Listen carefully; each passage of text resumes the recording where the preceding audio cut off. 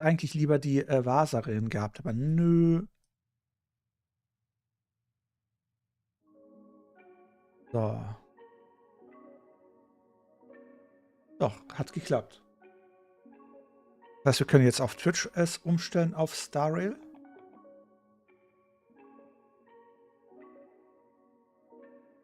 In dem Sinne, guten Abend, guten Morgen zusammen.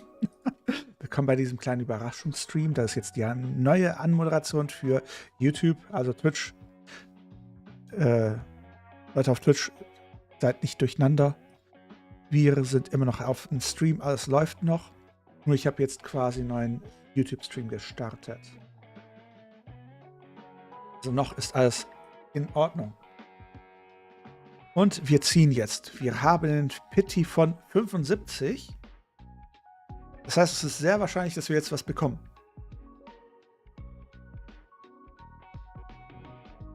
Ich muss sagen, mir gefällt gerade die Hintergrundmusik nicht. Ich will eine andere Hintergrundmusik. Will ich den Salon warten?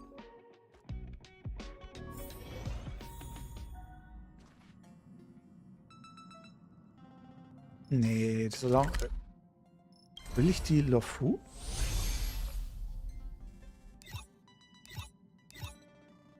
Aram Valley? Was haben die hier für ein Team? Wenn ich schon ziehe, will ich das richtige Theme haben.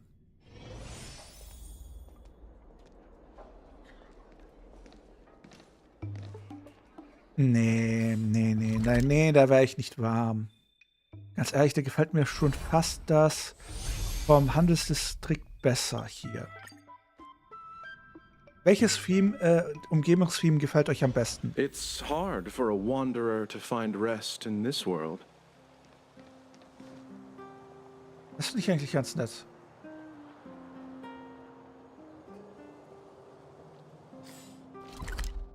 Was ist mit der äußeren Schneewüste? Das Gebiet um Concordia? Hier? Was ist euer Lieblingsmusiktheme in Starrail?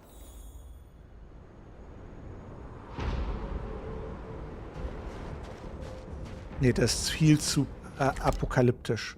Was ist mit der, mit dem Schuppenklamm?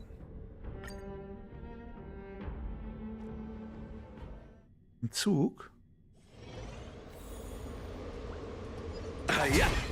Ah ja. Aber dann zum Zug. Da kann man die Musik ändern. Wie ändert man denn im Zug die Musik?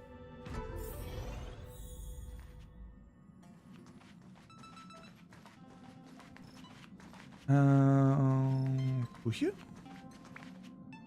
Grammophon.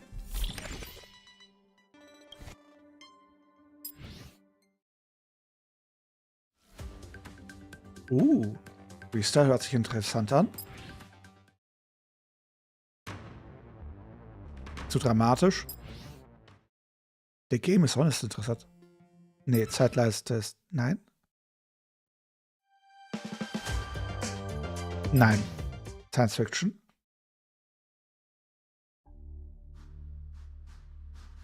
Nein. Ach, das ist. Nee.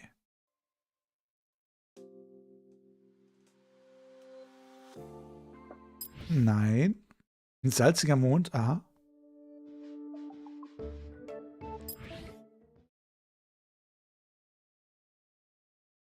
Sie, welches. Das ist toll.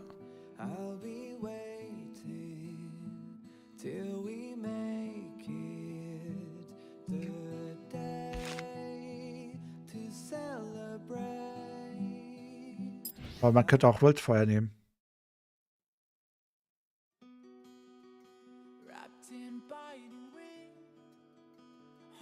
Aber besser nicht. Nicht, dass das Ding wieder mir Probleme macht mit dem.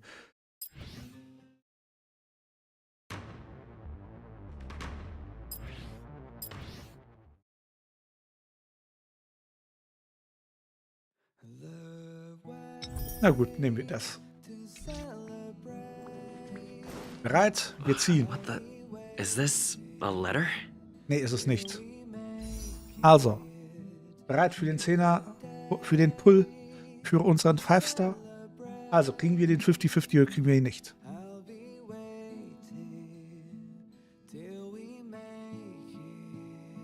Nimmt das von Dan Heng, wo er die Dingwelt erschaffen hat? Was für eine Dingwelt? Hört sich sehr Lofu-mäßig an.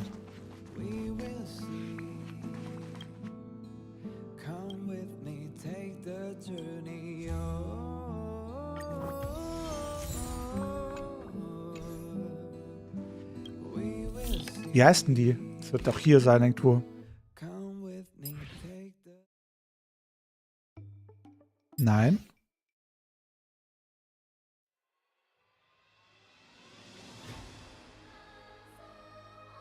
Sehr dramatisch.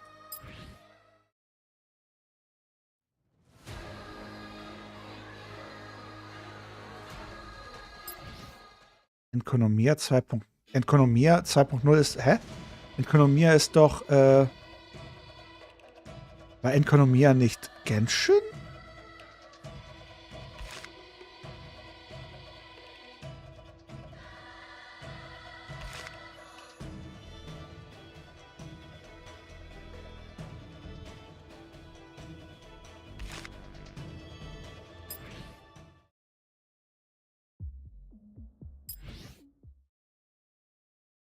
Was meinst du mit Enkonomia 2.0?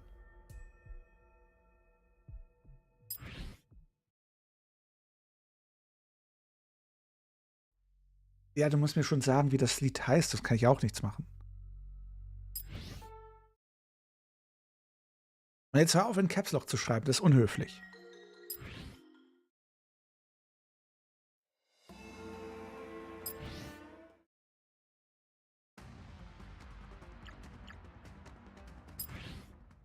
Jagd auf den Hirsch.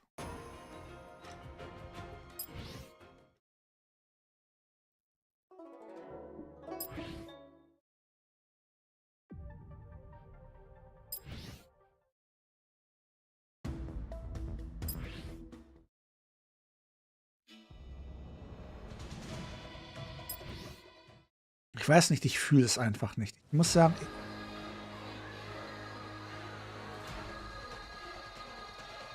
sehr dramatisch.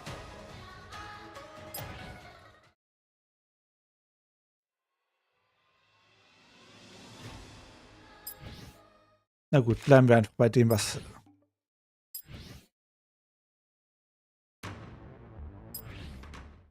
Ist hier Mond? Nein.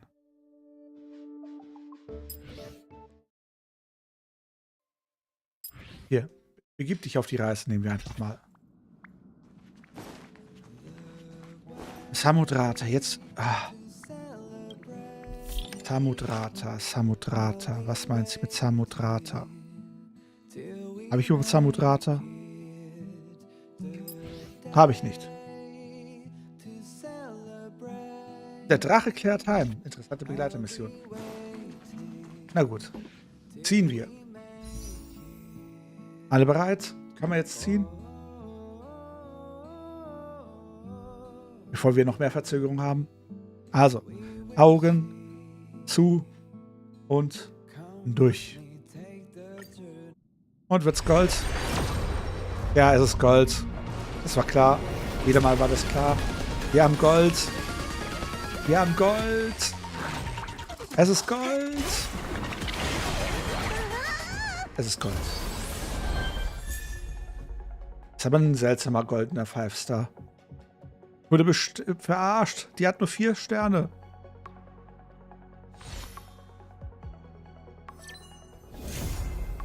Und wir haben sie. Direkt. Ach, Menno. Ich habe halt Hitomi. Wann kriege ich mal endlich mal Hitomi? Das ist so unfair. Ich will endlich mal Hitomi haben. Oder bei Lu. Dingyun. Wow. Okay, Shampoo.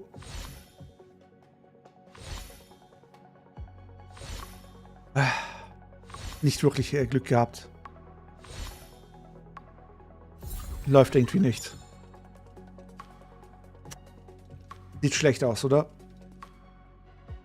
Nur ein 5-Star. Ich bin enttäuscht. Die Blinde ist jetzt da. Die Zerstörung. Warte mal, ich dachte, die wäre... Ach so, die ist Eis. Verstehe einer, wer das will. Aber jetzt habe ich auch noch alle 3. Ja, nee, ist klar. Himiko, Hitomi. Ist doch alles dasselbe. Hust, hust. Ich könnte hier nochmal 2 haben. Schade. Schade. Na gut. Wir könnten Mach der Zukunft Prolog machen. Oder wir machen die Der Drache kommt heim. Wenn wir schon mal dabei sind.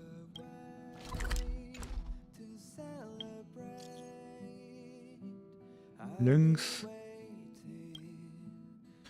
Ich frage mich, ob du Zeit hast. Ich will dich einladen, bei einem Besuch zu begleiten. Stimmt etwas nicht? Mich einladen? Geht es um was Großes? Ich möchte das amtierende Höhenälteste des Weltras treffen. Ich möchte fragen, was in der Vergangenheit passiert ist, um eine bessere Vorstellung davon zu haben, was ich als nächstes tun könnte, um das, was in meinem früheren Leben geschehen war, auszugleichen. Ich bin immer für dich da. Muss ich unbedingt mitgehen? Ach komm, wir sind ein Freund. Ich bin immer für dich da. Danke. Dankeschön. Wir sehen uns im Schönholz-Pavillon. Jetzt werden wir kleine Drachen wieder sehen, oder? Na dann.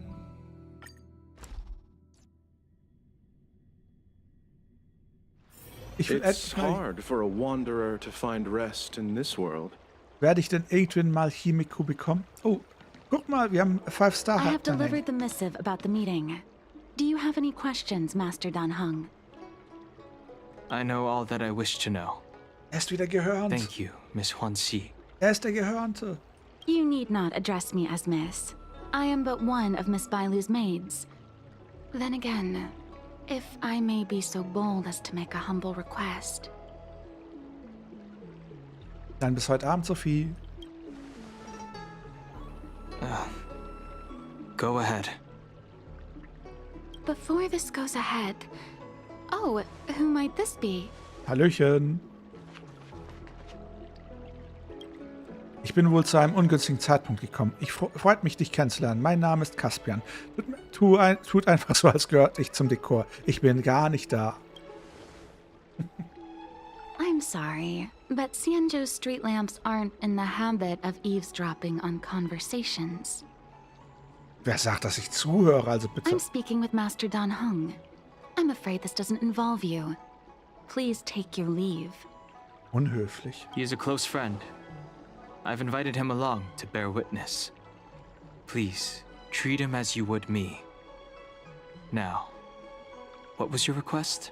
Nimm das, ich bin hier auch wichtig. Ah. Then I hope you don't plan on meeting with Miss Bailu. Also ist doch Bailu die Anführerin. Warum denn nicht? Die Macht der hohen Ältesten schickt also einfach Gäste weg, ohne dass ihre Meisterin davon weiß?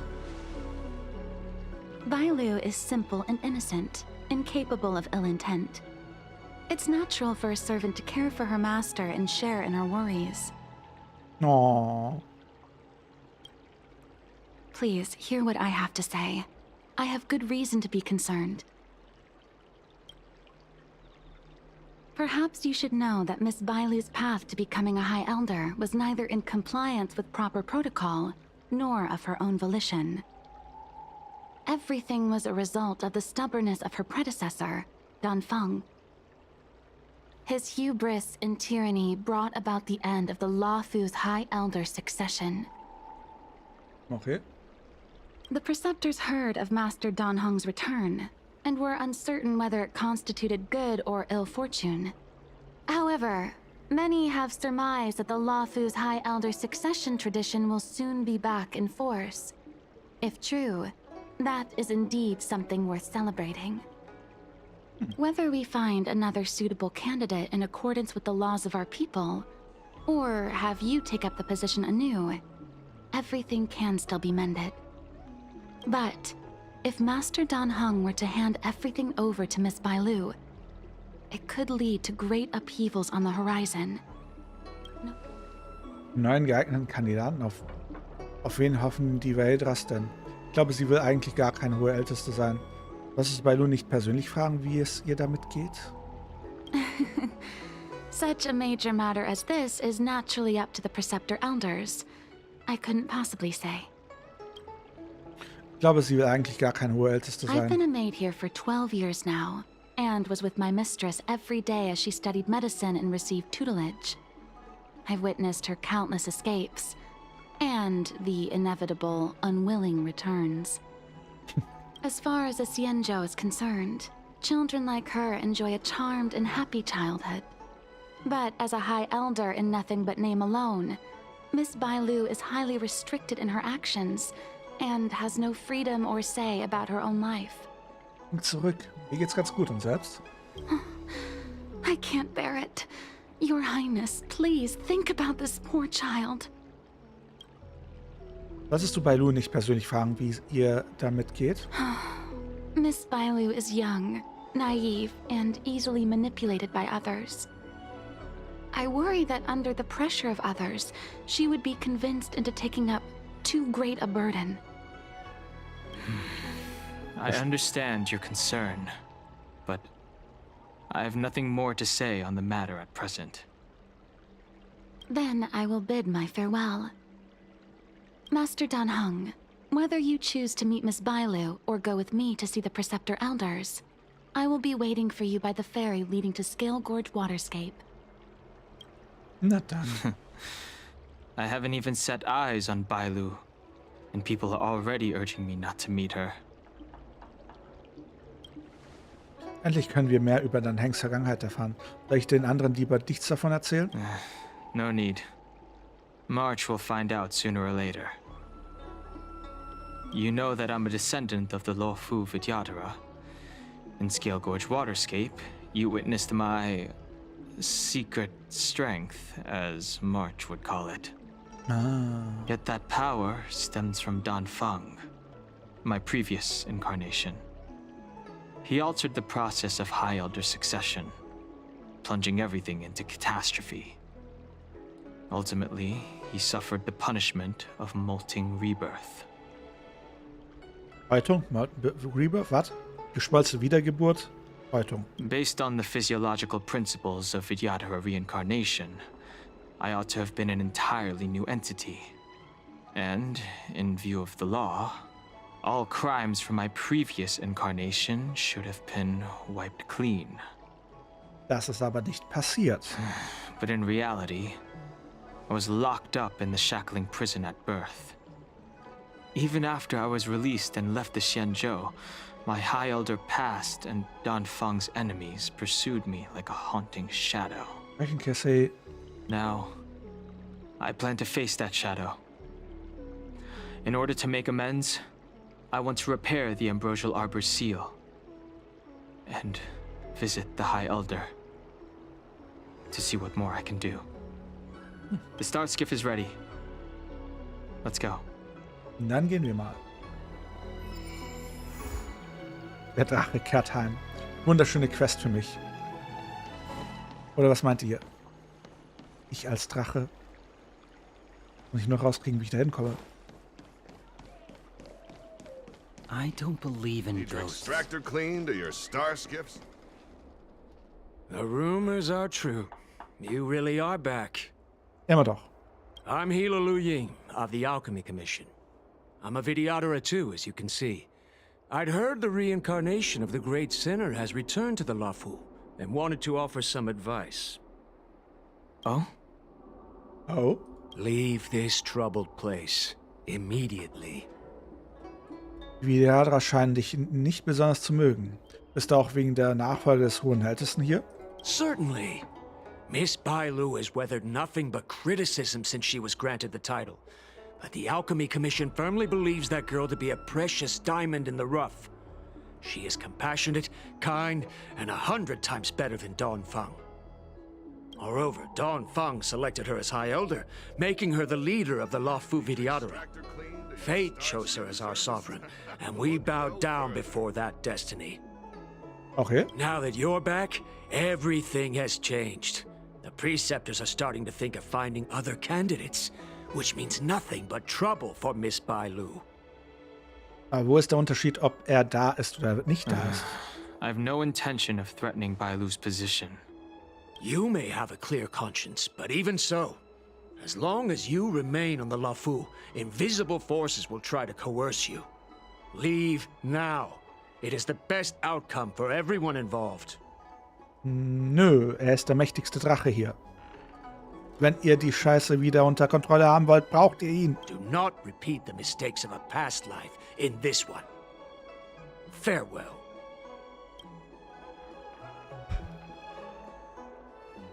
Schwierig. Natürlich ignorieren wir es und gehen einfach weiter. Ja, Mann. Excuse me.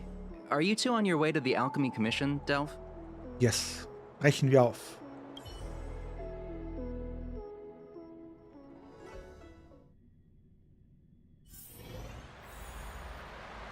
Ich find's witzig, wie oft ich schon 50-50s hier gewonnen habe. Das ist wieder so ein komischer Traum und... Oh, da ist eine Kiste, da ist eine Kiste, da ist eine Kiste. Ich will die Kiste. Meine Kiste. Take it, if it's to your liking. Hi, Steven. Hello. What brings you two here? The wind and waves are restless around lunar-rescent depths today. Even you came to dissuade me from visiting the High Elder, General? This encounter was not of my making. I've been recuperating in the Alchemy Commission under the Dragon Lady's care. Our paths have merely crossed. But your question would suggest that there are others interested in dissuading you from such a venture. Stimmt, und nicht nur eine. Dabei hat jede Person etwas anderes von uns gewollt. Es war nur ein kurzes Treffen und schon ist es so kompliziert. Matters that concern the rise and fall of the Vidyadhara will inevitably attract certain parties. Ich sehe schon, Those du that hast would work meinen circumstances to their advantage. YouTube-Account Be it Don gefunden. Fong, the Preceptors, or the Alchemy Commission that trained the Dragon Lady.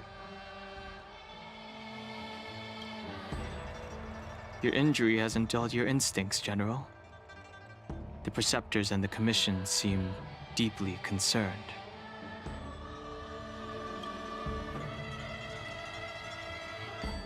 Dein Grinsen macht mich nervös. A chance meeting is a gift from fate. Why don't I help you to fathom their intent then? Ach was. Ich heiße ja überall gleich. Die Ältesten der Vidyadhras wollen einen neuen hohen Ältesten ernennen. Die Alchemie-Kommission hofft, dass Bailu die hohe Älteste bleiben kann. The power struggle between the Preceptors and their High Elder is a tale as old as time. And someone as powerful as Don Fong, who was completely beyond their control, was enough for them to harbor a hidden rage. The Elders used to have a small say in appointing the new High Elder. Who could have imagined that Don Fong would pick his own successor? And yet, that is precisely what happened, and all they could do was accept the result. Okay. Now that Don Hong has arrived, the Elders see yet another chance. How could they let it go? Das ist ja dreist. Us outsiders should not judge the laws of the Vidyadhara. Aber ich bin Deutscher. Preceptors have been suppressed for some time now. Ach, Menno. They will inevitably try to overturn the situation. Aber ich bin Deutscher. Ich habe zu allem eine Meinung. Die Alchemie-Kommission hofft, dass Bailu die hohe Älteste bleiben kann. These people speak of legitimacy. They believe that Bailu was chosen as heir apparent by the previous High Elder, and that unless she were to commit a terrible sin, the Preceptors should have no right whatsoever to choose again. The Healer Lady has draconic features and scarcely believable therapeutic abilities. Some regard this as evidence that she is the High Elder, but the Preceptors are fixated on strength and are unwilling to accept her.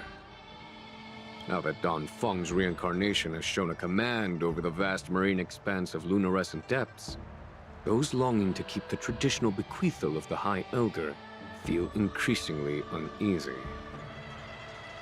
Welch eine konservative Einstellung. After Don Fong's abdication, they fought against the Preceptors and saved Bailu's dignity. They demonstrated a true devotion. Ist doch gut. These folks aren't the type to just let it go.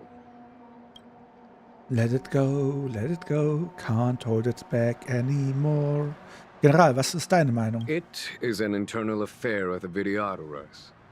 As long as it does not disturb the peace aboard the Luofu, it does not involve the general of the Cloud Knights. Nevertheless, as a friend, let me remind you of one thing. So long as Don Hong and Bai Lu, with their respective High Elder powers and titles, both remain on the Luofu, the Videotera will never cease their internal strife. Wow. This is not to say that either of you are to blame.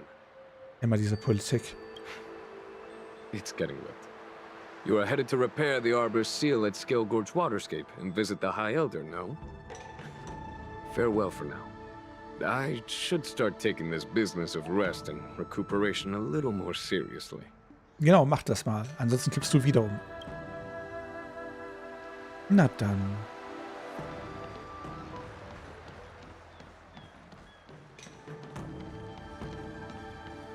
Beim Ding war das nicht irgendwie die Situation, wo dann Heng war? Warte mal, wo ist... Ach, da ist der Baum. Das Puzzle ignorieren wir mal. Master Don Hung, you're back. Have you made your decision? Ja, klar. Will you come with me to meet with the elders first? Or are you set on seeing Miss Bailu? Miss Bailu is already waiting at Scale Gorge Waterscape. Your stubbornness is redolent of your previous incarnation. Sorry, but you're not going anywhere. A criminal who destroyed our succession is unworthy of setting foot in the sacred places of the Videotera. Ist ja nicht so, dass er es repariert hat. Wait. Master Don Hung's presence at Scale Gorge Waterscape has been approved by the 6 charioteers and the preceptors. He is no longer the criminal he once was. Empty rhetoric. There are ways of unearthing his true identity. And even his reincarnation should answer for the monstrous crimes of the past. The Videotera will never accept him. Kämpfen wir? Ja, wir kämpfen. Die, Don Fung. Heaven Surge. Break. The times are You changed. say Don Fung was merely your previous incarnation. How then do you still possess the power of the High Elder?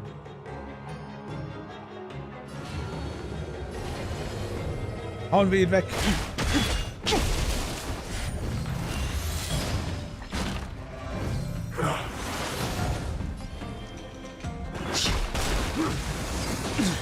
Awaken, dormant world-cleansing dragon. As I expected, Don Fung, you have returned. Vor allem wie der Attentäter.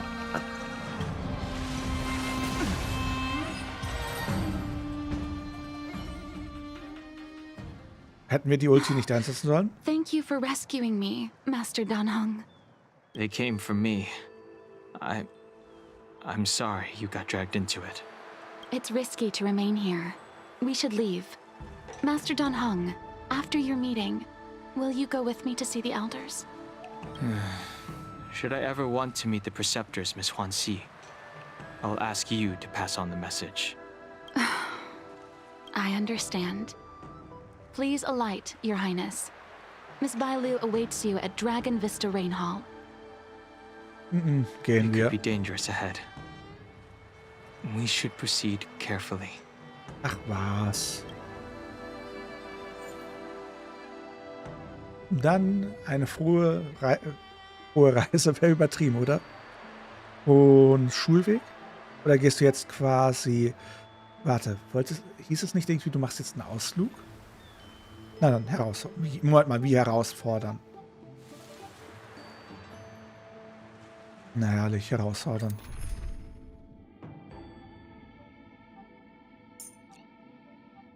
Na dann, er muss dabei sein. Dann nehmen wir noch ein bisschen Heal mit, ein bisschen Schutzschild.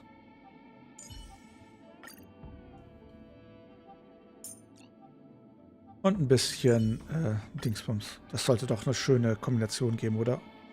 Oder ich sollte den Healer weglassen und dafür... Ich nehme halt... Nee, das wird schon passen. Das wird schon passen. Wir haben dann hängen. Das passt. Glaube ich. Hoffe ich. Aber wir werden sehen. So slow. I've been waiting for you here for ages. Oh, süß. Die wir auf dem Weg getroffen haben, wollten mit Dan Heng sprechen. Wir sind Attentätern über den Weg gelaufen. Ja, wir sollten der Kleinen keine Angst machen. Hello there. Long time no see. What are you doing here? Ach, ich bin der beste Freund von Dan Heng und gib ihm Rückendeckung. We were met by an assassin on the way over, miss. Jetzt mach ihnen doch keine Angst. An assassin? Are you okay? Are you injured? Fortunately, the skills of Master Dan Heng and his friends were too much for them. There are those that wish to assassinate Master Dan Heng, miss. Presumably to preserve your legitimacy as High Elder. Mann, Mann, Mann, Mann. I don't care about my legitimacy. Why do they? I told you, whoever wants to be the High Elder is welcome. I never wanted the title. I am Dan Heng. It is an honor to meet you, Miss Bai Lu. You're Dan Heng? I heard about how you parted the ancient sea and Scale Gorge waterscape. These assassins have got their work cut out for them. Miss Bailu, please don't say things like that.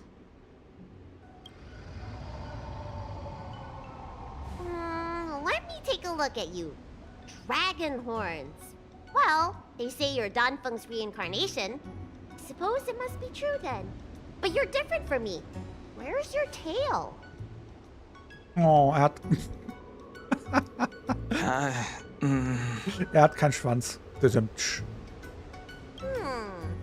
If I let you be High Elder, will you grow a tail? About the High Elder succession. I have no intention of getting entangled in that. Ei. I'm here to repair the Ambrosial Arbor's seal. This is the duty of the lawful Vidyadhara. Well, really? Then why'd you come to CB? All I've learned since my hatching rebirth are some medical skills at the Alchemy Commission. I can't repair seals or part the sea like you can. I should take this opportunity to talk with you about the past, Miss Bailu. I've heard about your situation, and while I can't guarantee a solution, Wolfi. I will do my best to improve things for you. Lange nicht gesehen. Interesting. You're not like other grown-ups. You say what you think, and you seem trustworthy. So, you want me to go with you to Scale Gorge Waterscape? Precisely. Let's go then. Miss Bailu, Wanshi, please wait here for me. I'll come back as soon as I can. I've got these two to look after me. Don't worry. Oh, die ist so knuffig.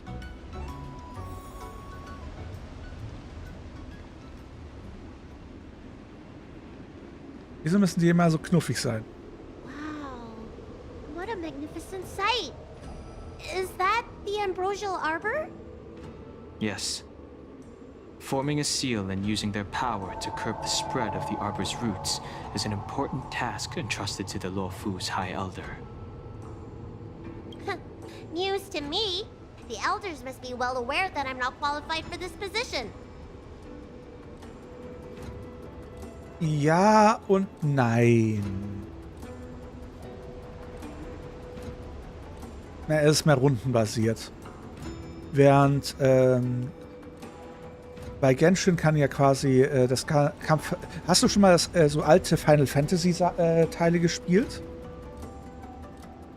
Das ist quasi Honkai Star Rail ist so wie Final Fantasy aufgebaut. Which begs the question, Why did Danfeng choose me all those years ago? That's exactly what I've come to Scale Gorge Waterscape to find out. Among the Vidyadhara, the High Elder is the existence closest to the permanence. According to historical records, the High Elder succession involves a secret ritual known as the Transmutation Arcanum, as well as a treasure known as Dragonheart. Once succession is complete, the former High Elder undergoes a hatching rebirth, while the new High Elder begins to display draconic features. However, Danfeng's ritual failed, and his powers remained within me. And yet for some reason, it also created you. So, in medical terms, he messed up the prescription. And brought suffering down on himself and just about everyone else in the process. Klar. Und du jetzt ausgeschlafen, Mina? I want to use this opportunity to repair the Ambrosial Arbor's seal, and see if I can help recall our memories. Shun the tree's growth, the residual plague, water of the ancient sea. Upon the High Elder's command, subdue the eternal roots. Strange. This is different from the breaking of the seal. Why is there no reaction? What's wrong? Not going to plan, huh? Shun the tree's growth, the residual plague. Shun the tree's growth, the residual plague. Water of the ancient sea. Upon the High Elder's command, subdue the eternal roots. Oh, die müssen es zusammen machen. This feeling. That's it. You did it. And this alone should prove to everyone that you are the true High Elder. When the seal was reestablished, did you recall anything? It was like a tide surging through my mind. I became really, really huge and the whole of Scale Gorge Waterscape was responding to my voice. Resonating with me. Jein, ich habe um 2 Uhr nachts einen Stream gestartet. That's fun! Danheng, teach me another trick. Let's see if I can remember anything else. Wait. Can you feel it? Da kommt jemand. You! Who are you? Protect Bailu! Hey! I'm doing the protecting here. Nobody's getting hurt with me around. Heaven surge. Hauen wir euch mal weg. Rise! More enemies.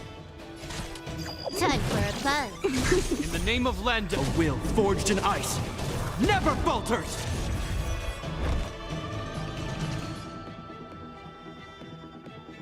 Na dann. Wünsche ich dir einen guten Morgen. I'll see you off. Nothing major. Eternal the dead return!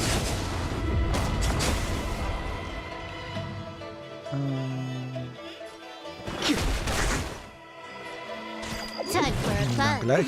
Danke. This combat needs optimizing. This is double speed.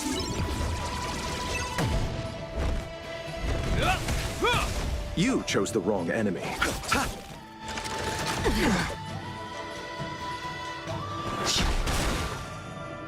Awaken, Na Dormant dann, weg damit. Scales. World-cleansing dragon.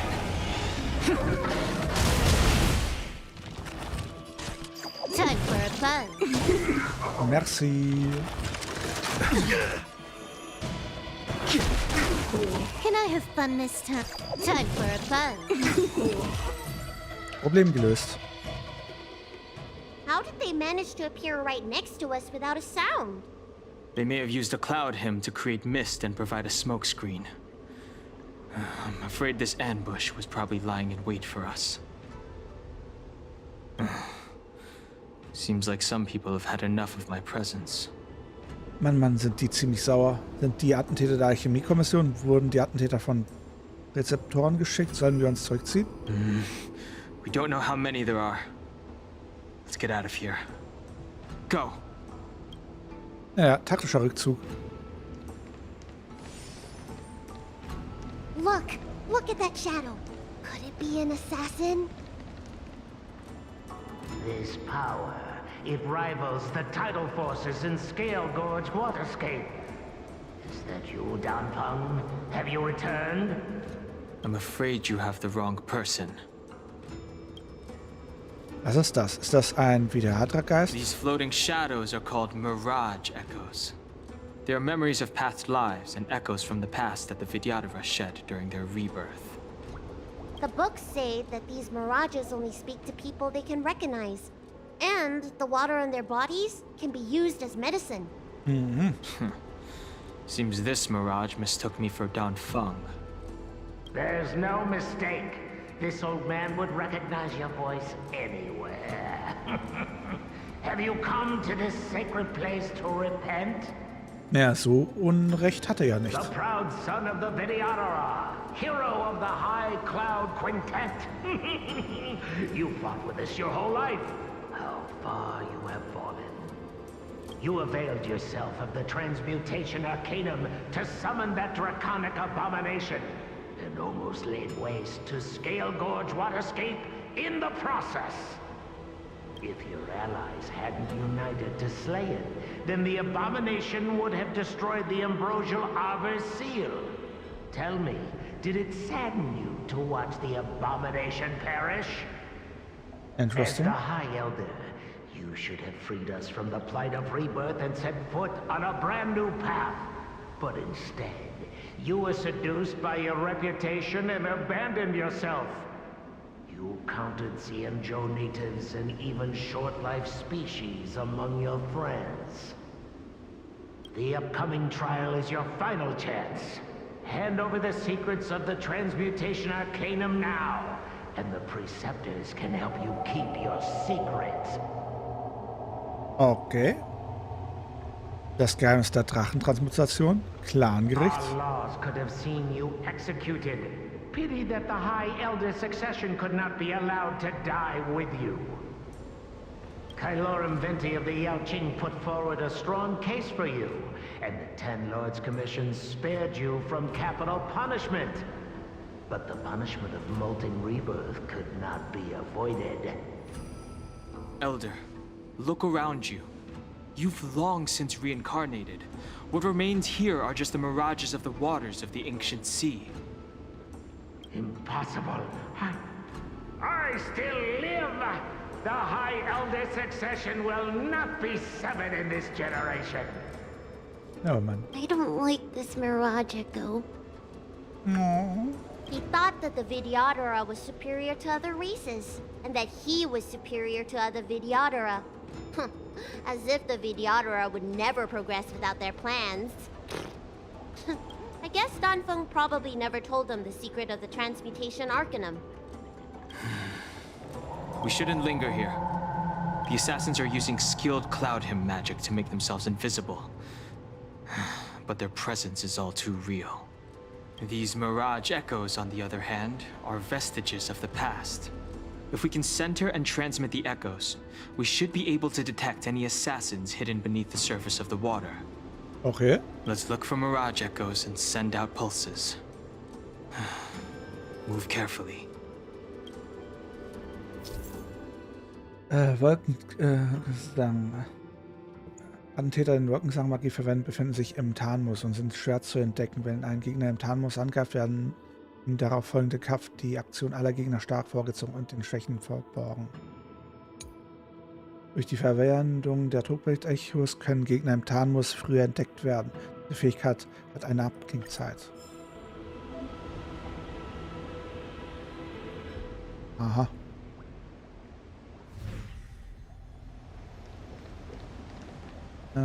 Gut. Nimm das. Na dann. Another invisible assassin? Careful. They're waiting for us to get close enough to reveal our weak spots. Willkommen zurück, Sie, und viel Spaß beim Brötchen kaufen. Immer diese Leute, die ein frisches Frühstück haben wollen. Ich will auch. This is double speed.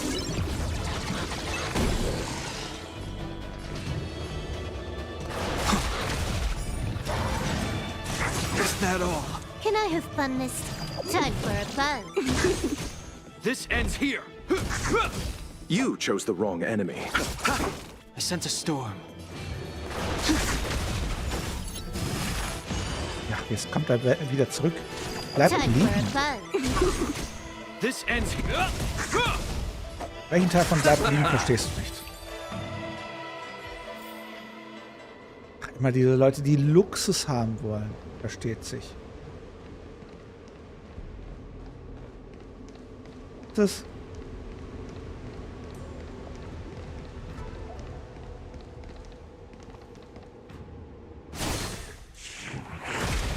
Habe ich dich.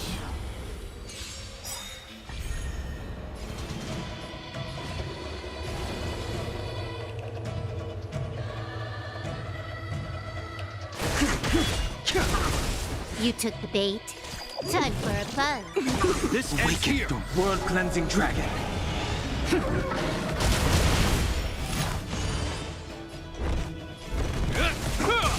Let's settle this.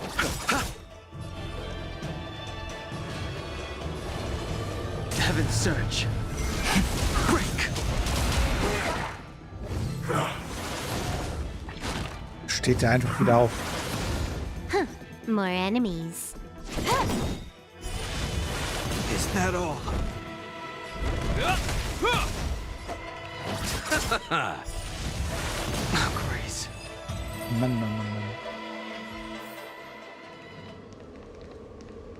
Mann. Da lang.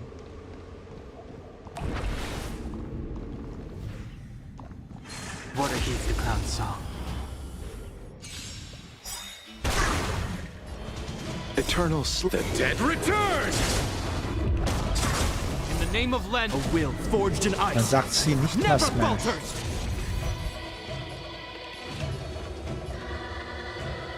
This combat needs optimizing. This is double speed. Aha. Kommt aber Spezi. Heaven's surge. Rise. Awaken the world-cleansing dragon.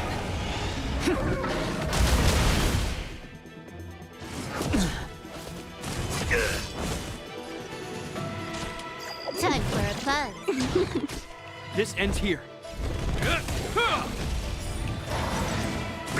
Grace. I'll see you off. The stretch.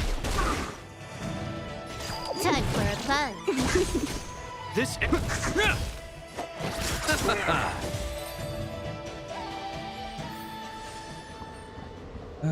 Ich weiß nicht. Die alte Version des Kampfes war eigentlich immer ganz witzig. Na, was soll's. Miss Violet, you fled the Alchemy Commission yet again. How many times have I told you our rules state that... Sorry. I'm sorry. I won't do it again. Wie alt ist sie schon? Wait. I remember that voice. That's the old chief alchemist. So she's been reborn? Reborn? More excuses. Who brought you out this time? Is that Master Danfang? Da muss eine Verwechslung vorliegen. Das ist nicht Anfang. Why do you remain silent? Your Highness, you're still as cold and lonely as you ever were, like the eternal ice on the Fanghu. Bailu, return to the Forbidden Residence. I must speak with Master Danfang. Oh, okay. Wait, no! You were just a mirage echo. Oh, I got tricked again.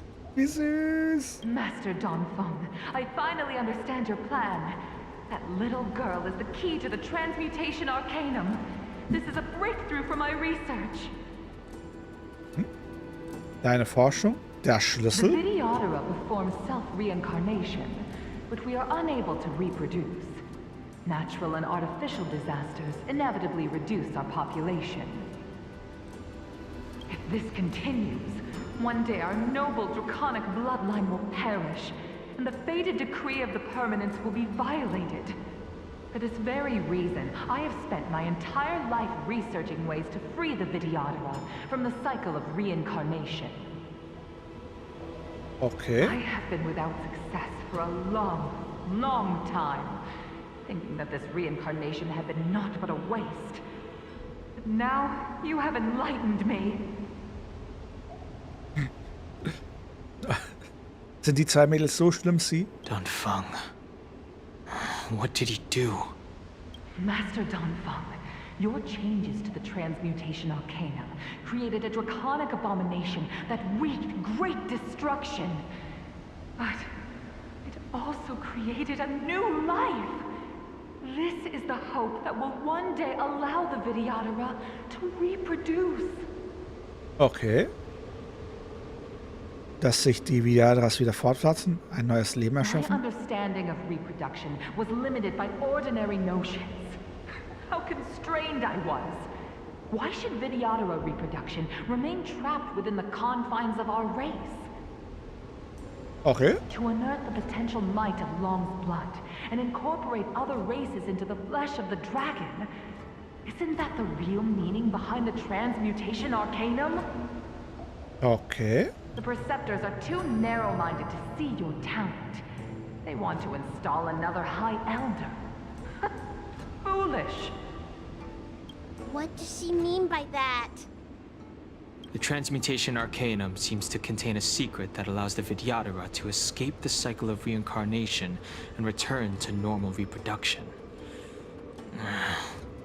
But the mechanism eludes me. Let's go.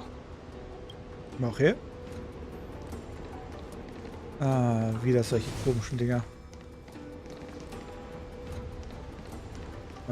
Ich muss erstmal die weghauen.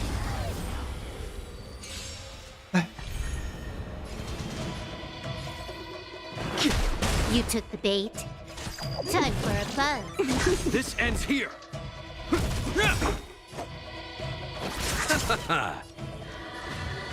Heaven's Surge. Break! Can I have fun this time? Time for a buzz. This ends here. In the name of a will forged in ice never falters. Ja, so oder so wird noch eine lustige Zeit, oder nicht? Sie. I sense a storm. Awaken dormant scales. World-cleansing dragon. Smash. Na. Nothing major. Bei so einer Sache hätte ich meine VR-Brille mitgenommen, ich hätte meinen Gaming-Laptop mitgenommen, meine Wii, meine Switch. Hätte ich noch was mitgenommen? Nee, ich glaube, das wäre alles. Also ich hätte viel Zeug mitgenommen.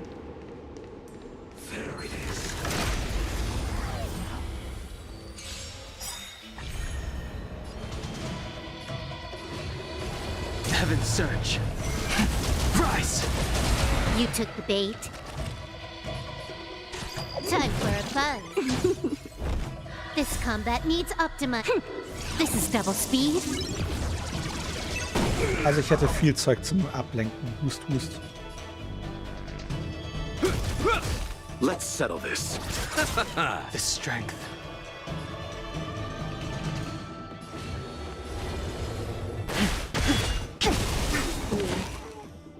Awaken the world-cleansing dragon. Entzug von meinem Stream. Übertreibst du nicht ein bisschen, Sie? So ein kleines bisschen. This ends here. I sense a storm. Heaven's Surge. Break! Du musst dein Handy... Was? Wie, du musst dein Handy abgeben? Hallo? Is that all? Eternal sleep. The dead return!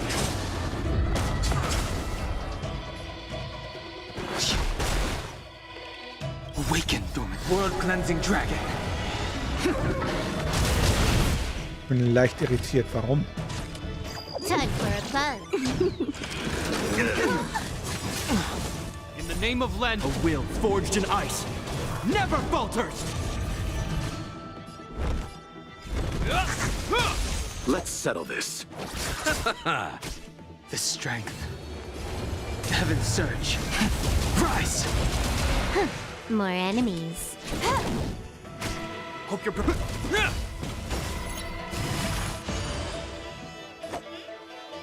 Okay, interessant. Heaven's surge. Break! Wenn die Mädels Scheiße bauen, musst du dein Handy abgeben.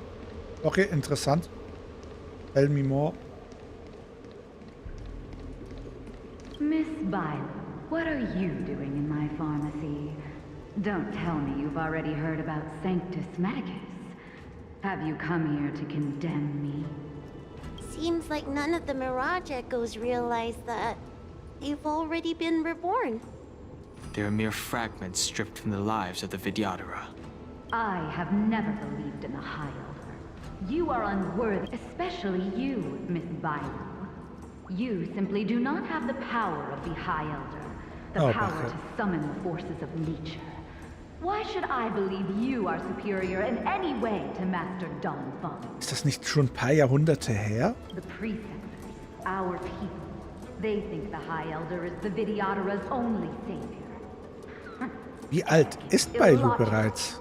Have you seen what merciful Medicus can do? Die Fähigkeit zur Fortpflanzung-Widerstand? Precisely. Merciful Medicus will help us to grow our population and bear descendants. They can do what the High Elder cannot. One day you will come to know that I was right. I never knew the Vidyadhara had believers in the Plagues Author among their ranks.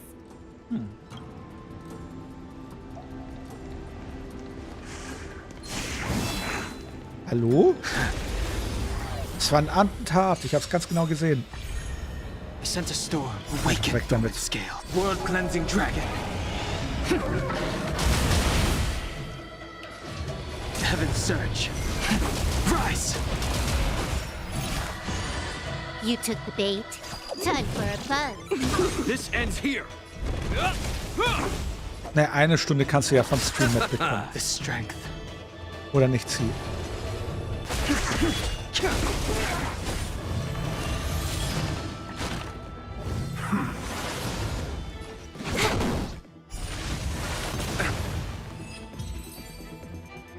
Besser als nichts, oder nicht?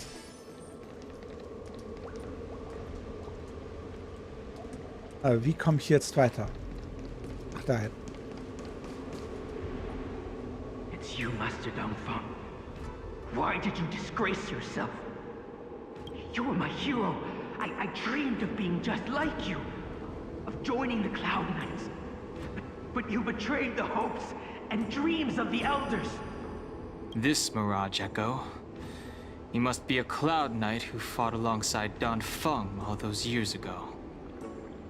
How many of us perished in that disaster and could not be reincarnated?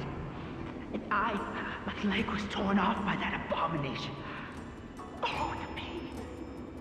The doctors at the Alchemy Commission said I have to reincarnate as soon as possible to avoid affecting my immortal life. But my poor comrades have no chance of returning to the ancient sea.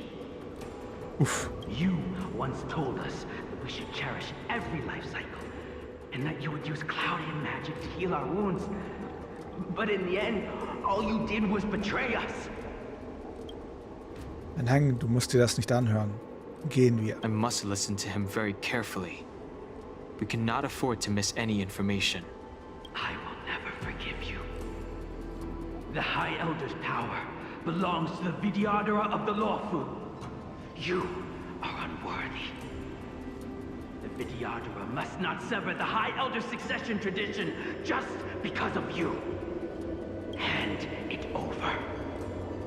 Dan Heng, is this the price we pay for bearing the power of the High Elder? Carrying the weight of all these expectations. All this hatred. Oh je, nicht gut. Nein. Kleine Bailu. Before any of this transpires, you have enough time to prepare. Oh Mann. Arme kleine Bailu. Water heats the cloud song. Nein, er hat mich erwischt. Oder hat er mich nicht erwischt? Heaven's surge. Break. You took the bait. Weaken them. World cleansing dragon.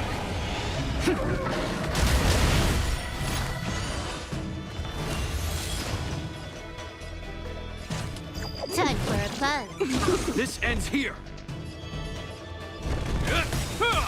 This combat needs optim. This is double speed.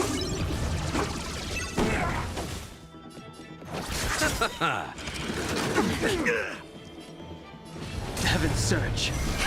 Rise. Dass die immer wieder überleben, ist ja furchtbar. Is that all? Eternal slip. The dead return! Hope you're prepared. Let's settle this. I sense a storm.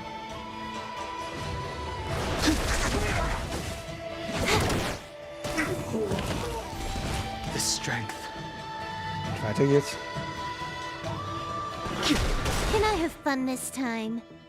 Ach, die war ganz lecker. Time for a buzz. Ich hätte gern jetzt aber noch eine. Ich hab aber This keine ends mehr. here. In the name of let. A will forged in ice. Never falters. Awaken, dormant scale. World cleansing dragon.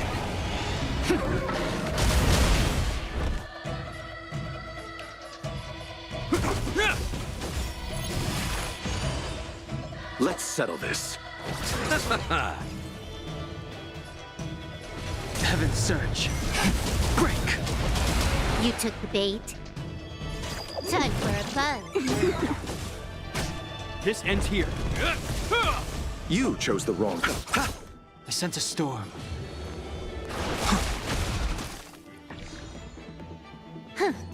Und weg damit. Ja, mit der Pizza Hawaii kann man halt nichts falsch machen. Würde ich mal sagen. Miss Bailu, are you okay? I was so worried. Yuan Li, is that you? I thought something must have happened to you. It's me, Miss Bailu. I'm so sorry that I can't be your maid anymore. But I heard that a smart and talented replacement would be coming soon. Warum musstest du denn gehen? Heißt die neue Inan Huanzi? Yes, I suppose you must have met her already. I hope she is more competent than I was. Oh. The Preceptors are very fearful of you, Miss Bailu. They asked every maid to record your dreams and daily activities. And I did so at first. After a while, I felt that the Preceptors were asking this not out of concern for you, but for some malevolent purpose. So I stopped. Dann eine schöne Reise wünsche ich dir, Sie. Yuan Li, don't worry. I never told anyone about my dreams. Good, good. Then I needn't worry.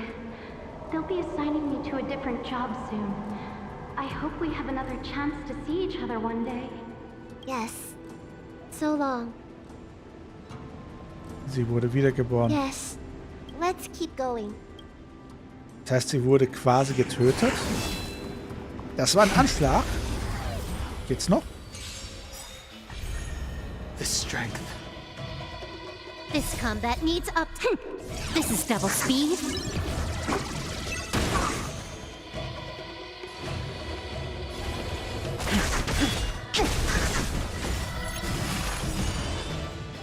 Awaken, dormant. World cleansing dragon. You took the bait. Time for a buzz. This ends here. I'll see you off. I sense a storm. Heaven's surge. Rise. Ernsthaft Überleben dauernd. Langsam wird's ärgerlich. Hope you're prepared. Ja, zumindest Utscha halt. Was will man mehr?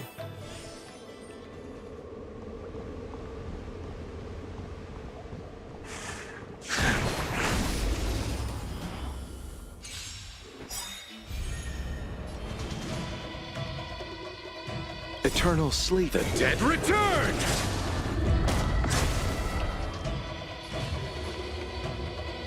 Heaven's Surge. Break. Awaken the world-cleansing dragon. Can I have fun this Deine time? Ulti ist schon cool. Time for a fun. Das muss man ihn This lassen. ends here!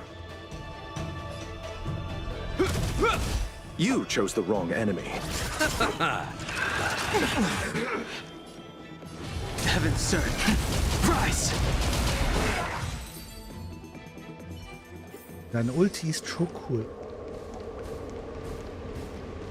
Und wir hier einfach ab. Ich habe keinen Bock mehr drauf. Miss Bailu, are you okay? You were in there for such a long time. Luckily, I had Dan Heng and him to protect me all the way. If anyone's owed a thanks, it's them. Diese Reise war voller Gefahren. Zum Glück konnten wir entkommen. I didn't expect those assassins to be so brazen and reckless, storming a sacred place like Scale Gorge Waterscape and pursuing you. Rest assured, Miss Bailu, I'll report them to the elders and round them all up. Fortunately, the three of you were blessed by the gods. If anything had happened to you, it would have been a dereliction of duty on my part. Assassins. None of us mentioned that the danger involved assassins. How did you know that? Uh-oh. Oh, it's because we were already attacked at the ferry, no? I was just worried that those people would try and attack you again. Mhm. You said those assassins only came from Mr. Dan Heng, but the ones we met in the ruins were coming from me instead. Da kennst du ja. Perhaps the real dereliction of duty was that not enough happened to you. So, did the elders send you to take out the unworthy High Elder? That was my idea alone. How could the Preceptors have come up with that? From my perspective, the Videodora requires only one High Elder. A second High Elder, one who is weak and useless, must be removed. Oh, Backe. Miss Bailu, our relationship as mistress and maid ends here. Farewell. Immer diese Intrigen. I sent a storm. Wie im richtigen Leben. Na gut.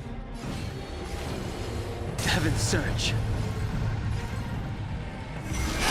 Break. Awaken, dormant world-cleansing dragon.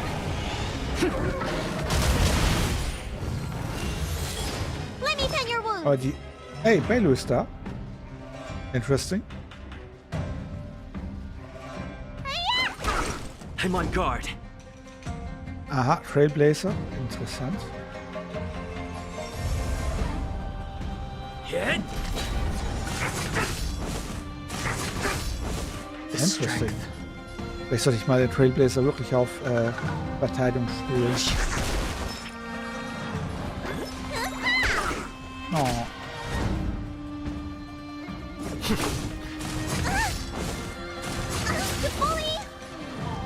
Jetzt reicht's mir weg mit dem. Hört auf, meine Bailu hier platt zu machen. Need a doctor?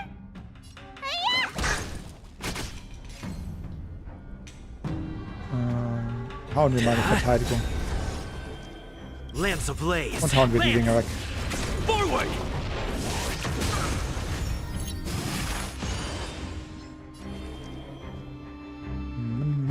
Heaven's Surge. Break. Weg mit denen.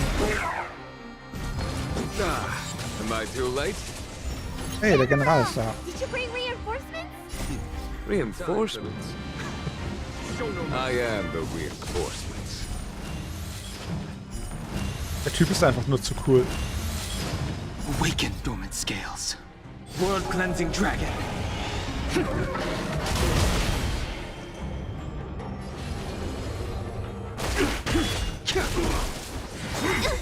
Immortality means forever. There's no time to lose.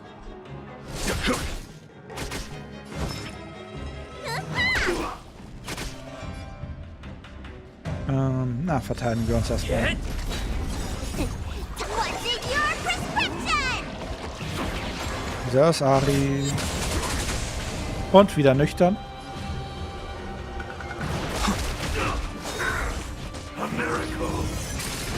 Jetzt die Frage, kann sich Ari an gestern erinnern? Let me tend your wounds. Er fragt nicht. Habe ich nicht gerade eben gefragt?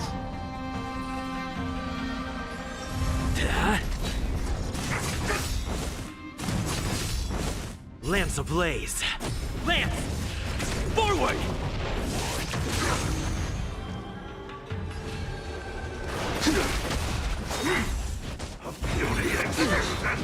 Follow my charge. Nee, habe ich nicht. Hm. Lance at the ready. Na gut, hauen wir die erstmal weg. I sense a storm. Heaven's surge. Break!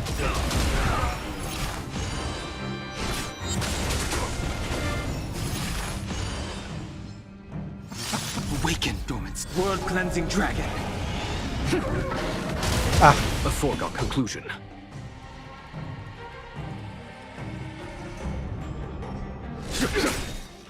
ach, du hast absolut gar nichts gemacht. Alles in Ordnung. Show no Ari. mercy. Es ist absolut nichts passiert. Du warst nur ein bisschen horny. Also eigentlich wie immer. This strength. Also im Grunde gab es keinen Unterschied, außer dass du im Englischen geredet hast. Rise!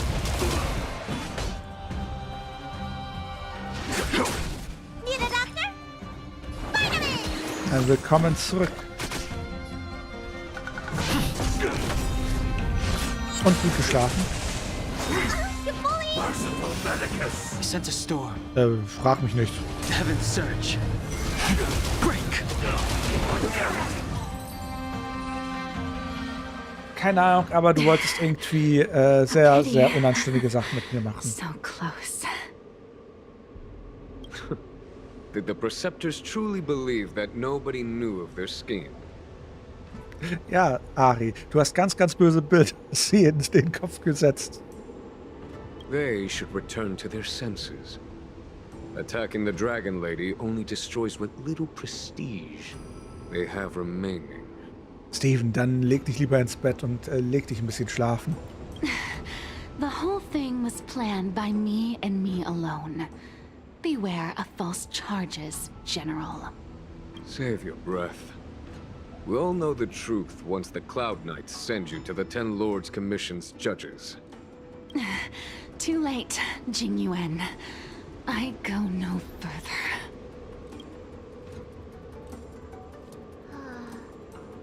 I always felt useless in the eyes of the elders.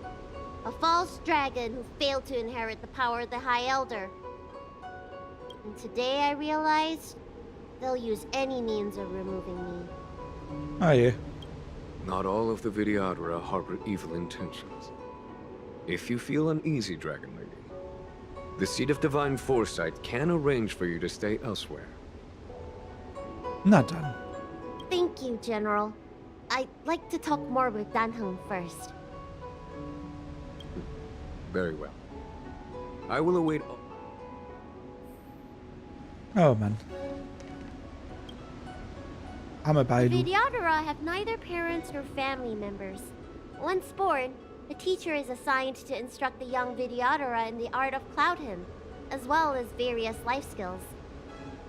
Danheng, did you have a teacher like that? If you're asking about Vidyadhara tradition, I'm afraid that's something I never had any experience of. I've always been a wanderer. I can never return to my homeland. No. In my fragmented dreams, I meet enemies on the battlefield. But in my travels, I meet many people who I can describe with the word teacher. As far back as I can remember, I've had the Preceptors and Alchemy Commission healers telling me what to do. Cure diseases, save lives. I don't know if that counts as teaching. You know something? It feels like you're the teacher I've been waiting for. Virtuous in the past life, master in the next life.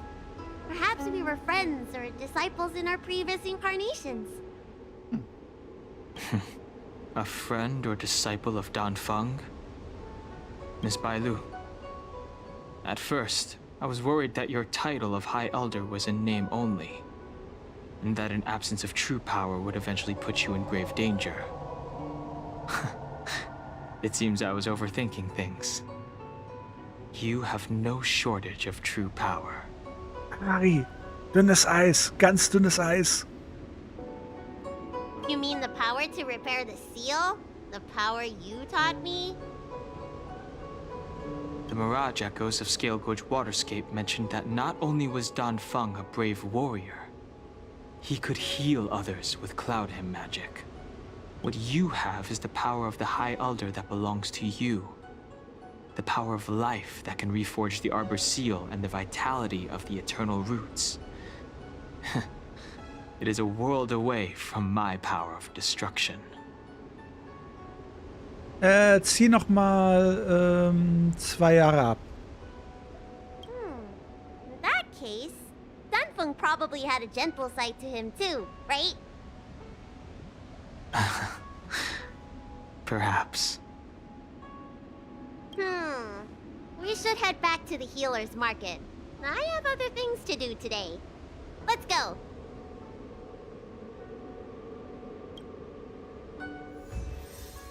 Ja, ich sag doch. Dünnes Eis.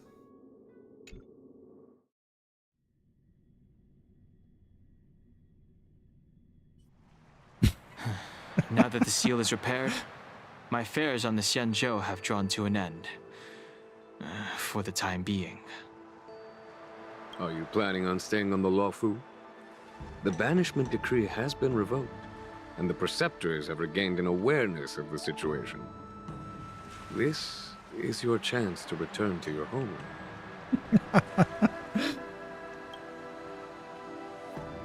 Dein Hang ist unverzichtbar auf dem Astralexpress. Du solltest gehen. Vergiss nicht, uns regelmäßig zu schreiben.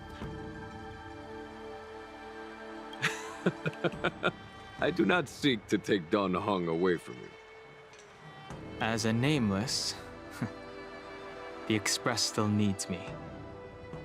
Ah, that is a pity. Yay, der Drache kehrt heim. So, wir haben's.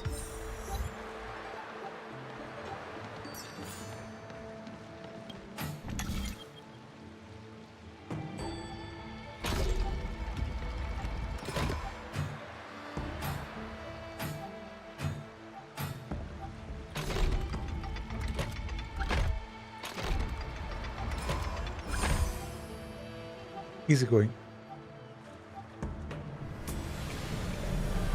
Na dann. Wobei, so alt bist du ja nicht, Ari. Du kannst auch quasi in einem Jahr nochmal fragen.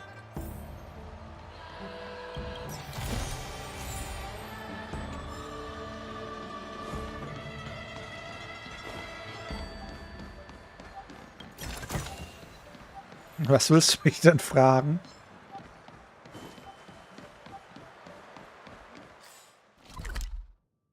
Na gut, damit haben wir das auch erledigt.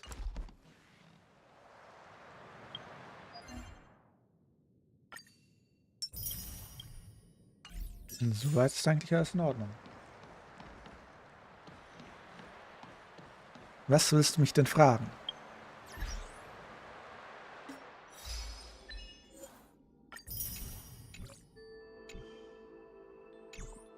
Ich will jetzt endlich mal wissen, was das jetzt für eine Musik war.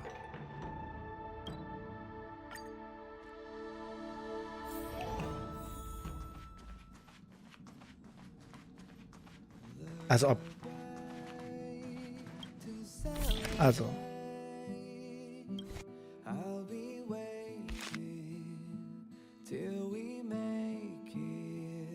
Hier. Also was wollte Sophie jetzt hören?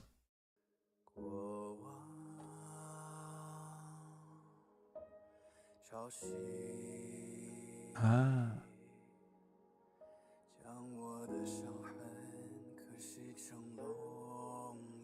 Ja, aber ich bin ja auch 139 Jahre alt. Das heißt, du bist dann in der Position von C und ich bin in der Position Ari. Du siehst das Problem? Das heißt, du kommst aus dieser Falle nicht raus. Nur, dass jetzt die Position gewechselt wurde.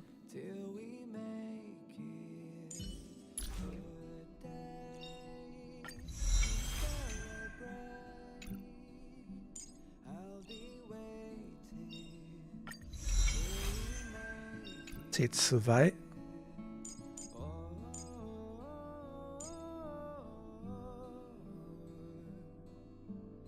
Frage ist, wollen wir die überhaupt? Wieso sieht die mich an? Ist ja nicht so, dass sie blind ist.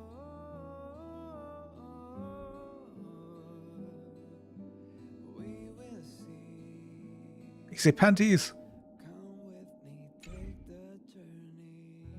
Na dann. Machen wir dann noch die Mission mit. Ach komm, machen wir noch die Mission hier mit 7. März. Hey, did you hear about our next stop? It's a world called Penacony.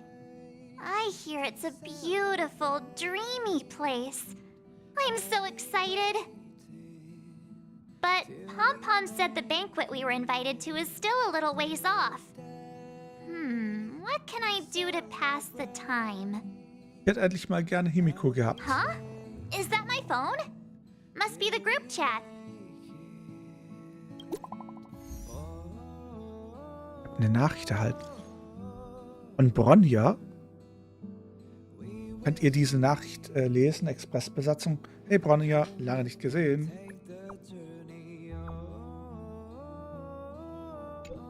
Bronja, wir vermissen dich hier so sehr. Großartig. Ich hatte schon Sorgen, dass ihr meine Nachricht nicht erhaltet. Ich weiß, dass ihr viel zu tun habt, deshalb fasse ich mich kurz. In letzter Zeit habe ich dabei das Solwarm-Festival. Ich kann so schnell nicht lesen. Solwarm-Festival vorzubereiten. Ein traditionelles Fest in Belleborg. Die üblichen Feierlichkeiten für dieses Fest wurden wegen des Fragmentums und der Abriegelung jahrelang ausgesetzt. Und die Belleborger brauchen jetzt wirklich eine heiße Feier, um ihre Stimmung zu heben. Wenn ihr Zeit habt, würde ich euch also gerne zum Solwarm-Festival einladen, damit ihr mit eigenen Augen sehen könnt, wie wir Belleborg neues Leben einhauchen. Na klar. Eine Party lassen wir uns doch nicht entgehen. Ich auch. Feste Fans sind genau mein Ding. Es wäre toll, wenn ihr kommen könntet. Haben euch vermisst. Dann hängt zurzeit viel zu tun. Er schreibt keine Nachrichten im Gruppenchat. In letzter Zeit verkriecht er sich in seinem Zimmer. Er hat alle seine Geräte ausgeschaltet. Wir schauen für dich nach ihm. Danke, Märzchen. Ich freue mich darauf, euch alle beim Solwarm Festival zu sehen. Großen. Eichen Chris. Ja, 1 Kasatka, ja, das bin ich. Ah, that Don Hung. He can't just ignore Bronya. Doch, kann er, hat er Let's gerade go to gemacht. his room and talk to him. Na dann. Mark der Zukunft, ein Prolog.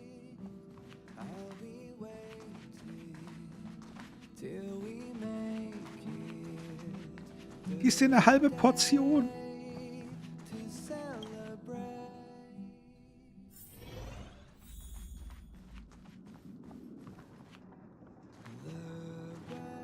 Wie, du hättest nicht gedacht, dass ich das bin. Was soll denn das heißen?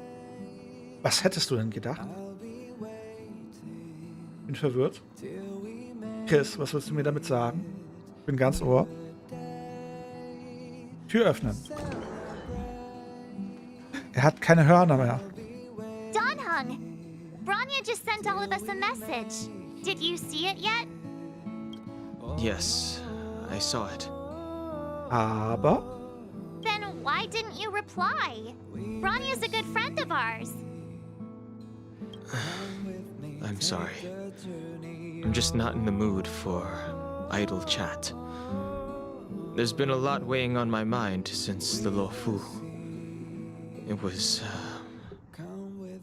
tough on the spirit. inwiefern soll ich denn eine heiße Mami sein? Don Hung, I'm the one who should be sorry. I was being too pushy. You're right. You went through a lot on the Xianzhou. Take all the time you need. Dann Hank, bleib an Bord des Expresses und ruh dich aus. Warum kommst du nicht mit uns mit, um auf andere Gedanken zu kommen? No thanks. I'll be staying on the Express. Also ich kann ja keine Erwartungen quasi unerfüllt lassen. Moment. Wir wollen ja keine Erwartungen unerfüllt lassen. Moment, das kriegen wir hin. Wie sieht der Kompromiss aus?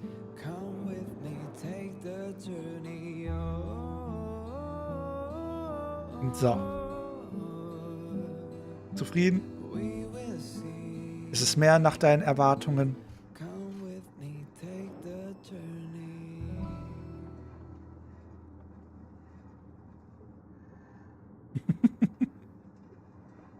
Noch Fragen? Alle zufrieden?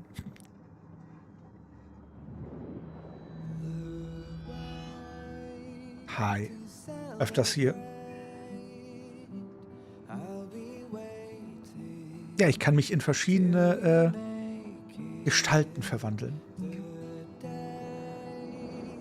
Ist auch toll, dass ich quasi es hinkriege, mich so zu verwandeln mit derselben Frisur. Naja, ja, mehr oder weniger denselben Frisur, dieselben Augen. Seht ihr die Augen? Also die gleichen Augen. Das Pflaster auf der Nase und die Jacke. Mit dem, Moment, mit dem VR-Zeichen. Seht ihr das VR-Zeichen? Mein tolles VR-Zeichen.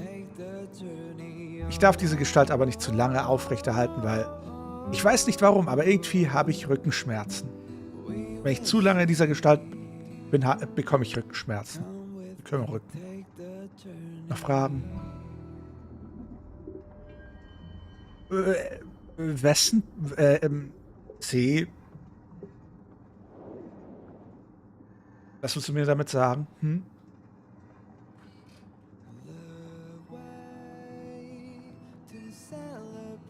Hallo? Finger weg von Hallo? Geht's noch? Also, nee. So spielen wir nicht. Ihr Ferkel. Ihr seid echt Ferkel, wisst ihr das? Das?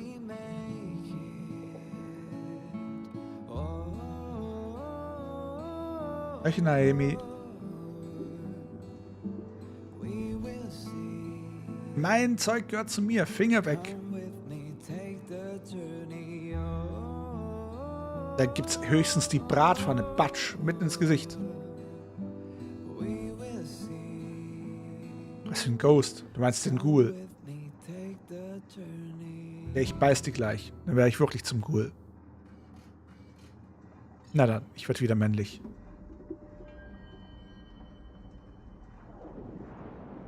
Komm auf viel zu komische Ideen.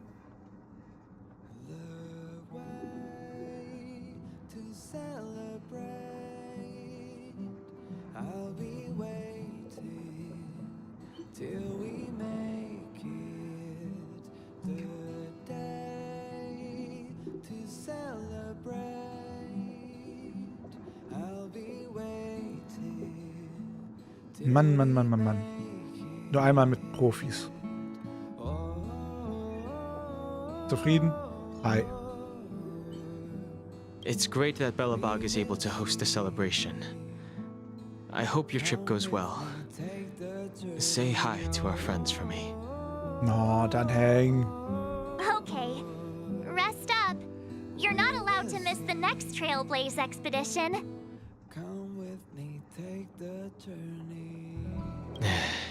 I'll be there next time.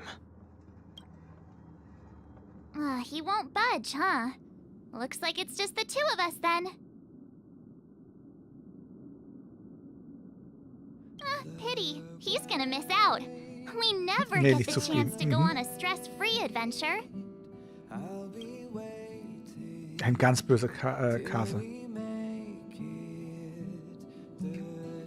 Er hat in letzter Zeit viel durchgemacht. Stressreich für uns oder stressreich für den Planeten. I know, but it's still a shame, don't you think? Wuff, wuff. If only Himeko could come with us. Sollen wir Herrn Young bitten mitzukommen? Was mit Pompon? Maybe not. He's still wheezing from the trouble we got into on the Xianzhou. You didn't notice? Atembeschwerden? At his age, he might not appreciate the extra... excitement. Why don't we go ask Himeko to tag along? She might be up for an adventure. Skandalös. You've been on the Express for a while now, but you've never gone on a trip with Himeko before, right? Well, now's your chance. Ja doch, das erste.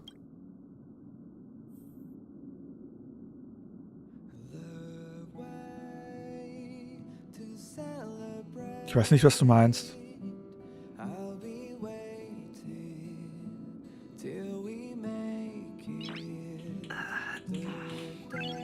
Nice.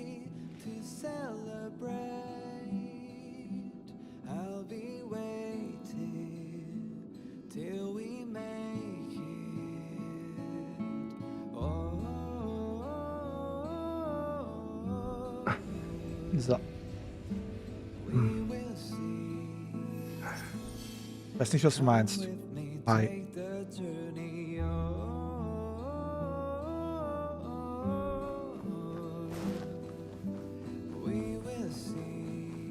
Ich tarne mich nur ein bisschen. Hey, March. That's a big smile on your face. What's the good news? Himeko, there's a celebration coming up on Eurillo 6, organized by the Supreme Guardian, and we're invited to go take in the sights and sounds. Don Hung won't be going anywhere for a while. He's still resting up, so wanna come with us? I mean, considering how you helped us out with Cocolia, I'm sure Branya would be happy to see you. Ah, so that explains the grin. You're excited about the celebration. Thanks for the invite, but I'm afraid my hands are full right now. Please send my regards to the Supreme Guardian. Make the most of the festivities. You've earned it. You two and Don Hung did help save Eurillo 6 after all. I'll be sure to join you guys next time. Ich muss sagen, das Lied geht mir langsam auf die Nerven. Navigators really do have their plates full, huh? Seems like it's just you and me this time. Let me go pack some stuff for the trip first. Come and find me when you're ready to set off.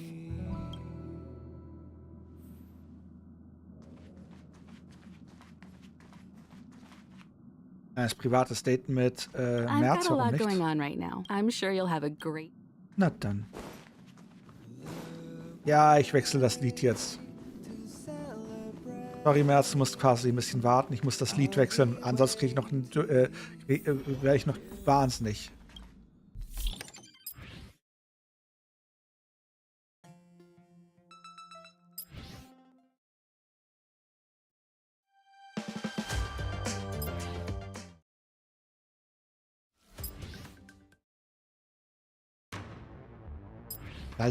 Salziger Mond? Nein, zu salzig.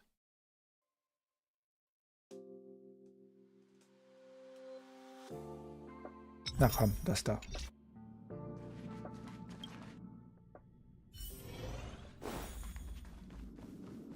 Du Japanisch? Nani? Oh la la. Oh la la. So, what do you think about my new dress? Pretty neat, right? Jetzt sieht sie wirklich aus wie eine kleine Prinzessin.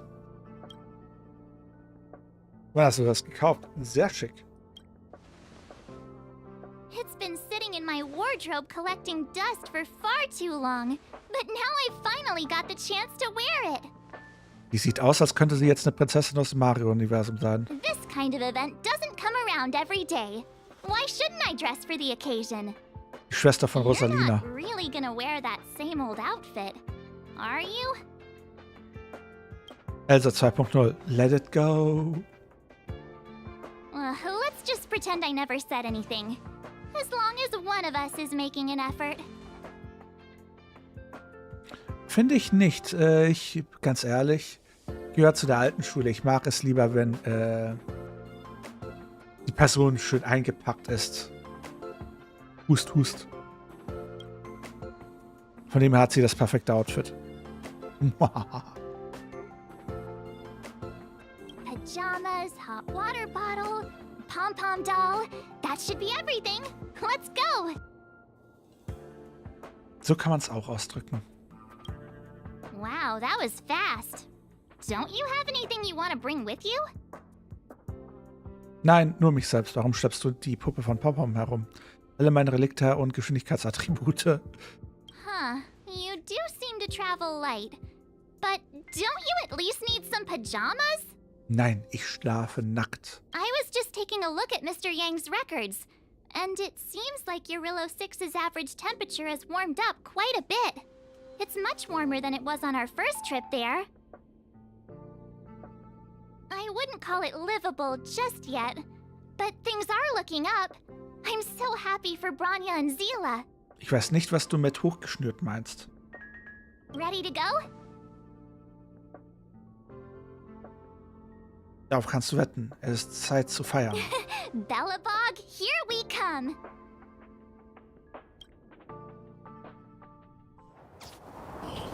Oh, Sparschwein.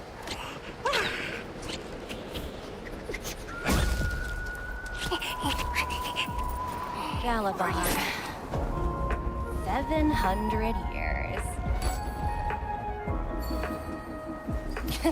Wer ist denn das? It's never too late to pick up the tab.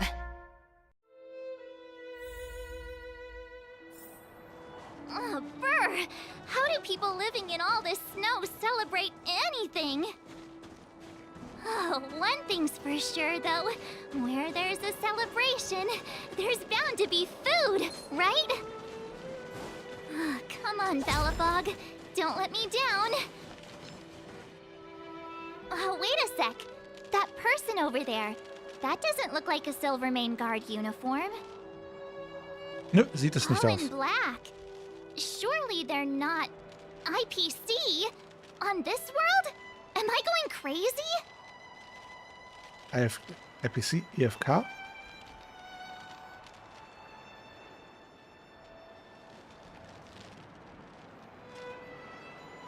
IFK, was machen die hier bloß? Die Uniform ist wirklich hässlich. You think so? I actually think it's pretty snazzy. Nee. Anyway, that's besides the point. The point is, what are the IPC doing here on Eurillo 6? There's only one way to find out. Let's go ask.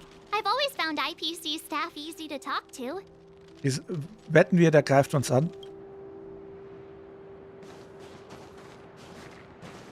Hi, do you work for the Interastral Peace Corporation? Or are you just dressing fancy today? Ja. Na, mir geht's ganz gut. Und selbst?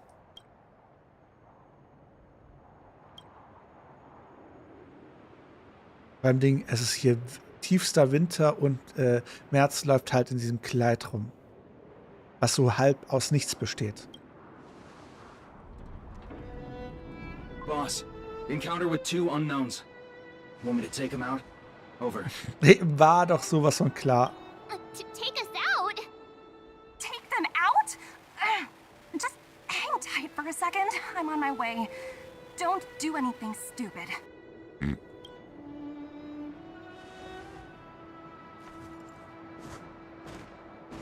Oh je. Dann gute Besserung. Glad to make your acquaintance. I'm Topaz, an investment expert from the Interastral Peace Corporation. I'm here on Eurillo 6 for a special business assignment. You'll have to forgive my colleague here. People skills aren't his strong suit. Please don't take it to heart. Wir hätten ihn fast outgeholt. Phew, you scared the life out of me. We're here for the celebrations. We're not looking for more conflicts. Oh, right. We should probably introduce ourselves. I'm March 7th, a passenger of the Astral Express. Die sehen aus, als könnten sie Schwestern sein. And this is my friend and fellow passenger. No kidding. I could tell you weren't locals from a mile away, but I didn't expect to run into 2 nameless here. Fate is such a curious thing. dass ich hier 2 Namenlose treffe? I heard that Eurillo 6 only stepped out of the Stellaron's shadow thanks to the direct intervention of the Trailblazers. Surely you two aren't... Ich habe gehört, dass Redux nur dank eines direkt angreifender Trailblazer aus dem Schatten des... Das sind wir. Es ist uns eine Ehre. Wir haben vielleicht ein wenig nachgeholfen. So humble all of a sudden, huh? Are you feeling all right? Should I call a doctor? Ja, unser Arzt des Vertrauens ist hier im Keller. I never imagined I'd run into living legends here. Must be your lucky day, huh, Numby?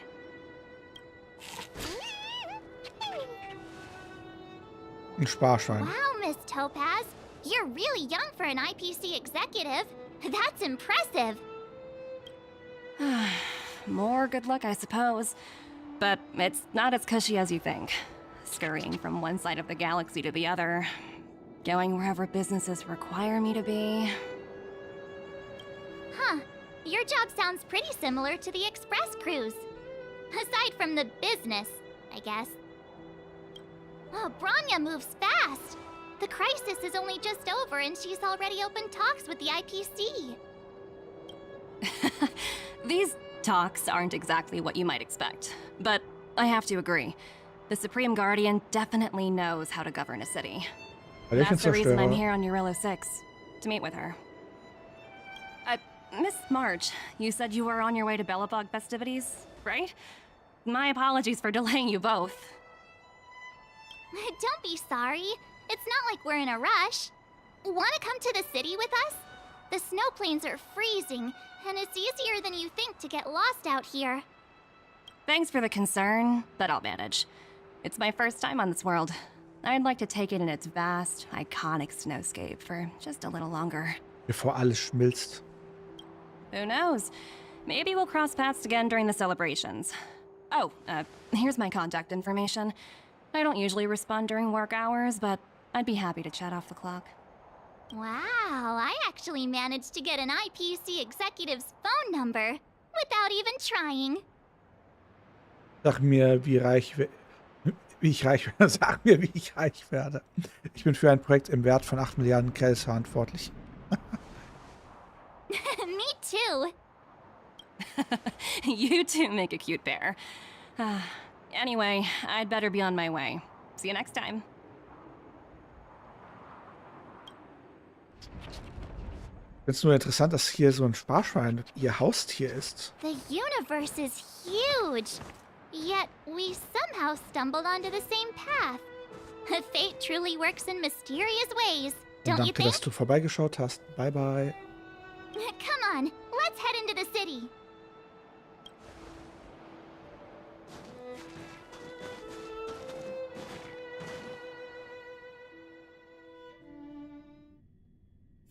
Wow, there are people everywhere. Are you sure we're in Belobog? And now to check out the main event, the food. Come on, keep up. Naja, so anders sieht das hier nicht aus. Da ist auf jeden Fall Pella, die macht wieder mal eine Führung. Is that Pela? Looks like she's teaching the kids again. Das sieht eigentlich so aus wie immer. Next, I'll be introducing the history of the museum.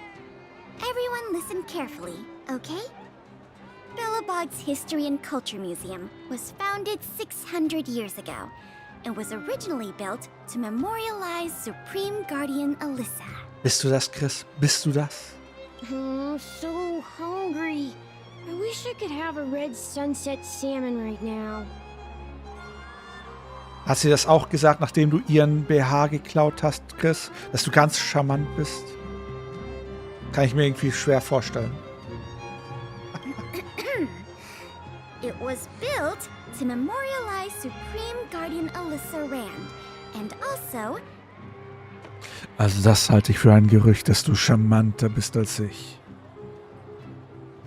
Guess what? I heard there's gonna be a Silvermane adventure camp opening in the overworld soon. It's gonna be super awesome. Ja, genau. Also, Those who sacrificed their lives in the war against the invaders 700 years ago. Miss Payla, Peter's falling asleep. Enough! From now on, no whispering aloud. If you don't want to have any homework later, you'd better start listening.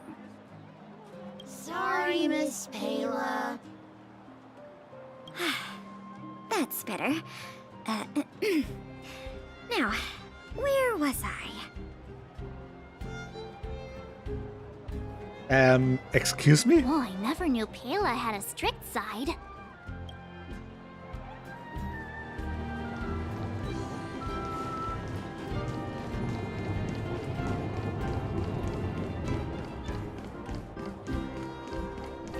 Hang on a sec.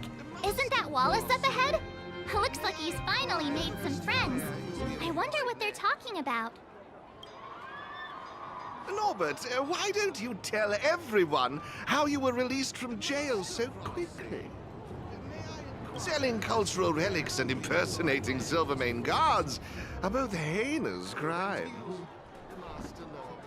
Well, it was all thanks to my uncle, you know. Ah, I remember. Your uncle is Minister Knoll. He heads up the Department of Transportation, no?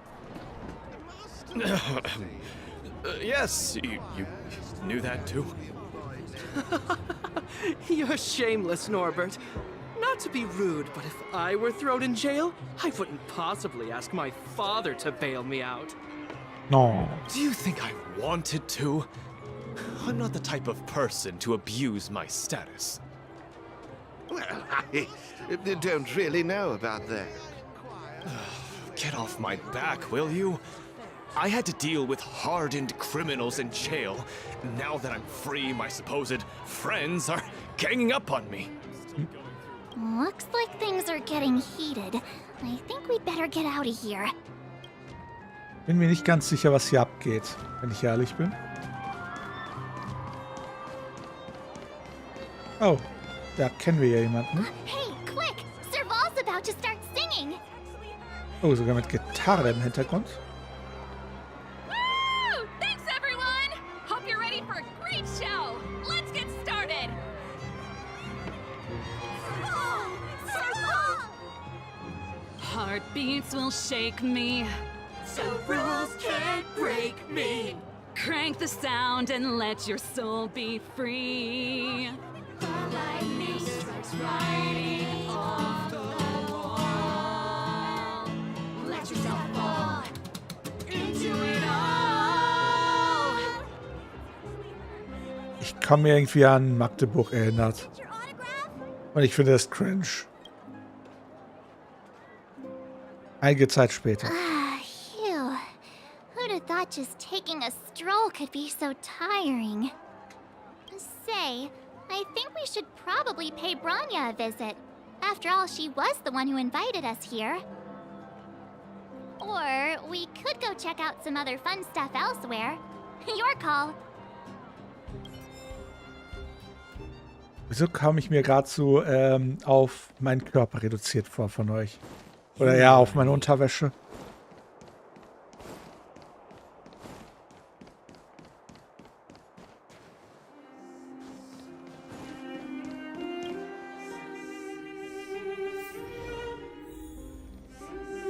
Ja, wir haben 9:30. I understand the difficulties that this world is facing, Supreme Guardian. Belobog's current financial burden cannot be pinned on you, nor anyone else for that matter. However, objectively speaking, since Belobog has existed as an independent entity to this day, its debt cannot simply be written off.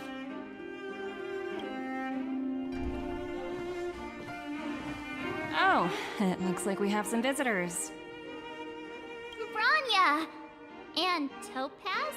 You're here too? I guess you've already started your business talks. We'll get out of your way if... It's no bother. We've pretty much wrapped things up already anyway. Please consider my plans carefully, Supreme Guardian. If Eurilo 6 wants to rebuild its connections with the rest of the galaxy, your credit record with the IPC will be of great importance. You've made yourself clear, Miss Topaz. I'll require some time to consider my next course of action. Naturally. However, while you're deliberating, my colleagues will need to carry out some operations in Belobog. I hope that your subjects in the underworld are cooperative. Diese Frau bedeutet Probleme. Diese Frau ist eine eiskalte Kapitalistin. Diese Frau sieht nur Geld. Diese Frau sollte man rausschmeißen. I'm sorry our business got in the way of a reunion with old friends. I'll get out of your way.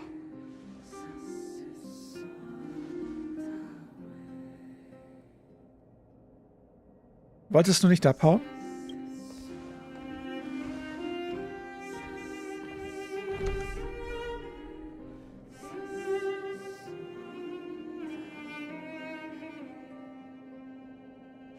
Is everything all right, Branya?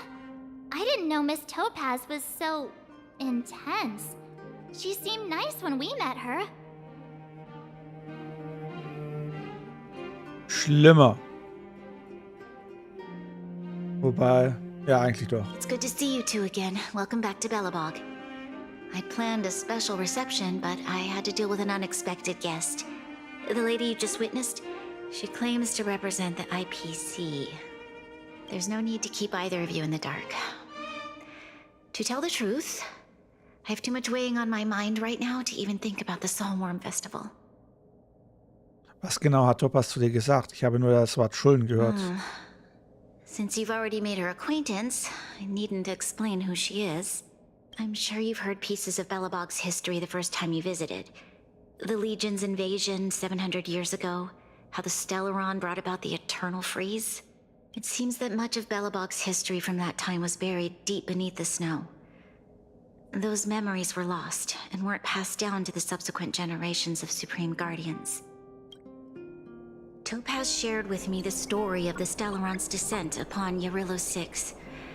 How the original outsiders stationed here foresaw the impending disaster and chose to leave in large numbers. Okay. Among those outsiders were several investors from the Interastral Peace Corporation. Before they departed, they did something noteworthy. They sought out architects who refused to leave, those who insisted on defending their homes. The IPC provided these architects with significant funds to aid them against the coming disaster. It was with those funds that Belobog was able to construct its immense walls. Even the initial funding for the development of the first batch of automatons was drawn from the same pool. Okay. Wow, that's a pretty incredible story. So, does that mean Topaz's business here is to collect a debt from Belobog? Yes, I'm afraid so. Willkommen zurück. That's ridiculous! And what's with the timing? What took them so long to get here? If it wasn't for us eliminating the Stellaron, they'd have nothing to collect. It's obvious they're just trying to take advantage. According to her account, the repayment period agreed upon by the architects and the IPC investors was 280 years. However, less than a century after the loan was taken out, the connection between Yarillo 6 and the rest of the galaxy was completely severed. Ja. The IPC deemed that the disaster had caused irreparable damage and that there was no civilization left to reclaim the debt from.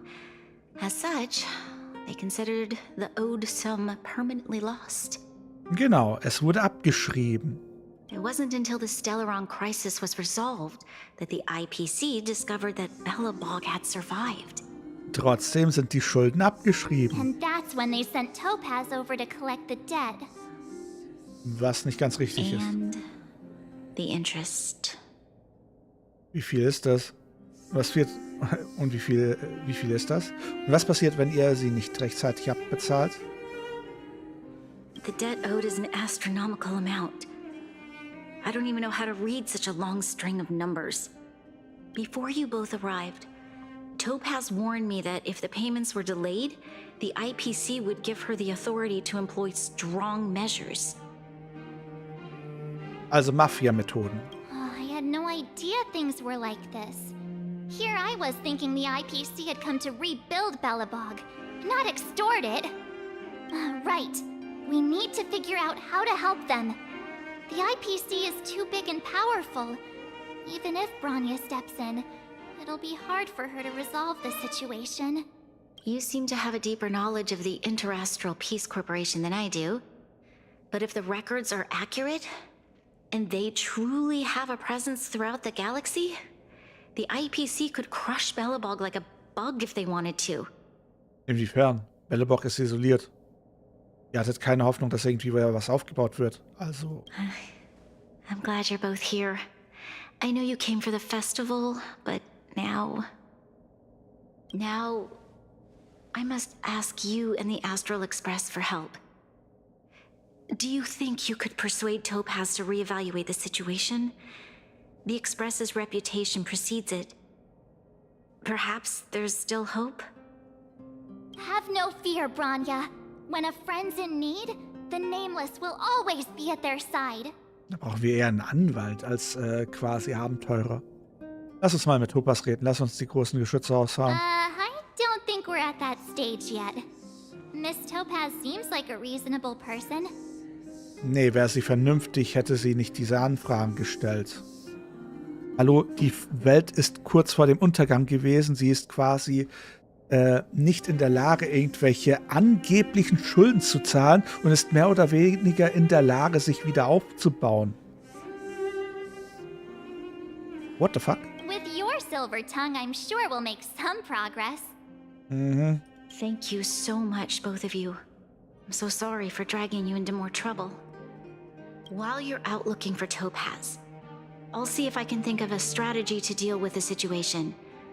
Best of luck, and stay safe. Also als erstes bräuchten wir ja quasi die Verträge. Und wir brauchen einen Anwalt. Welt kennt doch sicherlich einen guten Anwalt. Hey, I just remembered. Topaz gave me her number. Ich will aber nicht.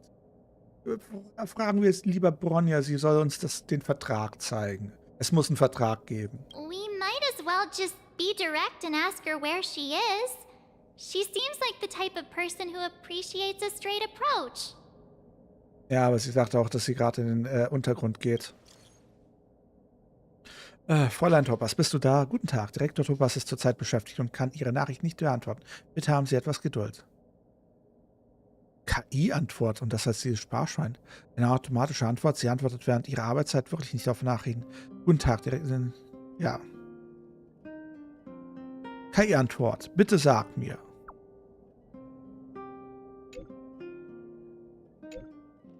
Hallo, ich überprüfe Direktorin Topaz' Terminplan für Sie. Direktorin Topaz macht zurzeit eine Inspektionsrunde im Museum für Geschichte und Kultur. Die Oberwelt Belobog, Jahre 6. Dieses Ding ist ja ziemlich schlau. Danke. Guten Tag. Perfekt. Naja, wir haben unsere Antwort bekommen. Schön. Bronya. I apologize for dragging you into Belobog's affairs. While you're out looking for Topaz, I'll see if I can think of a... So weit waren wir schon. Thank you.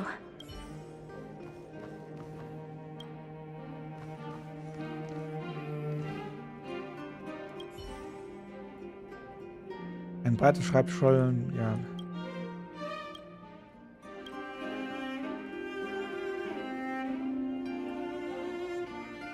Natürlich bin ich ja auch noch. Oh, das Chaos in Menschengestalt. Ich frage mich, ob in diesen Stapeln irgend... Ah, wen haben wir denn da? Hi, Heller. Ja, 301, 302. Die Archive im Jahr 232 in Befest scheinen richtig geordnet zu sein. Als nächstes kommen dann vermutlich 233 Befest. Das stimmt. Es ist 233 Befest. Hä, wann bist du denn hierher gekommen? Gerade eben. Habe ich dich erschreckt? Brauchst du Hilfe bei der Archiven auf den Bücherregal zu sortieren? Könntest du bitte dich nicht so an Leute ranschleichen? Das ist irgendwie unheimlich.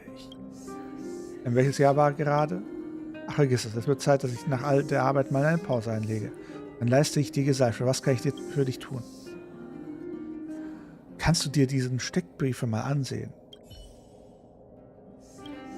Was sind diese Steckbriefe? Und sie doch nicht entfernt? Ach, ich meine, was zum Geier führt dieser Hauptmann im Schilde? Ach, ich habe doch noch im Leben gesehen, haha, welche Steckbriefe, nie gehört. Du kannst sie mitnehmen, behalte sie oder mach damit, was du willst. Leb wohl. Moment, ich muss dich noch etwas fragen. Birks.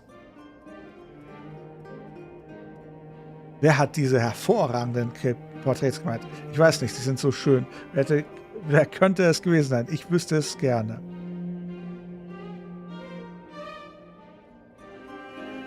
Bist du sicher, dass du es nicht warst? Woher weißt du das? Nein, ich habe nichts gesagt. Sieh mich nicht so an. Ich gestehe alles. Diese Steckbriefe, ich habe sie gemalt. Bist du jetzt zufrieden? Das gibt's doch nicht. Wieso hast du keinen von mir gemalt? Du stellst zu viele Fragen. Ich habe dich nicht gemalt, weil ich vergessen hatte, wie du aussiehst. Wow. Es tut mir leid, so wird man abserviert. Ich wurde gerade von einer 16-Jährigen abserviert. Von einer 16-jährigen Computerspielfigur. Tja, ich habe schon viel zu viel gesagt. Bitte erzähl mir niemanden davon. Das muss unter uns bleiben. Bitte. Warum werden wir steckbrieflich gesucht? Weil ihr Bellbock stürzen wolltet. Schon vergessen? Nur ein Scherz. Ich weiß, dass ihr unschuldig seid, aber nach der ganzen Sache hätte Hauptmann Gepard die Haftbefehle gegen euch aufheben sollen. Ich habe das persönlich beantragt. Wurde Och, Menno. Also noch ein paar Jahre und also Pella ist jetzt bereits eine Süße, aber noch ein paar Jahre und sie ist legal. Wie auch immer. Ich werde ihn später fragen, ob alles in Ordnung ist, nur zur Sicherheit. Es wäre schrecklich, wenn es irgendwelche noch ausstehende Haftbefehle gäbe. Die nicht widerrufen wurden. Was meint ihr, ob Pella noch wächst? Oder ist sie bereits ausgewachsen als 16-Jährige? Auf zum Museum. Warte, ich muss zurück.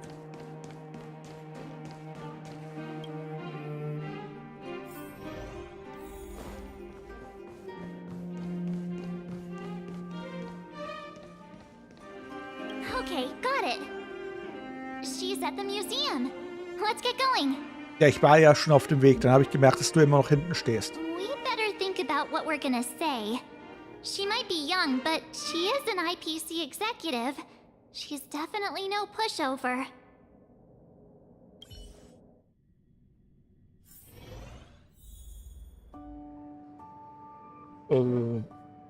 Sie im Lauf der Story noch Rubis bekommt. Du kannst Fragen stellen. Ganz ehrlich.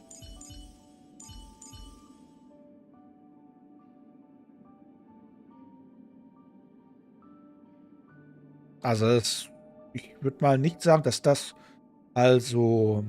Ja klar, kaum fängt die Frage an, ob sie noch Bubis bekommt, sie sofort anlurk. Aha. Also ich würde mal sagen... I understand. Also zu groß... Ich weiß nicht, also...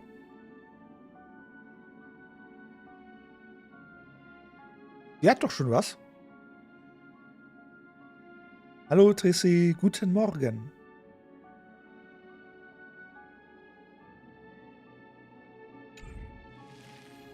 Sehe ich auch so. Also ich würde mal sagen, von A bis C ist alles okay. Warte mal, wieso ist hier alles leer? Oh, excuse me, was macht das IPC hier?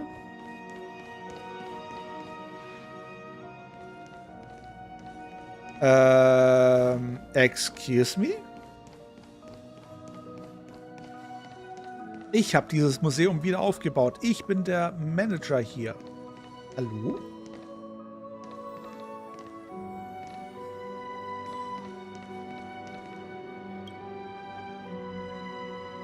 Oh, it's you two again.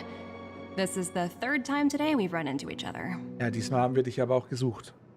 Easy Ausblick. Wir haben dir eine Nachricht geschickt. Oh, did my smart reply function tell you where I was? It's a system developed by the technology department. Pretty neat, right? Ja. What do you make of this painting? I'm no expert, but just from the artist's strokes, I can tell it's no ordinary piece. Ja, und du stellst dir schon vor, wie du es verkaufen kannst. It portrays a certain kind of sorrow, you know? Not your everyday kind of sadness. It runs much deeper than that. Aha, Chris, stehst du etwa auf große Tatsachen? Hust, hust. It's as if the artist had condensed history into one poignant but sorrowful image. The artist's brushwork depicts several generations' hardships. Du scheinst was von Kunst zu verstehen. Not at all. The analysis of an aficionado. I wouldn't take my word for it. The Express has visited many worlds. I'm sure the Nameless have a far greater knowledge of such things than myself. I suppose what I'm trying to say is, what I'm drawn to isn't the style in which a piece is painted, but its overall value. Its intrinsic value may only be 50,000 credits, but its added value might push the total up to 200,000. Ich sehe es, ja, sie hat bereits Dollarzeichen auf den, oder Creditzeichen auf den Augen. Sorry for crashing your artist party, but we came to talk to you about something else. Ah. Nee, ich bin da eher pragmatisch und wie gesagt, von A bis C ist alles okay. Und zu groß ist auch blöd. Er wird bei dir erschlagen davon oder erwürgt. Da würde ich ja Albträume bekommen. Oh? A collaboration between our two sides, perhaps? Not exactly. Actually, Let's walk and talk. This way. Most exhibits in this museum are of little value. Aber But with a keen eye, it's possible to find a diamond in the rough. Miss Topaz, Bronya's already told us about Belobog's debt situation. Oh. You two are closer than I expected with her. So, how can I help? Not sure in the arrangement, or... Help me out here. You know I'm not good at this kind of thing. Boah, jetzt muss ich da einspringen. Ernsthaft. You're so direct. I like that. Ich wollte doch erst mal lesen, was für Auswahlen es gibt. I understand. From your point of view, I can see how unreasonable it appears. However, you must understand that debt collection is a big part of my job. I've dealt with cases far more difficult than Belobog's. Aha. Und wie viele von denen existieren noch? I appreciate each case has its difficulties. But if I treated every late debtor as a special case, the galaxy's economy would come to a grinding halt. I've heard that before. More than a few times, actually. Ich find's toll, wie das Ding mir in letztem Moment genau unter die Maus eine Antwort gibt. The Strategic Investment Department is well versed in handling such situations. We can offer the debtor various repayment solutions. Aha. But Eurylo 6 has far exceeded the allotted repayment period. I'm afraid milder solutions aren't the order of the day. So, I proposed to Bronya. Oops, almost gave away trade secrets there, didn't I? That was a close one. The exhibits here are pretty ordinary. I estimate they're probably not worth much. Let's keep moving. Wir müssen noch mal mit Bronya reden. So you're basically saying the Belobogians must pay off their ancestors' debts. When you think about it, it's just another part of the cycle of life. Nein, nicht wirklich. Wow, look! Is that little critter native to Eurylo 6? It's so white and fluffy. Where can I find a live one? Du machst Tiere. Das Problem ist halt, Die Schulden, ne, hätten vor 300 Jahren, 400 Jahren? 400 Jahren beglichen worden sein, 420 Jahren. Sprich, der Kontakt zu Irello ist abgebrochen. Die haben die Sachen bereits abgeschrieben. Sie haben das in ihren Bilanzen bereits abgestrichen. Es wurde bereits beglichen. Und sie haben vermutlich bereits Hilfen vom Staat bekommen. Jetzt, was dieses IPC oder IFK oder wie es heißt, sich denkt, ja geil, hier sind noch Schulden von der Vergangenheit. Das heißt, wir können jetzt nochmal Gewinn obendrauf machen. Also im Grunde erzählt sie nur Scheiße. Du magst Tiere, er ist wahrscheinlich ausgestorben. I suppose it probably is. Otherwise, it wouldn't be on display here. That's such a shame. I absolutely adore little animals. Have you guys met Numby yet?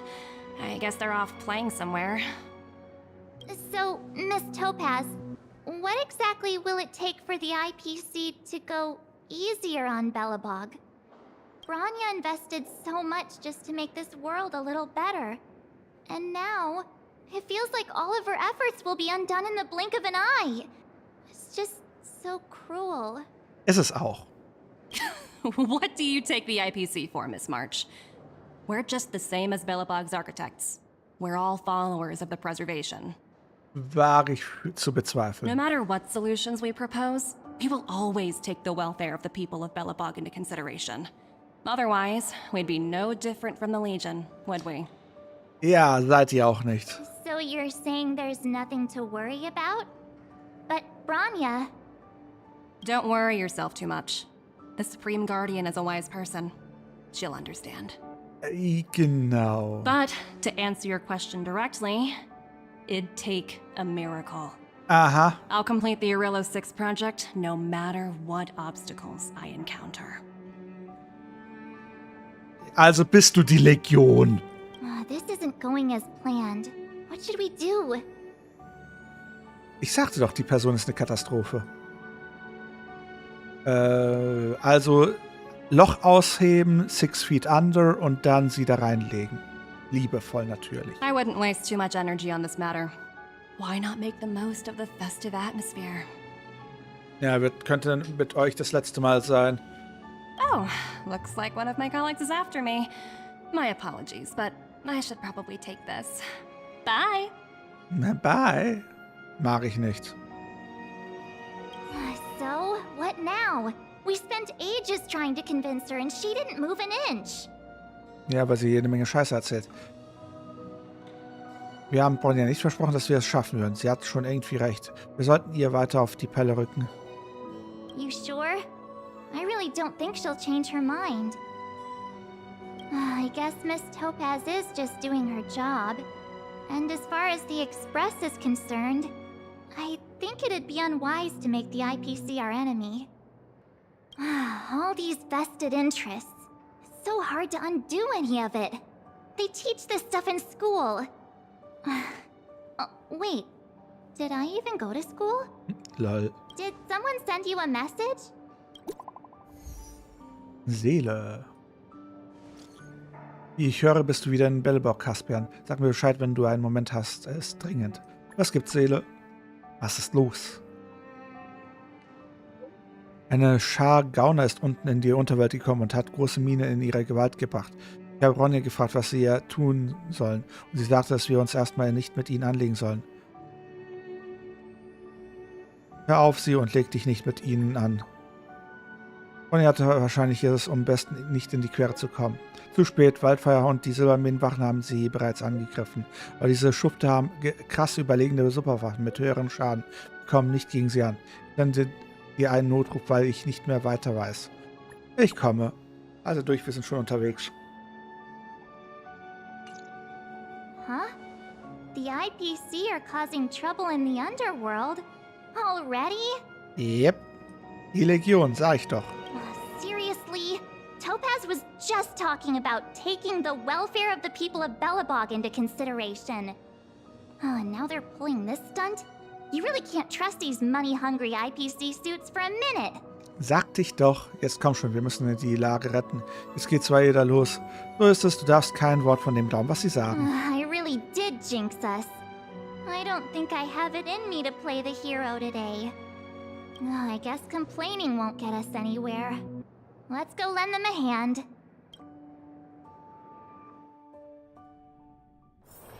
Na dann. It's hard for a wanderer to find rest in this. Zila! Hey! Am I glad to see you two here? I'm not sure. Was ist los? Ist irgendjemand verletzt? Nobody's been seriously hurt, but a few Wildfire members got minor injuries.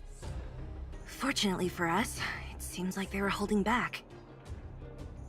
Their weapons and automatons are much stronger than anything we have. DMs? Direct Messages normalerweise, aber was meinst du?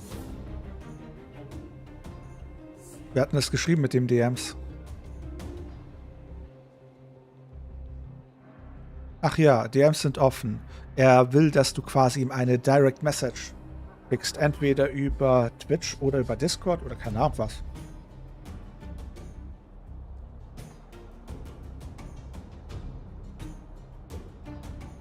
You see those two in black? They've been guarding the mine entrance. They're not letting anyone in or out. Hey, just because you have fancy equipment doesn't mean you can bully us.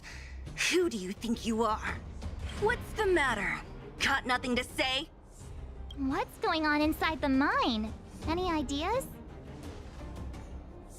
A few miners made it out earlier. They looked pretty panicked. They said the whole mine had been seized by the people in black. These uninvited guests keep talking about asset evaluation, whatever that means. All I know is that they're seriously disrupting the lives of the Underworlders. Ist Topas hier irgendwo? Who? We were just talking to her in the museum.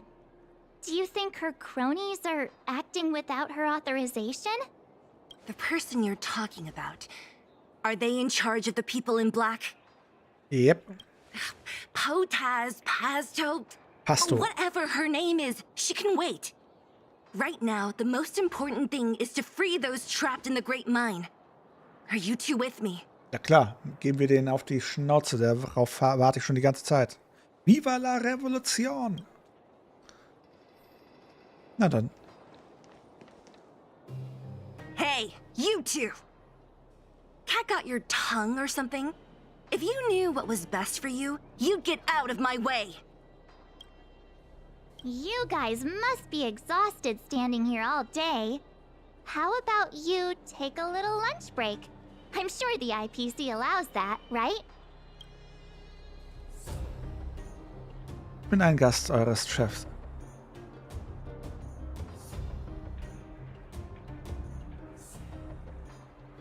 Im Ernst, geht was essen.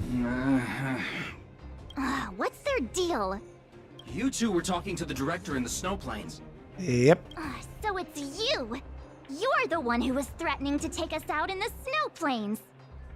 Do you even know who you're talking to? If your boss knows to treat us with respect, you'd better start showing some yourself. I can't let you pass. My team leader said that if anyone gets through, I'll lose 6 months of performance bonuses. Sklavenarbeit. Team leader? You're even lower on the pecking order than I thought. Shut up! I spent 7 years on a forsaken asteroid preparing to join the IPC. I went through 17 interviews before they finally hired me. What right do you deadbeats have to criticize me? Faulpelze. Während du hier auf dein Bewerbungsgespräch gewartet hast, haben wir diesen Planeten gerettet. IPC? Interviews? I don't know what you're rambling on about, but you're really testing my patience. No need to waste our breath on this idiot. Let's do this. Na dann. Rauf da. Can I have fun this time? Die wollen Stress, ich sehe schon. Time for a buzz. Na klasse. Fängt hier gut an. This combat needs This is double speed. I underestimated you. Time for mischief. Na, endlich. You chose the wrong enemy. So you are afraid of me. I'll free you from your chains. Disappear among the sea of butterflies. Illusions of the past. Bloom. Thanks. Eternal state. Dead return! Ja, immer noch. Warum nicht? Schau ich die erstmal weg, die Time Idioten. for a buzz. You could still surrender. Erstes Problem ausgelöscht. Zweites Problem ausgelöscht. Problem gelöst.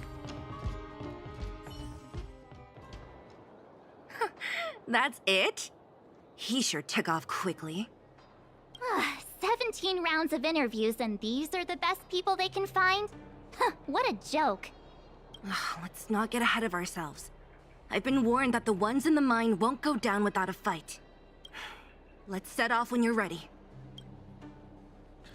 Mann. Caught your breath yet? It's time to show these eyes.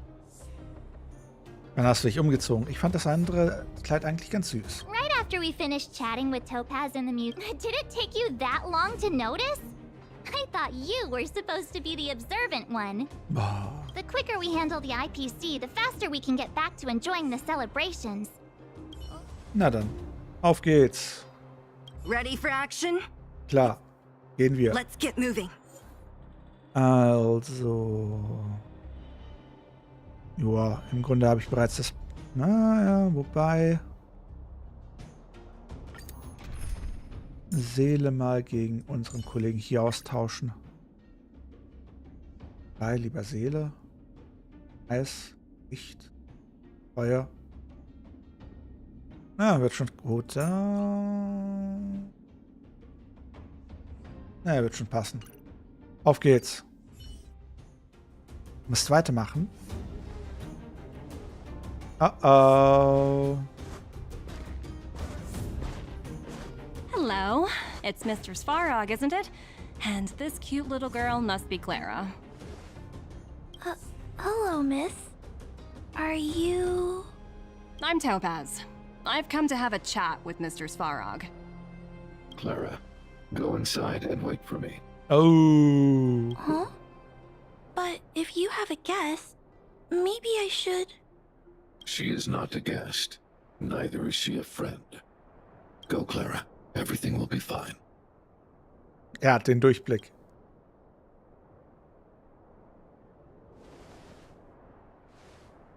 So, it seems my source was right. Who would have thought that such a strong bond could exist between a giant robot and a little girl? So heartwarming. Ich will die ungespitzt in den Boden rammen. Ernsthaft. You bear the insignia of the Interastral Peace Corporation. What is your motive for coming here? Straight to the point, huh? I like your style. Ja. Eurillo 6.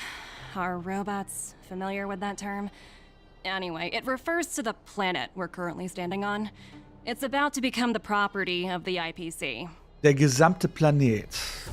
Okay, jetzt wird's klar, was sie wollen. No one can reverse this outcome. Not you, not the Nameless, nor any power in the galaxy. Boah, ist das pervers. Wenn man es erstmal auf die Terminologie in unserer Welt überträgt, die wollen sich einfach alles unter den Nagel reißen. I only care about one thing right now. Demonstrating to the shareholders of the IPC that Eurillo 6 can generate value. Ach du Schande, die ist noch schlimmer, als ich gedacht habe. In the long run, this is a way, the only way, to ensure Belobog's long-term interests. I need your help to achieve this goal. Long-term interests undefined. Analyzing objectives. Analysis failed. Tell me, emissary, how do you plan to convince the IPC leadership? That's simple. I'll show you. This is... Source code, or to be more precise, source code that is able to take control of all mechanized units in Belobog. Ach du Schande. I'm sure you're familiar with this. All mechanized units manufactured in Belobog over the last 700 years utilize the underlying systems created by the IPC. The code is so refined that the engineers never saw any reason to change it. Das nennt man eine Geiselnahme. I assume you're also aware that there was once a large automaton factory in the underworld. Thousands upon thousands of automatons, enough to crush the Legion's vanguard, lay dormant within. This is my bargaining chip for negotiating with the higher-ups. I'll convince them that Eurilo 6 has a place in the company's long-term strategies. But first, I need a guide to show me where these automatons are buried. I understand. Your long-term interests can be defined as the survival of civilization at a macro level. What are your intentions for the people currently living here? Their future has already been purchased. All I can do is make them accept this fact, using a relatively peaceful approach. Ihre Zukunft ist bereits verkauft. Relativ friedlichen... Ich werde immer aggressiver, wenn ich dazu höre. I understand. I will assist you with your plan. Oh, so you're not as stubborn as the rumors suggest. Verkauft, genau. The future you speak of is beyond my computational range, but my emotional analysis indicates that you are indeed trying to find ways to ensure the survival of this world. Ja, als Sklaven. Additionally, calculations indicate a 96.4% probability of compliance through force if I refuse to cooperate. Your calculations are slightly on the conservative side. Here's to our future cooperation. If you wouldn't mind leading the way, Mr. Svarog.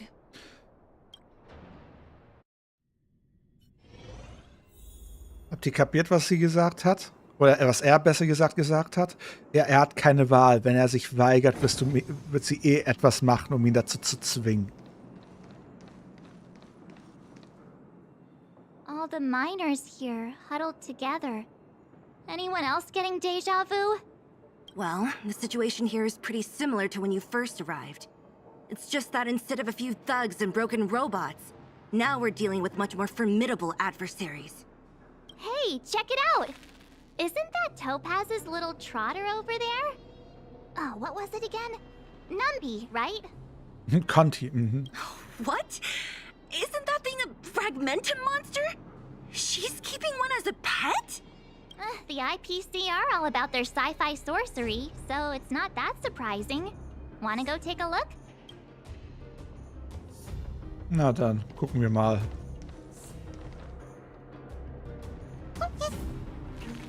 Grunz. Sounds like you two are getting along. What's Numby saying? Das Leben ist letztendlich... Bin mir nicht sicher wegen dem starken Akzent. Should have known. Don't quit your day job. Look, you guys. Looks like it wants to leave. Looks like they want to find their master. Let's follow them.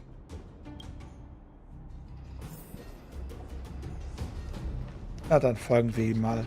Können wir ihn angreifen? Those people dressed in black are attacking us!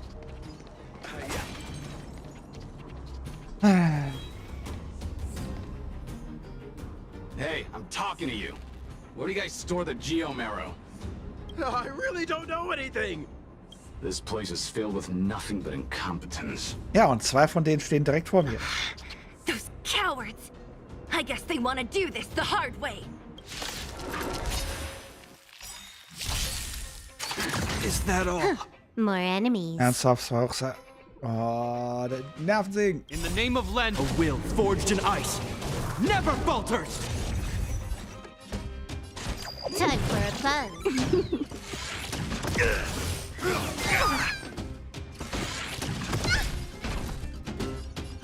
I come! Follow hook if you want to win!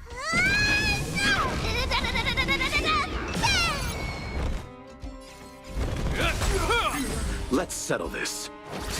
Time for a fun. This combat needs This is double speed.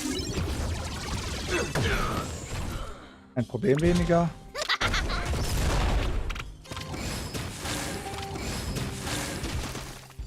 Hope you're prepared. Weg mit dir. You chose the wrong enemy. Time for a fun. Time for mischief. Here I come. Is that all? Zumindest machen die keinen großen Schaden.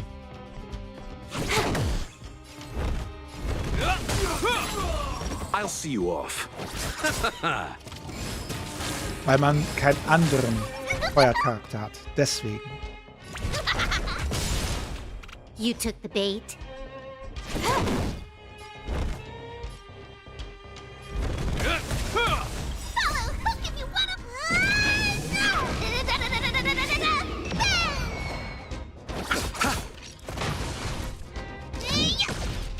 Wieso glaubst du, bete ich so oft, dass ich Himiko bekomme?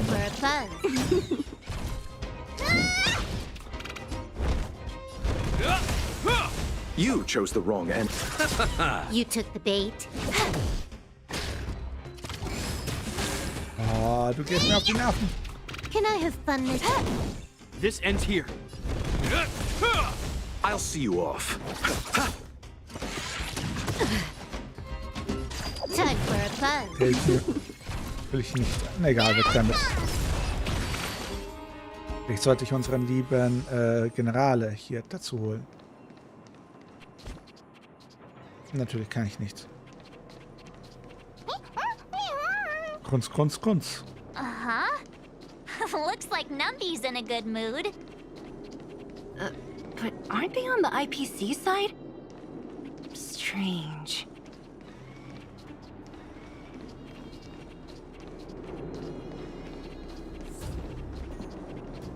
Ja, ich nicht. Ich alle möglichen anderen Charaktere. Aber nicht Himiko. Look, that big guy down there. Is he the one in charge?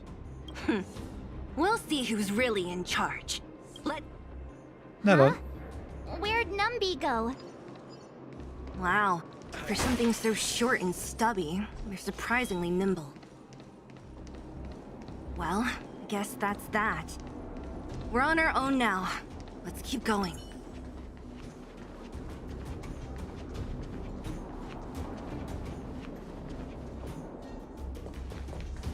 Hey, you! Are you in charge around here? All local. The IPC is currently conducting asset evaluation work here. Local residents are advised to follow those responsible for evacuation to the... Don't lie to us! You seized the mine by force for yourself. You drove the locals out of their homes. I'm warning you. Get lost or suffer the consequences. Don't... and who might you be? You have quite the attitude. This is our jurisdiction now. We are all powerful here.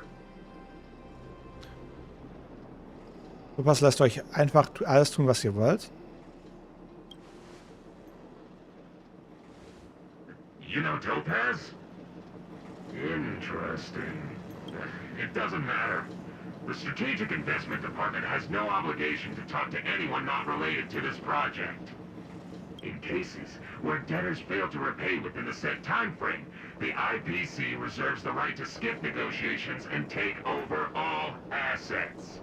Excuse me? We're simply following the rules. What exactly is your problem? Wir haben kein Problem. Ihr werdet gleich das Problem haben. You know, it's funny how the rules always seem to work in your favor, don't you think? This world's been hanging by a thread, and now you're here to pull the plug on it. Don't blame me. I'm simply following orders. Do you think I get to make those kinds of decisions? Save your breath, March. I never held out any hope of resolving this problem peacefully. Didn't you claim the IPC was all-powerful?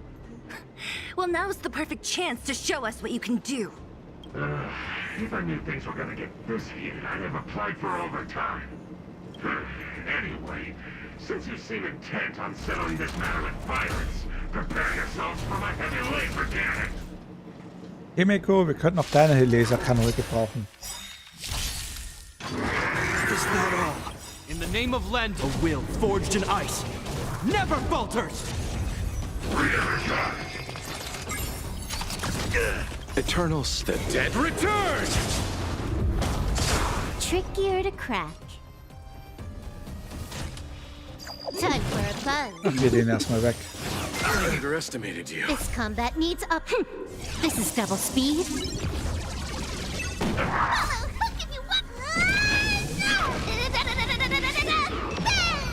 Erstmal die Nervensäge wegmachen. This ends here. I'll see you off.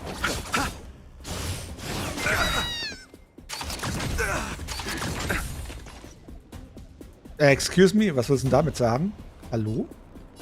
Time for a fun.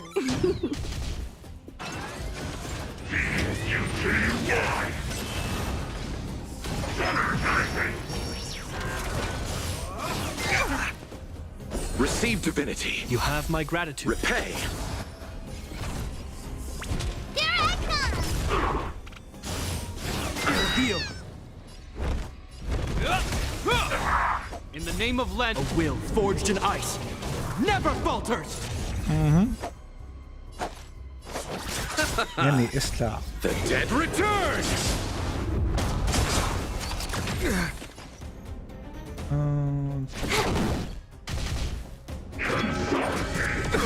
Nothing major. Der Typ geht mir langsam auf die Nerven. Ganz dezent.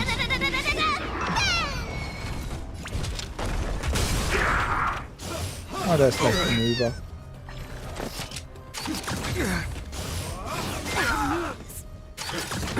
This combat needs optimized. This is double speed.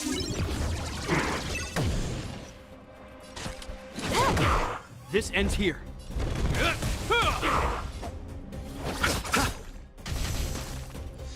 Time for mischief. Here I come. Ah, das war Himeko. In the name of Lend, a will forged in ice never falters. Is that all?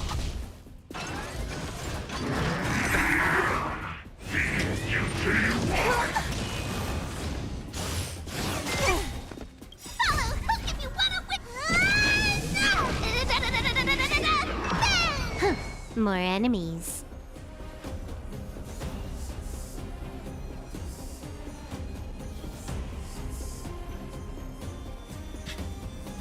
Wow. Wieso hast du Gepard selbst? I've got a raid to get to. Let's finish. Time for a fun. Warte mal, wo bist du, dass du eine Aufsicht hast? Bei Schulcomputer? You chose the wrong enemy. Eternal slip. The dead return.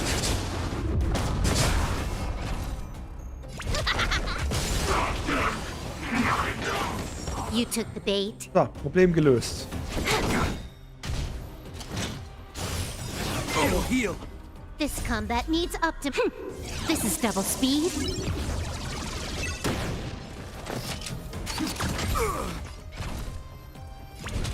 Here I come.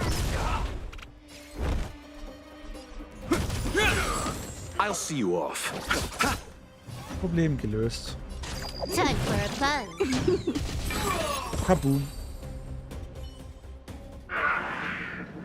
Who are you people? Not even our tech could take you down. We took down the Doomsday Beast, the Stellaron, and Phantilia. Did you really think you could stop us? Darn it. I'm all out of ammo. Sir, we've just received word from the director. Director Topaz? What did she say? Teams are not to disrupt the lives of local inhabitants during the asset evaluation period. Teams that violate this directive will have their year-end bonuses reduced by 60%! Uh-oh. 60%? We're done for. Attention all personnel. Evacuate the mine immediately. Erase all traces of your presence. Sind wir ein Traces of Your Presence? So, are we all good here, or what? Yeah. Judging by the looks on their faces, I don't think they'll be back. Ja, wo man sich in den Freistuhl hinsetzen kann. Lol. So, who is this Topaz anyway?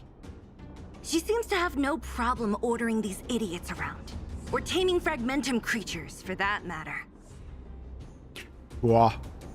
It's a long story. Menschen sind seltsam. Du solltest lieber Bronje fragen. Why did this mess have to happen so close to the festivities? The timing couldn't have been any worse. Oh, looks like we've got a message. Mhm. Wer wird das wohl sein?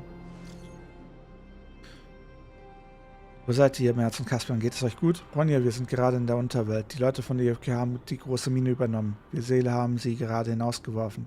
Ihr seid bei Seele, verstehe. Wie stehen die Dinge? Seid ihr verletzt? Keine Sorge, wir kommen klar. Wir haben es nicht geschafft. Die Schufte der EFK werden noch weiter gehen.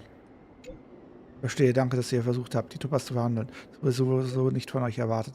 Irgendwas ist hier gerade passiert und ich kann es nicht genau in Textnachrichten beschreiben. Könntet ihr zur Festung Quillforth zurückkommen? Ich brauche diese Angelegenheit, den Rat von euch beiden. Na dann, zurück zur Festung. I get the feeling Bronya's worried about something. We'd better go back and see her. Are you coming with us, Seela? Go on without me. I still have stuff to take care of. Bronya messaged you, which means she thinks you can help. I trust her judgment. Got it, Seela. We'll do what we can to help Bronya out. Come on, to Clipon Ford. Nicht gut. Probleme. Jetzt. These guys don't look like disease. By order of the Supreme Guardian, proceed no further, Miss Topaz. Bellabog might be in arrears, but I'm out of pocket.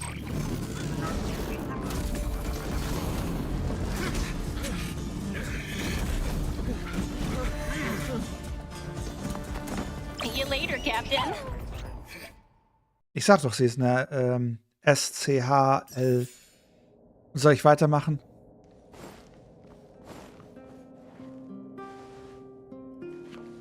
Welcome back. I appreciate your help more than I can express. It couldn't have been easy running all over the city. That's what friends are for, Bronya. You don't sound like yourself. Is something wrong? I'm fine. I haven't rested in a while. There's just too much happening all at once. Ich bin mir sicher, dass wir die Dinge zum Guten retten können. They're moving quickly. Bellabog is crawling with their agents. All they talk about is asset evaluation. Ja, die wollen quasi alles ausreißen. The silver lining is that apart from the mine incident you mentioned, there haven't been any major conflicts in other areas. I suppose Topaz must have issued an order against harassing the citizenry. Still, that hasn't stopped panic from building. People are confused. They don't know where these strangers in black came from, nor what their intentions are.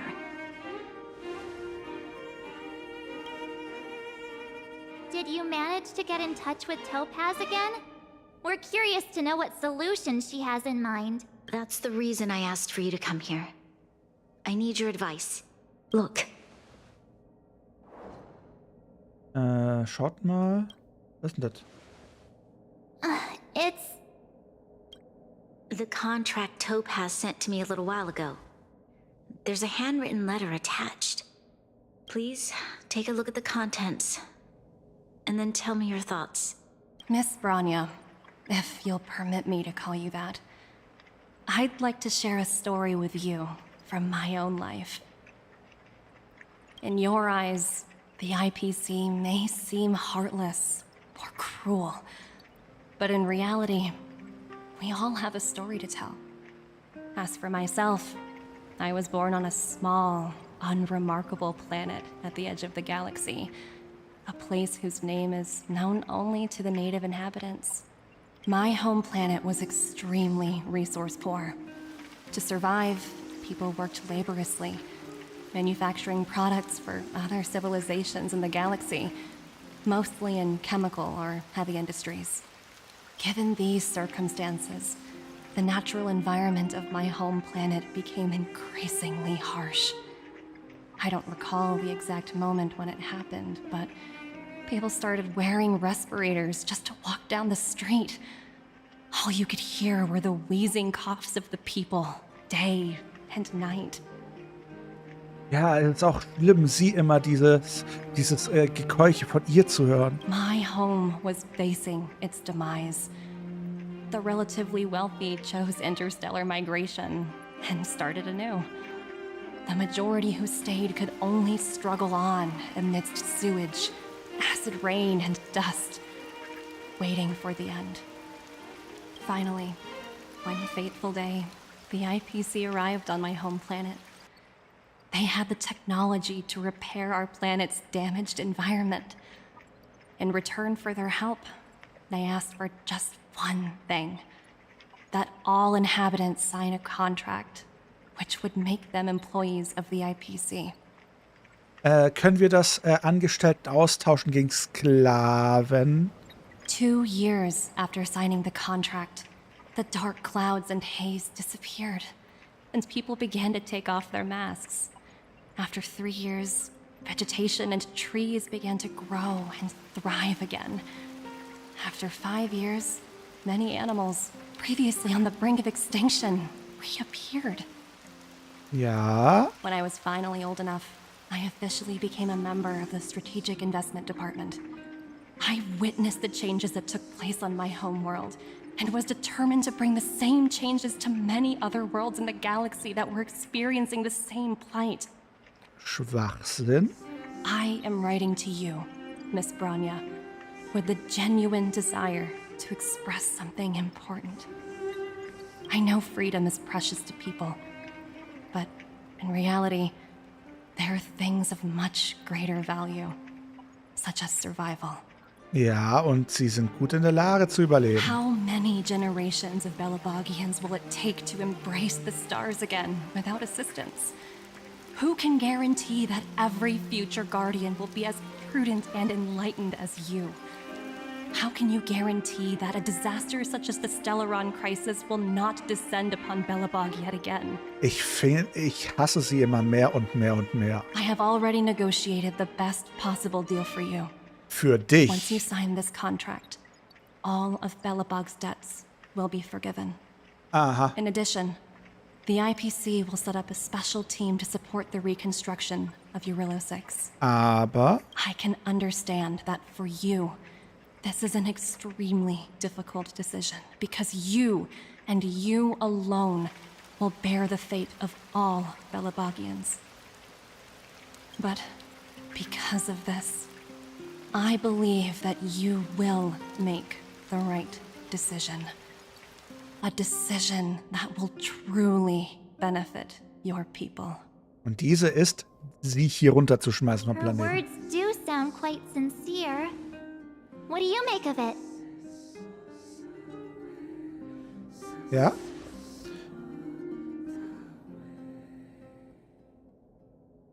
Sie redet zwar viel, aber das bedeutet nicht, dass sie die Wahrheit sagt. I agree. But it struck me as an honest letter. I found the contents quite moving. It's hard to imagine she'd write something like this just to deceive me. Doch. In any case, she wasn't wrong when she said this would be an extremely difficult decision. This planet's fate, the civilization it carries, everything that's happened here and everything that will happen, it all rests in my hands. Ja. This definitely can't, and shouldn't, be a decision made by me alone. Vielleicht solltest du dir erstmal den Einblick mit anderen verschaffen. That thought has crossed my mind, and it comforts me to hear you say that. Right. I don't think it's fair for you to carry the weight alone. Why not discuss it with others first? Topaz hasn't given me much time to consider. She wants me to decide as soon as possible. Ich frage mich, warum. I wanted to put it to a vote, and let all the citizens of both the overworld and the underworld have their say. But with such little time, I'm afraid that's a lost cause. Deswegen werden wir ablehnen. I'll convene the Klapoth Fort architects immediately to discuss the contract. As for the locals, I'd like you to gauge their stance on the matter. The people of Belobog hold both of you in high regard. They'll most certainly be willing to tell you their thoughts. Es ist Zeit für einen Wettlauf gegen die Uhr. Darf ich mit abstimmen? I think we should leave this matter to the Belabogians. Don't you agree? We've got your back. We failed to convince Topaz, but this should be a piece of cake. Thank you, March. I'll assemble the ministers. Let's meet up here again later. All right. If we want to make an informed decision, we need to hear from both the overworld and the underworld, right? Let's start with the overworld. Na dann, auf zur Oberwelt.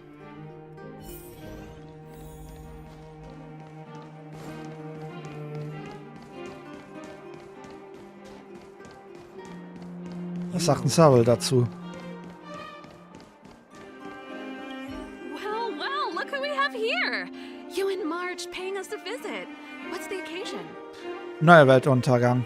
Wir brauchen deine Meinung zu einer wichtigen Angelegenheit. Sounds like something serious is happening. You'd better fill me in. Ihr erzählt Saul von der AFK-Schulden. What?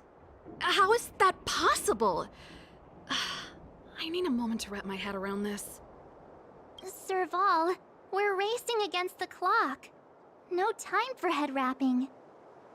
Ja, deswegen sollte man ablehnen. Das ist nichts anderes als eine Pistole auf der Brust. It's okay. I've thought it through. If it were up to me, I'd sign the contract. What? Hold on, are you serious? I thought you'd be against it for sure. Ne, ich habe auch erwartet, dass sie es nie unterschreibt. Sie ist immerhin Technik-Ingenieurin und das ist quasi eine Unterstützungsleistung. Surprised? My reasons are pretty simple. Signing this contract would mean we no longer have to worry about surviving. For most of the residents here, especially those in the underworld, that would be more than enough to persuade them. As for working for the company, people need to work no matter where they are, right? If the IPC tries to take too many liberties, we can always rise up against them. You know, I've always longed for the stars since I was a child, which is why I devoted myself to science and the studying of the Stellaron.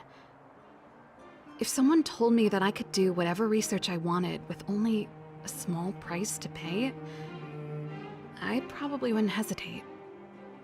Die Frage ist, dieser Small Price so ein Small Price? I see. I suppose that makes sense. Thanks for your input. I'll make a note of your opinion. Oh, Backe. Aber wie gesagt, das habe ich erwartet.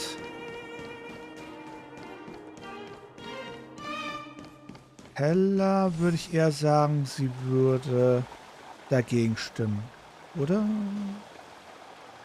Bin ich mir... Oder? We meet again.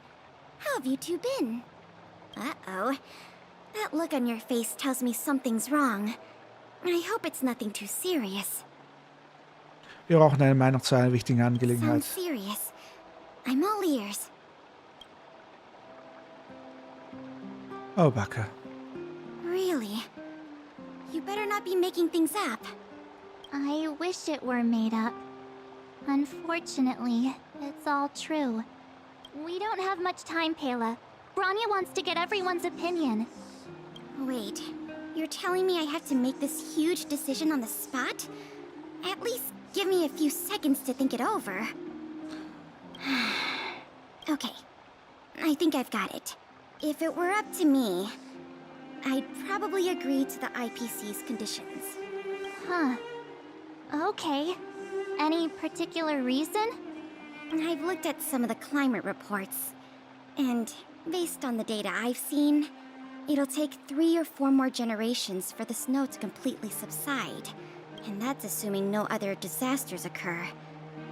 I care more about those in the present than a future I can't be sure of. If the IPC is able to bring about immediate change, then I think that's a price well worth paying. Building a better world for future generations sounds great, right?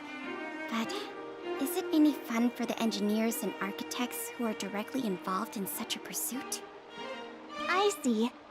So, compared to a distant and uncertain future, what you really care about is making sure the people around you have a good life. Thanks for your input. I'll make a note of your opinion. Oh, Backe.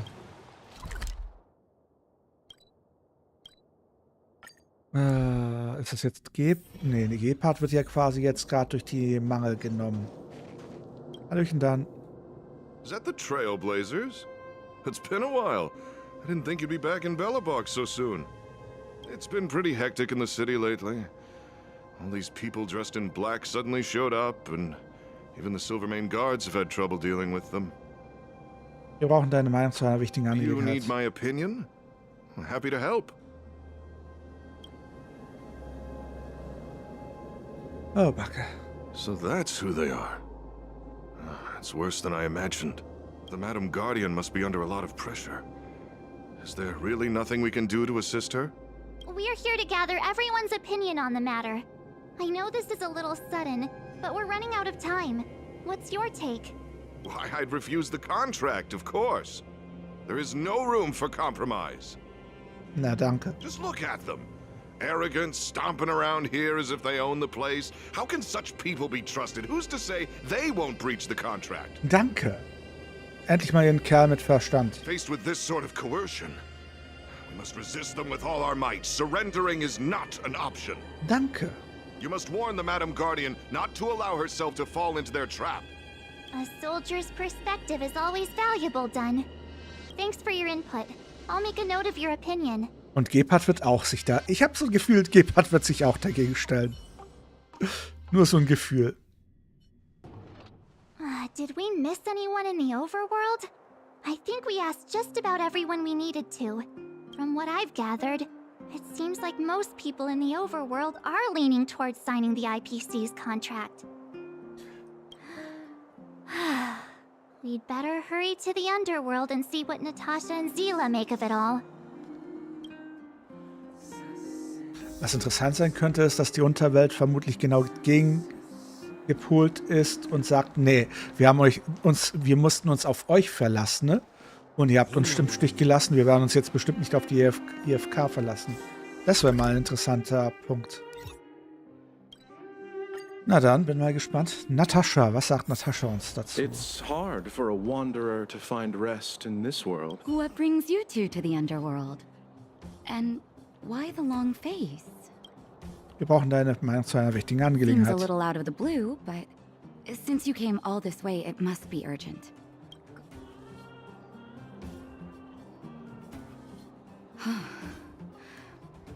That is a lot of information to take in. Sorry, both of you. I know you're in a hurry. Was ist MOC? But I need a moment to think. No stress, Nat. Just tell us what you really think. I've thought about it, and... well, if I were Branya, I wouldn't sign it. Wusste ich's doch. I won't deny the offer on the table is a very tempting one. And if we refuse, Belobog will not only have the burden of a huge debt, we may also incite the wrath of a very powerful force. Ah. But even so, a quote I read back in school came to me just now. Those who are willing to give up freedom for security will end up with neither. Sehr schöner Living in the underworld has taught me that this phrase is true. I'd rather trek through the frigid snow plains than live in a beautiful cage. Wow, that's a pretty convincing argument. Another vote for the against pile.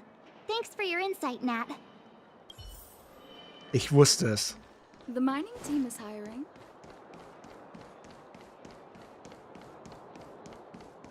Okay, Oleg. None other than the saviors of Belobog. To what do I owe the pleasure? Ist der jetzt mehr der honest, Soldat oder I'm ist der... surprised you even remembered an old geezer like me. But I can tell by the look on your faces you're probably not dropping by to say hi. Wir brauchen deine Meinung zu einer wichtigen Let me Angelegenheit. guess. Something to do with these unruly people in black showing up everywhere? Bingo! Well, ask away. It just so happens I'm curious about them myself. Maybe I can be of some help. I see. That's a tricky situation, all right. A lot for anyone to handle, let alone someone as young as Lady Bronya. Mr. Oleg, out of all the people we know in Belobog, you have the most life experience. What do you think we should do? Want to hear the truth? I'm afraid great ambitions and lofty plans no longer hold much appeal for an old-timer like me. If this IPC does indeed possess the magical power to restore Belobog back to its former self overnight, have you considered the opposite? What about if we refuse? The reconstruction plan already sounds like an endless endeavor. And with the added burden of a massive debt, well, is that something we can manage on our own? Naja, die Verschuldung würde ja wegfallen. What worries me the most is how Lady Bronya will handle the backlash from her people. Will she be able to withstand the criticism? Is she prepared to carry the weight of a tarnished reputation for years to come? Bronya, die letzte oberste Wächterin. Ich glaube, sie kommt mit wenig Kritik zurecht. Huh. I guess I never looked at it from that angle. I wouldn't wish that title on anyone. Thank you for your thoughts, Mr. Oleg. Another vote for the 4 pile. Die Architekten werden auch dazu für stimmen. Oh, Clara oder Savrock? Jetzt wird's interessant. Perkins? Clara wird dagegen stimmen. Clara wird sowas von dagegen stimmen. Und vor allen Dingen wird sie uns jetzt bitten, dass wir Savrock helfen. Miss March, Big Brother. What brings you to the underworld? Hey there, Clara. Is Svarog not around? Clara ist so knuffig. Mr. Svarog went out for a walk with a lady called Topaz. Ja, Savrock. What? Topaz? Do you know where they went? I'm not sure, but Mr. Svarog promised he'd be back soon. What now? Svarog's super logical. We should definitely get his opinion. Immer ist Clara hier. Claras Meinung ist genauso True. richtig. Don Hung's always saying that Clara's really insightful for her age. Svarog, Savrock, wo ist der Unterschied? Huh? Miss March, do you want to ask me something?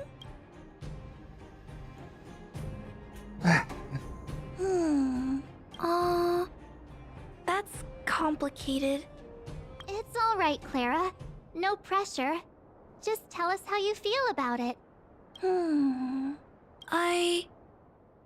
I think if we have a choice for the future, it should be everyone's decision. Because when I was playing with Hook, the moles, and the other kids, we talked about our dreams. Everyone has different dreams. If we accept Miss Topaz's offer, then doesn't that mean our dreams will never come true? Just taking away people's dreams like that. I don't know. It feels wrong. You're right. Children see the world as a place where anything is possible. Just the thought of our lives being predestined from birth makes me shiver. Thanks, Clara. Your thoughts mean a lot to us. Oh, Backe. Dem weitere Meinungen der Bürger angehört, bleibt das. All that running around has worn me out. So, the final conclusion is the votes are completely even. I don't know what to do. Both sides have really compelling arguments. Es gibt noch eine Person, die wir fragen sollen. Nur Bronja kann die endgültige Entscheidung treffen. Wait a minute. We forgot to ask Zila. Let's go see what she has to say. Seele ist auf jeden Fall dagegen. She's probably still in the Great Mine helping the miners.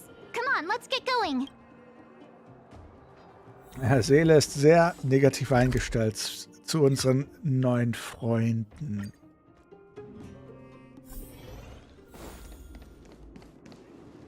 Na dann, Seele. Back so soon? Any news? Are you feeling all right? You look a little uneasy. Wir brauchen deine Meinung zu einer wichtigen Angelegenheit. Important matter, huh? I can tell from your tone that this isn't gonna be a lighthearted chat.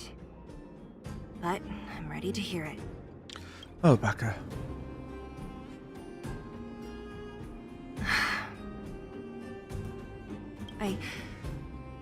I think I get it. At first, I thought it was just a few IPC ruffians overstepping their boundaries. Yeah, you didn't think the future of Belobog was at stake, right? Oh, doch, das bestimmt. Right. I need a little time to process this. As it stands, the votes are even. Your opinion will make all the difference. Ja, genau, noch schön auf sie Druck ausbauen. Blöde Idee, Merz. In that case, I abstain. Gut gemacht, Merz. What? Deine Stimme ist äußerst wichtig. I thought about it. This responsibility rests on Bronya's shoulders. Gut gemacht, Merz. Gut gemacht. Das war sowas von klar. Ich hätte genauso reagiert. No matter the choice she makes, she has far greater foresight than I do. She can see the bigger picture more clearly than I can. The vote is tied. If I were to give you my view, it would tip the scales and possibly impact her final choice. I'll respect whatever decision she makes, but it's not my place to make it for her. Understood, Zila. This is a difficult decision to make, and everyone feels differently about it.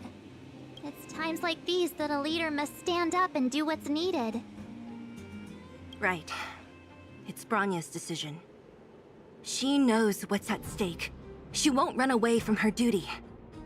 I trust her wholeheartedly.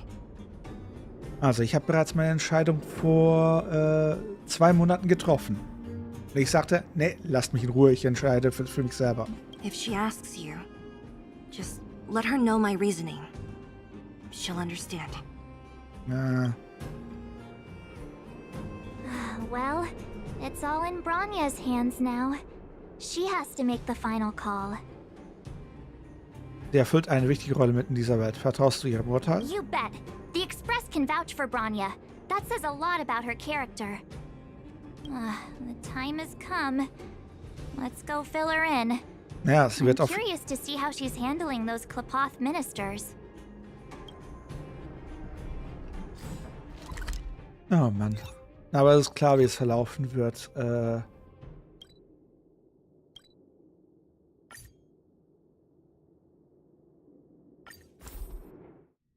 Sie wird beraten, sie wird Nein sagen, dann wird sie aber trotzdem zu der Fabrik kommen. Oh, Backe.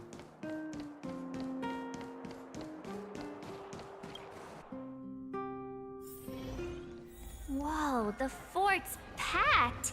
I've never seen this many people here before. Oh, jeez, I can barely even hear myself think. March, you're back. So, what's the verdict? What do the people think?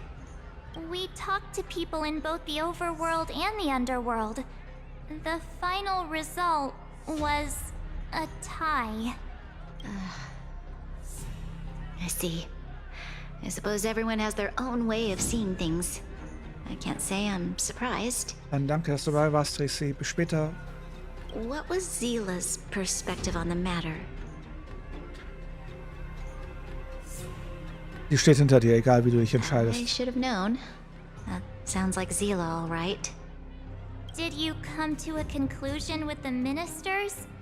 Oh, it's so loud I can't tell what anyone's saying. It's pretty much the same situation here. Neither party is willing to compromise. The time has come to make a decision. This chaos cannot be allowed to continue any longer.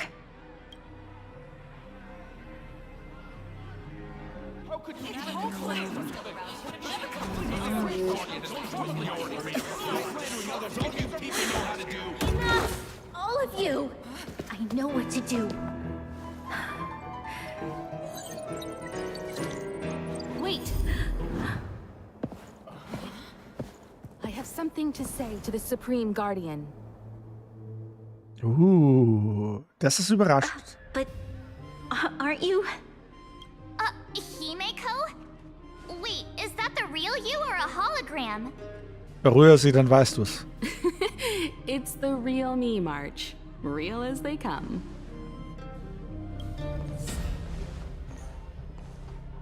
Hat jemand Erfahrung mit dem IPC?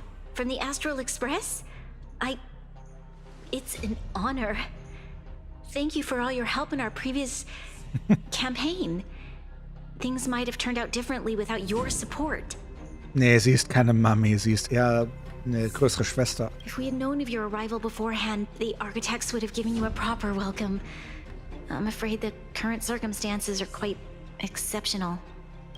I understand, Miss Rania. No need to explain.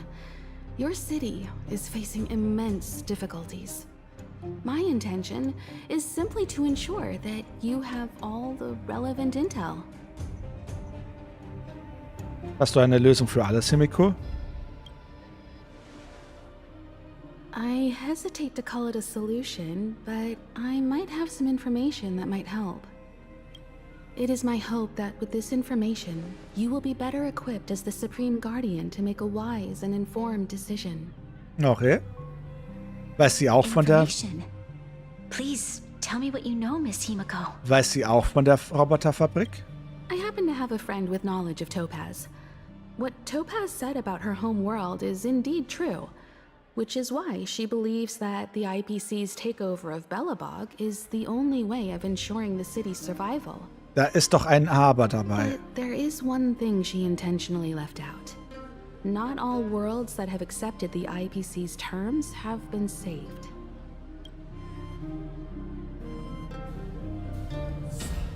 You mean... Performing ecological reconstruction on a planet carries inevitable risks. According to the intel provided by my friend, the success rate for the ecological reconstruction of worlds using the IPC's technology is 63%. Das ist ein bisschen besser als 50-50. Only 63% of planets succeed? That's not exactly comforting. This is the overall average across all IPC projects. The success rate of projects personally handled by Topaz is above 80%. She's undoubtedly one of the most capable people in her field. Ein bisschen besser. I wanted to bring these numbers, these probabilities, to light. I think it's only fair that you know all the facts before making a decision. Das heißt, im Grunde, sie tun ihr Schicksal in die Hände einer anderen Person legen. Ist ein bisschen wahrscheinlich, aber sie verlieren sämtliche Kontrolle. Ultimately, it's up to you, Supreme Guardian, to make the final call. I understand. Thank you, Miss Himeko. This information is of great help. Regardless of how alluring their promises may be, this contract is nothing more than a gamble. As a leader, I cannot let the future of Belobog hinge on a roll of the dice. Deswegen sagt sie nein. Now that you've decided, I don't have to pretend to be impartial anymore. I think you're making the right choice, Branya. Astral friends, I have an idea, but for it to work, I'll need everyone's cooperation. I need some time to rally all the residents in the city, and then I'll meet with Topaz again. Please locate her for me. It doesn't matter where she is or what she's doing. And if the IPC is still trying to take over Belobog's assets, I ask that you do everything in your power to stop them. Don't worry. Leave it to us. We'll find her. It won't be easy dealing with her, but these two will help me get the job done. Easy going. Belobog's future is not for sale. And we'll never forget the friends who stood by us in our time of need. Not once, but twice. Irgendwas sagt mir, es wird auch ein drittes Mal sein. Stay safe, everyone. Ah, Himiko. Sie braucht halt ihren dramatischen Auftritt. Wir können hier nicht reden, Gebhardt. Gib deine Berichte an die Besatzung weiter. Japan, ja. Je mehr Informationen, desto besser. Wart ihr in dem Kampf verwickelt? Die oberste Wächterin hat mich... ja, hallo? Ich will lesen. Ja, lass mich doch scrollen. Also, wo waren die oberste Wächterin hat mich nach Niedstadt beordert, um zusammen mit den Silberminenwachen und Autonomas die Infiltration durch die FK zu stoppen. Das lief die Verteidigung nach Plan, aber dann ist Topaz persönlich aufgetaucht und hat mit irgendeiner speziellen Theorie im Handumdrehen die Kontrolle über all unsere Automatons übernommen. Anscheinend ist Topaz zu einem bestimmten Gebiet in den Tiefen Niedstadt unterwegs. Aus irgendeinem Grund wird sie von Zarok begleitet. Zarok versucht er wieder, sich gegen uns zu stellen? Ich hoffe nicht. Mein Instinkt sagt mir, dass noch etwas anderes dahinter steckt. Aber ich weiß es noch nicht mit Sicherheit. Zumindest wissen wir das, wo wir Topaz finden können. März, Kaspian lässt uns gehen. Gepard should be waiting for us in Rivet Town, right? Here we go again. Back to our old stomping grounds for another adventure.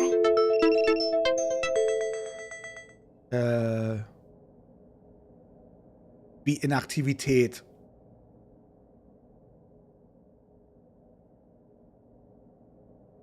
Wow. Alle wach. TikTok meint, ja, müsste gleich den... Ja gut. Stimmt, eigentlich gut. Starten wir mal den Live in TikTok neu. Der läuft schon seit... Warte mal, wie lange streame ich schon? Das ist 9 Stunden. Was? 12 Stunden Stream. Oder mache ich gleich jetzt wirklich einen 24-Stunden-Stream? Ich bin gerade irgendwie gut dabei. Ich könnte aber das Licht mal aus. Wenn nicht mehr Nacht. Na gut, ich starte erstmal den Stream neu. Na dann, live beenden und neu starten. Und live starten. Star Rail.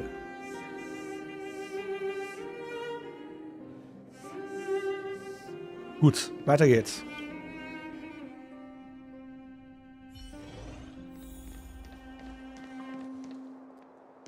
Bist du im falschen Waronxi? In den meisten Zügen gibt es doch WLAN. So schlecht ist es eigentlich gar nicht mal. Wir müssen runter. It's hard for a wanderer to find rest in Da this haben wir world. Gepard. Welchen Gepard? The Supreme Guardian has briefed me on the situation and asked that I assist you in locating Topaz. Ready to enter Rivet Town? We'll go in together when everyone is set. Bereit. Keep your guards up. We might run into IPC agents ahead. Okay. Ich habe kein Feuer. Ja gut, ich habe Feuer. Mann. Na dann, herausfordern. Boah. Das Team ist gut. Raubkätzchen. Destination reached. Wow, would you look at that? Huh. I never would have guessed it'd be here. But I don't see any mech or weapons. This place is completely surrounded by mountains. Surely they can't be. Affirmative. The weapons are concealed within the towering rock formations. No wonder we couldn't find the automaton factory. It was right under our noses all along. Wait a minute. you said these weapons have been hidden here from the very beginning? That means the architects of Eurillo 6 never used them in their fight against the Legion. Correct. After the IPC departed from this world more than 700 years ago, no one has possessed the necessary knowledge for activating these weapons.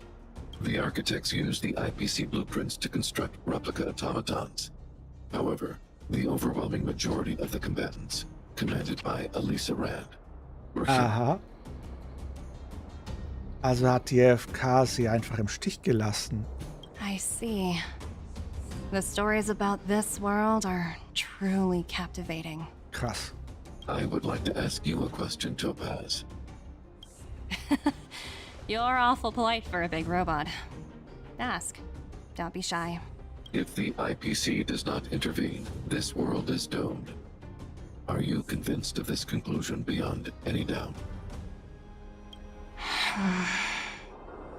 Yes. I've gone through countless case studies, and they all point to the same conclusion. Any world that comes into contact with a Stellaron is doomed.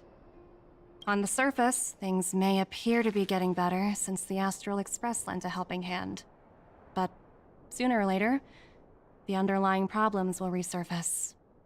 A looming crisis can often lie hidden beneath the illusion of prosperity, unnoticed by many. Understood. Understood.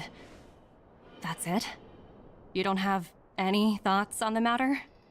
Emotional readings indicate that your response is sincere and accurate. That is all I wish to confirm regarding this matter. While my opinion on the future of this planet may differ from yours, it ultimately holds no weight. I am merely a tool, not a decision maker. Huh. If only my colleagues had the same self-awareness as you. Come on, Numby. We've got some assessing to do. Mhm.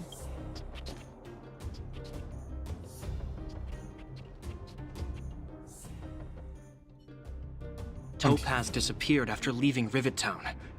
In her absence, her subordinates flooded in and took over. The IPC soldiers are well equipped. It wouldn't be wise to fight them head on. Captain, what do you have in mind? You're right, Miss Himiko. We'll be using the automaton stealth bomb to cover our tracks.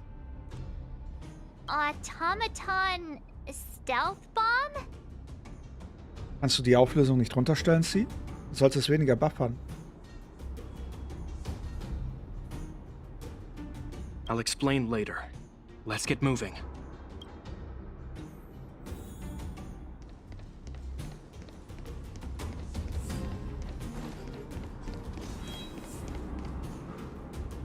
Look, down there! It's the IPC! Keep noise to a minimum, everyone. We don't want to alert the enemy to our presence. It's time to deploy the automaton stealth bomb. Und Are you machen wir ready? das? Use the automaton stealth bomb to wipe out the IPC threats. Bereits. Remember, try to avoid being noticed. Remaining hidden will increase our chances of success. Wenn der...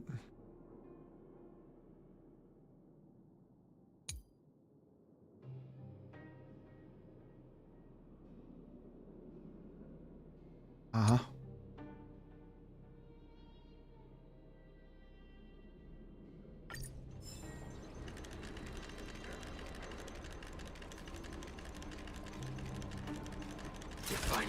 Kaboom. Oh no! It's all right. We prepared many... Wow. Are you ready? Bereit. Remember, try...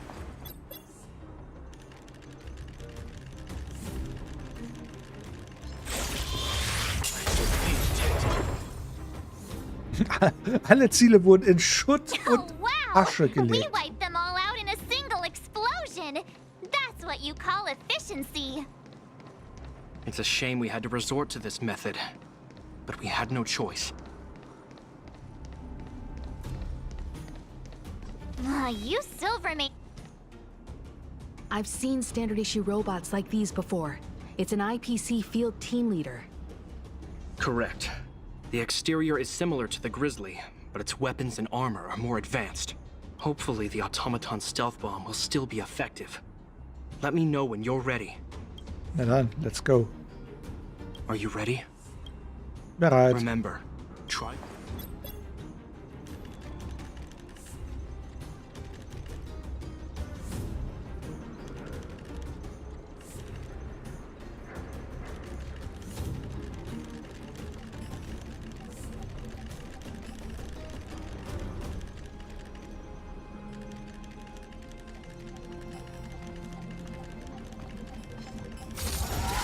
Surprise. Ziele wurden... Woohoo! The coast is clear! Kaspar war ein anderer Zuschauer. To be honest, I didn't think it would be so powerful. Good thing everything went according to plan.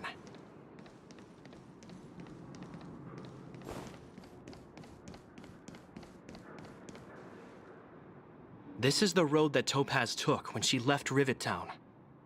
Let's find her and tell her about Bronya's decision. This time, the gloves are off! Eieiei. Naja, und in dem Moment wird halt die IFK vom Investor zum D. Hey, Cyberrock. Mr. Svarog? Are you alright? Welche I Erfahrung? hope Topaz and her IPC henchmen didn't hurt you. Greetings, outsiders. System functions are normal. I have had no conflict with the IPC's representatives.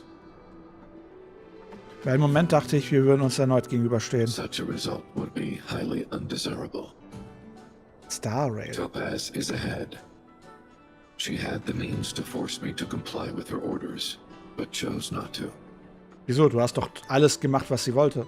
From her perspective, the only way to preserve Belobog is by incorporating it into the IPC.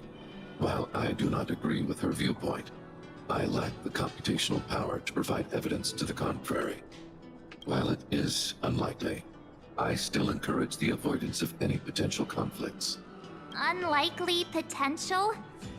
Meaning there could still be conflicts.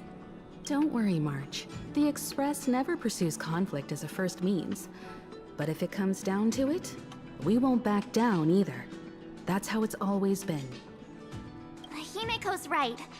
As long as we can look at ourselves in the mirror and know we did the right thing, that's all that matters. Skandalös. Na dann. Interessant, hier waren wir ja noch nie. Auch interessant aus mit dieser Arena. Why would Topaz come here? Is she looking for something? It's possible. Many mysteries lurk beneath the surface of this world. Oh, Backe.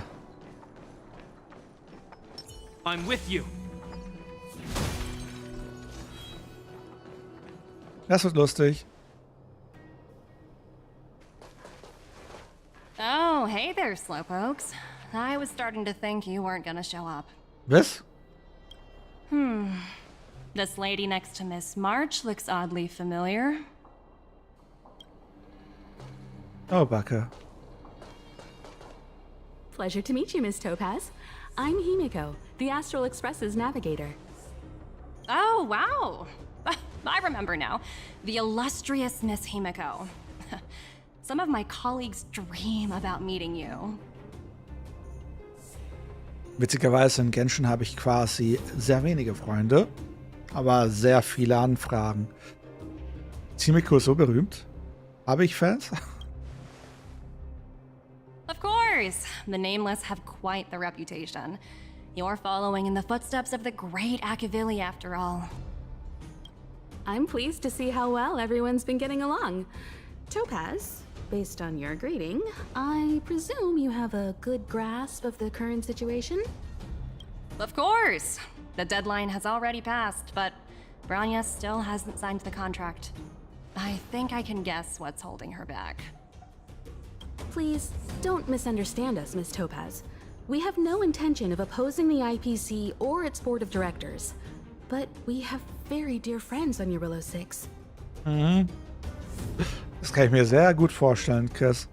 Standing idly by and watching them sign an unfair contract goes against everything the Nameless are about. Miss Himeko, sorry for interrupting, but this doesn't sound like a negotiation. We needn't waste our time, March. She made her decision 10 minutes ago. There's no fooling the Astral Express. You're absolutely right. Differing views don't necessarily mean one person is right and the other is wrong. However, to keep things moving forward, there's usually only one solution. Ich ahne was.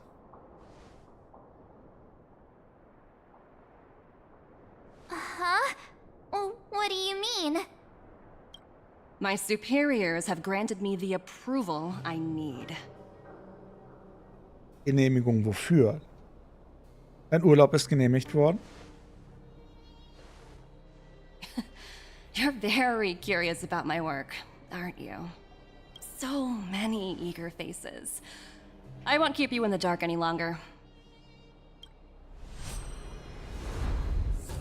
Approval to launch an attack on the members of the Astral Express. Ah, sehr schön. Und jetzt zeigt sie ihr wahres Gesicht und jetzt wird sie zur Legion. The best kept secret to getting something over the line? Always be ready to turn the tables. Go, Numby.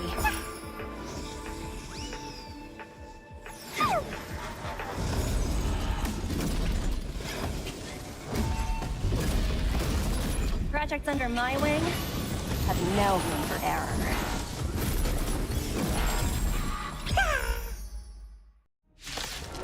Schön. Danke. Ich habe schon die ganze Zeit hier drauf gewartet, sie in den Boden zu stampfen.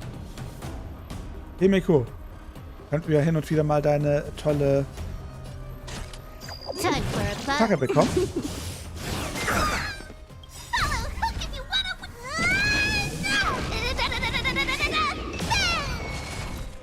Ach, das werden wir demnächst haben. VR und KI und ich darf ihr so oft auf die Schnauze geben, wie ich will. In the name of a will forged in ice. Never falter. Das kommt noch. Da bin ich mir ganz sicher. Let's settle this. More enemies. Time for a buzz. This combat needs optimization. This is double speed. Du, Kollege, gehst mir auf die Nerven. This ends here. You chose the wrong enemy. Ja, das kommt erschwerend hinzu. Eternal State. Dead return! Time for a buzz.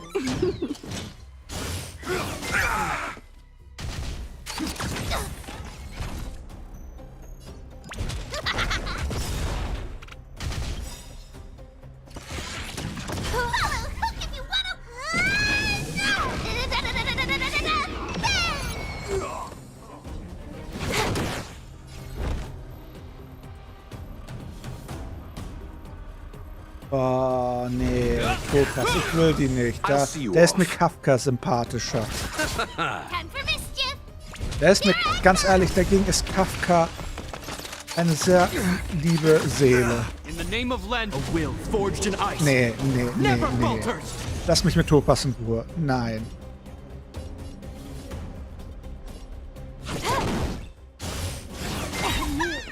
This combat needs optimizing. This is double speed.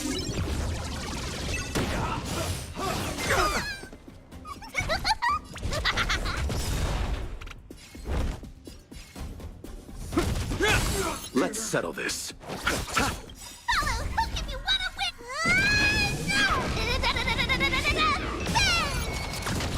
You took the bait. Time for a fun. Time for mischief. Here I come. Schön. Is that all?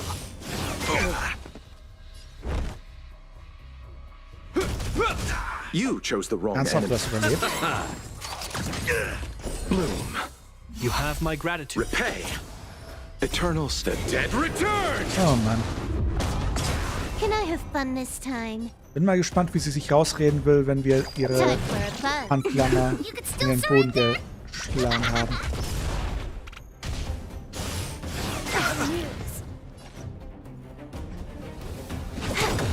Hope you're prepared. This combat need. This is double speed. Sieh, dann halt den Stream lieber Let's aus. settle this.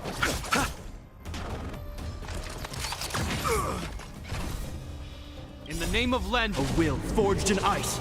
Never Nicht, dass dein falters. Handy jetzt gleich wirklich aus dem Fenster fliegt. Here I come. You took the bait. Weg mit dir. I'll see you off. Jetzt ernsthaft, wir überleben mit einem HP. Underestimated you. Weg mit dir.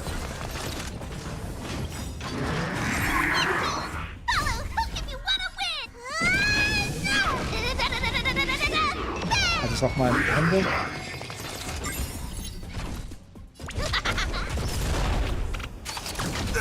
Ja, aber du bist gleich wieder sauer. Time for a fun.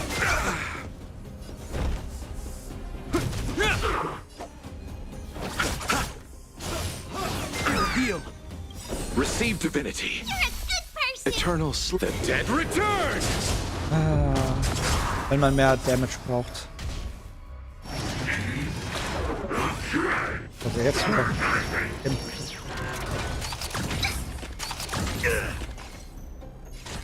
You could still surrender. Here I come. Wir machen zu wenig Damage. I underestimated you. In the name of Len, a will forged in ice. Never falters. Weg mit dir, Nervensäge.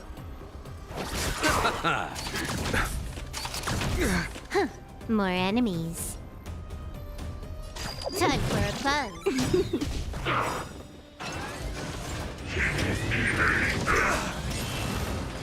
This combat needs optim. This is double Weg mit dem speed. Ding. Kann ja nicht so schwer sein. Time for mischief. Das Problem ist, ich kann nicht mal das automatische Spiel anstellen, weil der wird diese ganzen kleinen Magen angreifen und dann wird dieser Kampf nie zu Ende gehen, weil er immer wieder neue Unterstützung anfordern wird. You chose the wrong enemy. You could still surrender.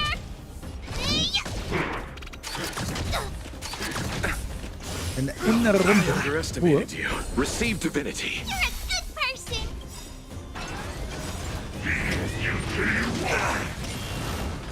In the name of Len, a will forged in ice. Never falters. Eternal bluten sleep. deine- The dead return. Wieso bluten deine Ohren?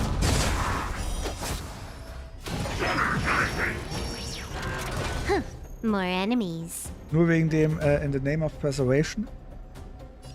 Time for a fun. This ends here.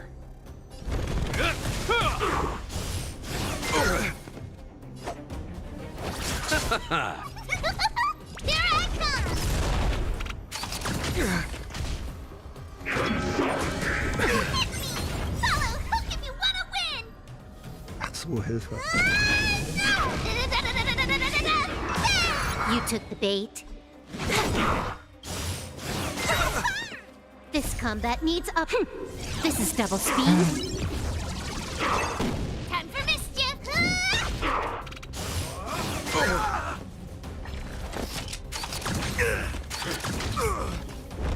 Na, zumindest haben wir es gleich. Der Typ ist der Schlimmste. Forged in ice. Never falters. Wenn der erstmal draufgegangen I'll see ist, you off. gehen die anderen Sachen auch drauf.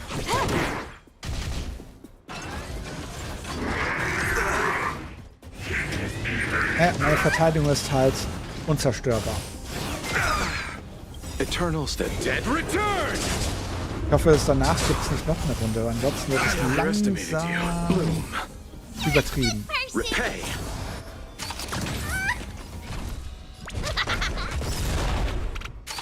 Is that all? Can I have fun this time? Jetzt hauen wir das Ding endlich weg. Das hat jetzt lang genug gedauert. Hope you're prepared. Ernsthaft, er lebt immer noch. You chose the wrong end. Endlich.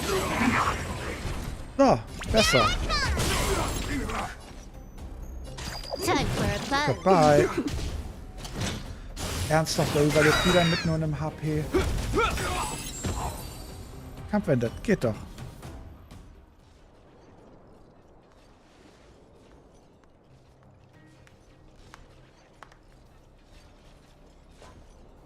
Incredible. No wonder the Astral Express is so highly regarded. Und dabei hat Himiko noch nicht mal was gemacht. Finished warming up? Now it's my turn. Stop! All of you, put down your weapons. Branya! You're here just in time. Things were about to get out of control. Supreme Guardian. I was starting to wonder whether you'd left the Express crew to fend for themselves. That would hardly be becoming of you. I would never do such a thing. There was an important matter that required my attention. More important than this? Uh-oh. Yes. I think you'll understand the significance once you see it. In short, I need you to help us evaluate our current progress. Help you? That's interesting. I was under the impression you'd already decided to obstruct our operations here. I have read your letter word for word, Miss Topaz. And your childhood experiences truly touched me. Aber Your hometown once experienced a similar catastrophe to Yorilo 6. So I can understand your perspective on the issue and the position you have taken. It's because of this empathy you have that I still hold out a glimmer of hope. Despite all that's happened, I hope we can still find common ground through peaceful means. I have to admit, talking to you is always such a pleasure. I apologize for my behavior just now. It was, inappropriate. I admire your determination, seeing as we've come this far. I've changed my mind. I'll hold off a little longer and see what you have to show me. But remember, winning over the higher-ups won't be easy. wir müssen doch nur dich in den Boden stampfen. Und dann direkt zu I machen. understand. That's why I've been taking things one step at a time. The first step was changing your mind. Members of the Express, we'll need your help too. Mhm. Boah, was hat sie jetzt vor? Mir dieses komische politische Spiel nicht gefällt. Ich will sie in den Boden stampfen und nicht mit ihr zusammenarbeiten. What a dismal sight. This district. Have you been here before?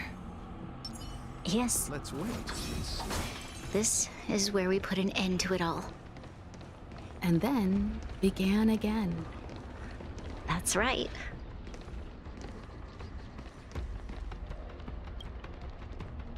Kyle, sorry for the delay. Are we clear to proceed?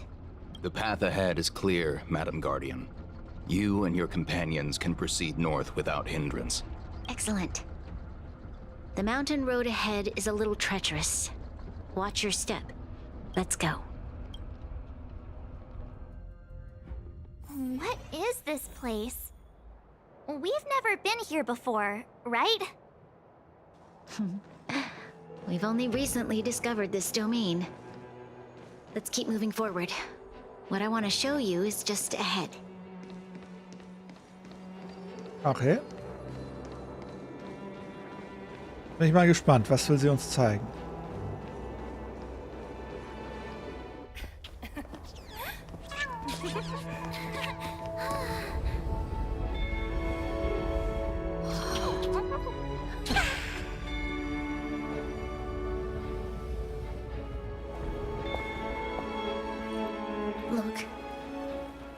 people of Belobog have not given up. I just want to give them a chance. Die reparieren den riesigen Roboter. Do you two recognize that broken down machine over there? Der Motor der Schöpfung. I thought you might. Miss Topaz, I know you've done a lot of research into Belobog. I was wondering if there was any information on the engine of creation in your records? Not at all. Which is why I find it so incredible. Such a massive feat of engineering, yet there's not a single mention of it in any of the Strategic Investment Department's reports. I may know the reason why. The engine of creation was constructed solely by the people of Belobog, without any external assistance. The project was led by the first Supreme Guardian, Alyssa Rand. While warriors fought on the front lines, the engineers worked tirelessly behind the scenes, designing and constructing it. So what you're saying is, the engine of creation was a weapon constructed by the Belabogians themselves? Yes, but not entirely. The engine of creation was commissioned for combat shortly after its completion, and played a significant role in the battles against the Legion. But Alyssa Rand had a long-term vision, one that nobody anticipated. For a long time, this feat of engineering was codenamed the Geological Reconstruction Unit. It was actually given a much grander purpose: to help the Belabogians rebuild their homeland and restore their world to its former glory, after driving away all those who threatened it. Remarkable. A vision that would transcend both time and generations of Belabogians. Madame Rand was truly an inspiring leader. Not to take away from the Supreme Guardian in front of me. She's quite the inspiring leader as well. Leimerin. Thank you. But I didn't really do anything. All I did was bring the people of Belobog together and make them aware that our hard-earned freedom was under immense threat once again. If we want to preserve this freedom, we must act and show those who doubt us that we Belobog have the will and the ability to control our own destiny. Macht es sie. Macht das. The outcome of our mobilization speaks for itself. The children of Belobog have made their decision. They have chosen to preserve this homeland with their own two hands. I must say, I didn't anticipate this at all.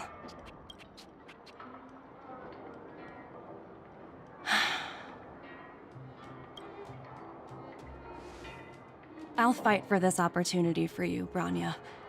I shouldn't have conflated your own circumstances with my childhood. That was a serious lapse of judgment on my part. My world never had a resolute leader, so people gave up on the idea of saving themselves long ago. But your civilization has persisted through the snow and storms for 700 years. A truly admirable feat. Then, are you willing to retract your previous decision? As for the debt, we'll find a way to gradually repay it. But it'll take some time. Unfortunately, the acquisition of Urillo 6 is a strategic decision that's been approved by the IPC's top brass. Even if I wanted to overturn it, convincing them would be extremely difficult. Ja. Unless...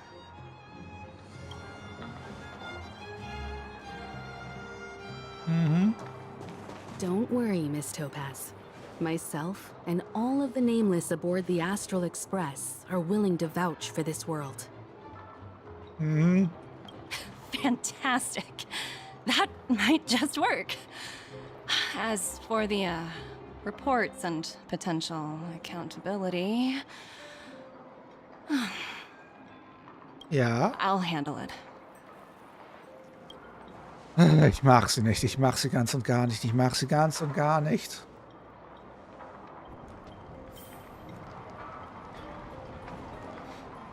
Die Tusse geht mir auf die Nerven. I was worried things were gonna get ugly again. A peaceful solution is always the best solution. Speaking of solutions, are they repairing that giant robot? The one we fought against? I remember you took control of it and helped us defeat Kakolia. Frag mich, ob wir Zeit haben werden, um das Salmon-Festival zu feiern. Ich hoffe, die Verhandlungen mit Topaz laufen reibungslos. Miss Topaz is definitely up to the job. She has that aura of... what's the word? Invincibility. Ja, hoffentlich nicht, wenn sie wieder mal gegen uns kämpft. Well, we didn't get to enjoy the festivities this time around. But at least we still got to meet a top IPC executive. Mhm. Bin nicht begeistert. Was mit unserem Kollegen da hinten? Ach, kann man nicht reden. Himiko, was sagst du zu der Sache? You know, I'd heard you and March speak highly of the Supreme Guardian before, but seeing her methods firsthand left me in awe. We should also be glad that Ms. Topaz is the one in charge of the Eurilo 6 project. If it were someone else from the Strategic Investment Department, things might have gotten complicated. Wie meinst du das, Himiko? Du meinst, Topaz hat die Dinge nicht kompliziert genug gemacht? That tells me you really don't understand the Strategic Investment Department. Let's talk about this later, when you're back on the Express. You and Marge must be tired after such an incredible journey. Minimal. It's time you got some well-deserved rest. Na dann. Ist noch jemand, mit dem man reden kann? Nö, nö, nö, nö. Warte mal. Was macht der Typ hier?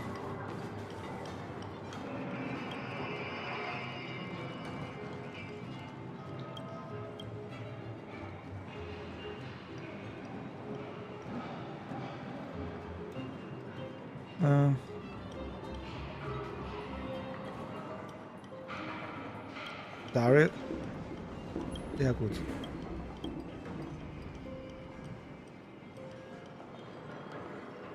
Nun, ich komme vom Strike. Ja, komm, lass mich zurück. Ja, gut, schön. Ich will das Buch. Warte. Der Arbeitsroboter?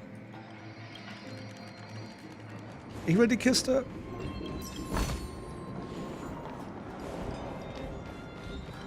Also. Schauen wir mal, was es hier so zu bereden gibt. Da ist noch eine Kiste.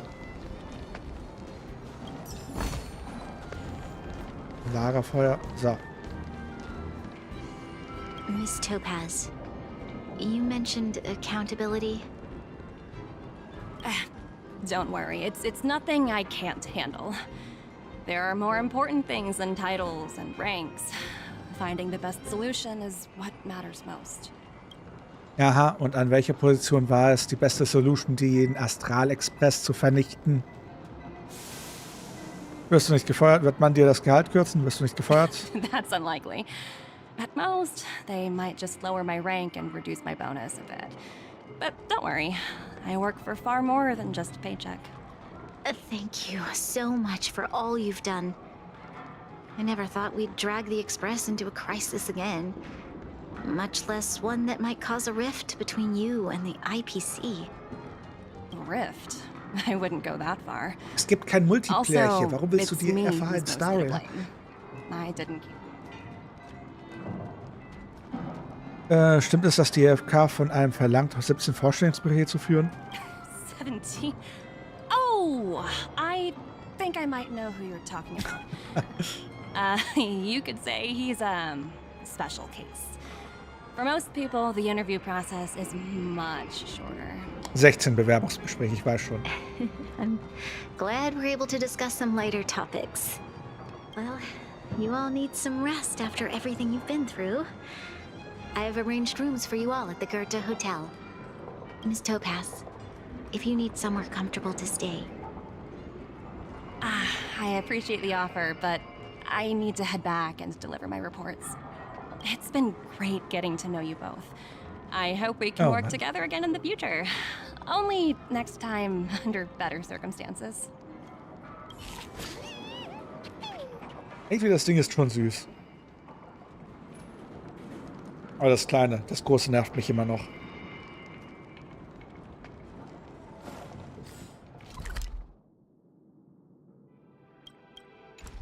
Also wo ist dieser Fernanker?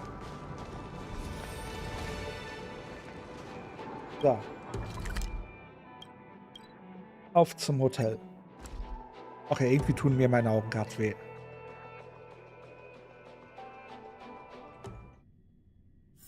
It's hard for a wanderer to find rest in this world.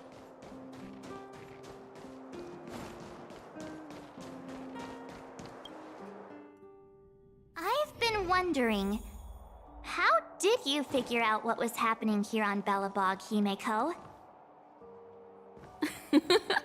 Well, you know, keeping an eye on the crew is just another part of a navigator's job.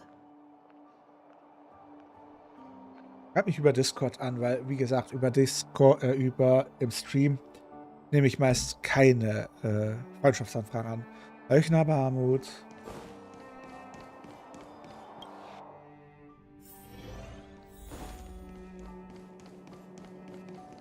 Na gut. Hotelzimmer. Na dann, ausruhen. March was looking forward to the Soulworm Festival for ages. Looks like I never thought this trip would be so tiring. Schreib einfach Ausrufezeichen Time DC. for bed.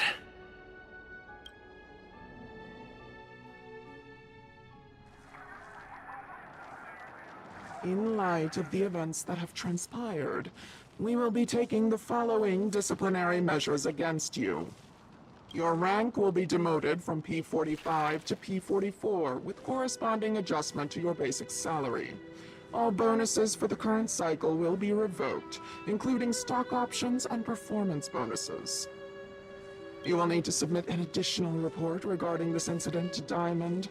If you have any objections to this penalty, you may also file an appeal in writing.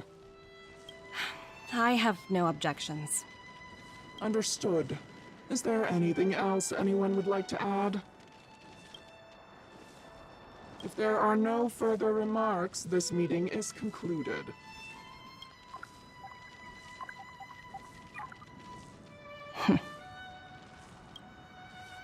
Oh, you only got demoted one rank? Phew, you dodged a bullet there.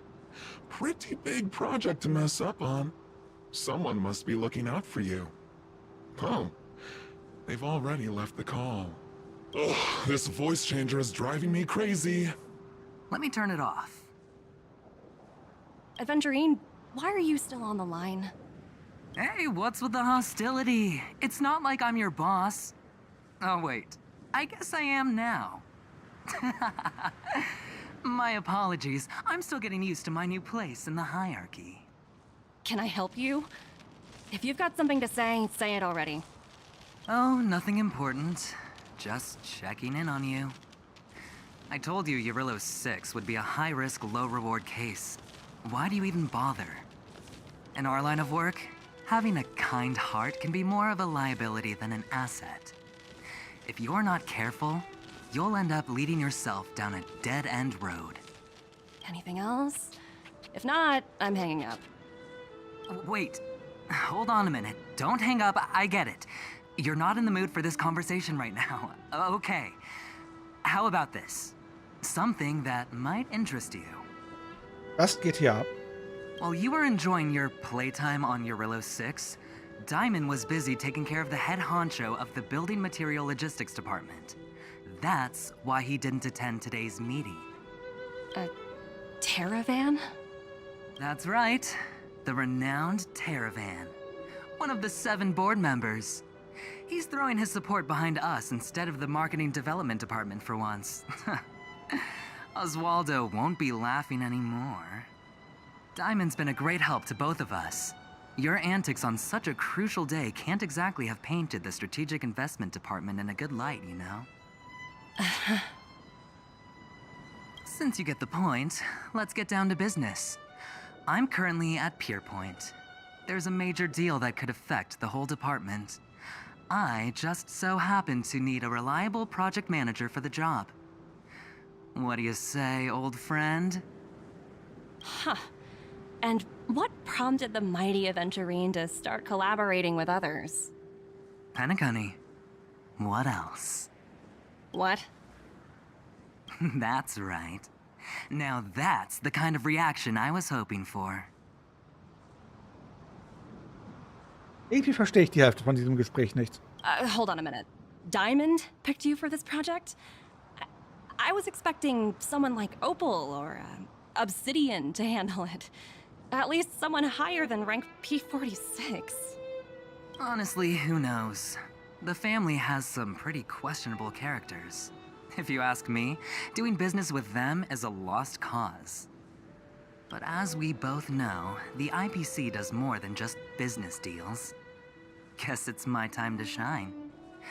So, how about it? This is a rare opportunity. Consider it. You never know, you might even be able to make up for your blunder on your Rillo 6.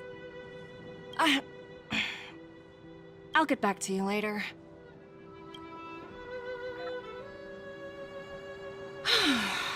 Seems like it's just one wild ride after another.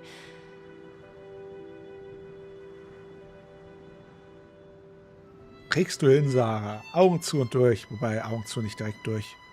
Also nicht direkt die Augen zu machen. Du musst ja was dir anschauen. Hust, hust. I hope I made the right decision this time.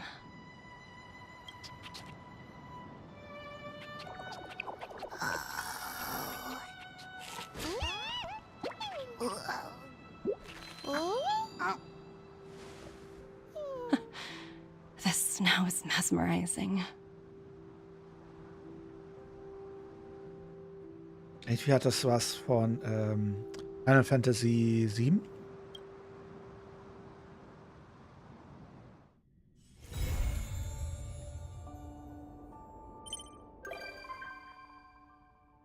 Oh nein, nein, nein, nein, nein, nein, nein.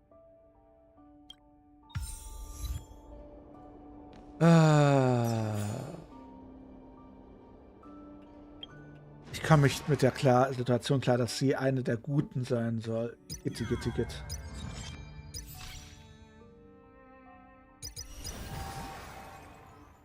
Imperiumkrieg, was auch immer das ist. Na gut, was soll's. Sind auf jeden Fall gut durchgekommen. Halt witzig ist, dass ich fast 10 Stunden. Hilfe, da kommt man von einem 12-Stunden-Stream in den anderen. Na gut.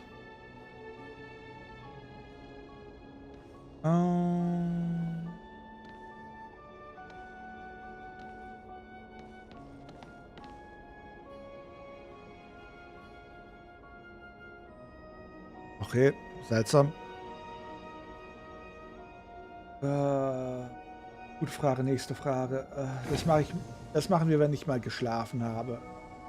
Na gut, sei es dran. Jetzt auch immer wieder interessant, von wo der da kommt.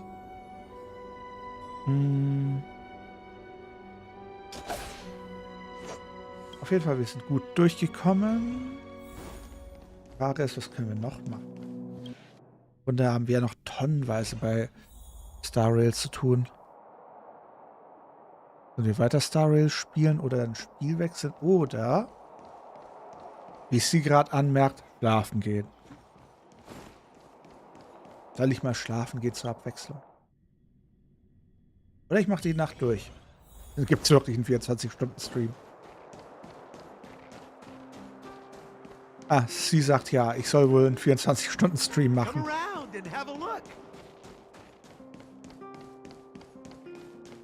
Kommt mir auch irgendwie gerade recht tot vor. Ach, jetzt kam das Ding. Aha. Macht mal keinen Terz. Ja, furchtbar. Aha.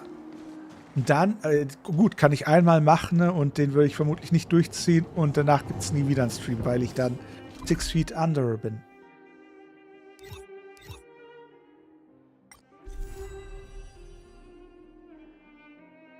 Altes Waffengelände.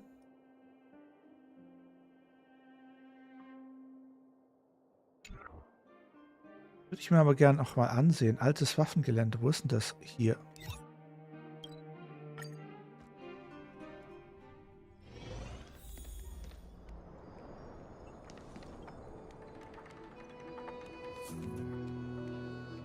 Sieht auch sehr interessant aus.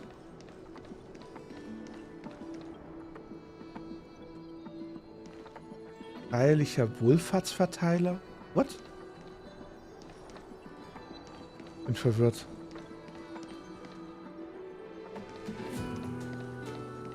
Ladies and gentlemen, welcome to the Interastral Tournament Festival Arena. Excuse me?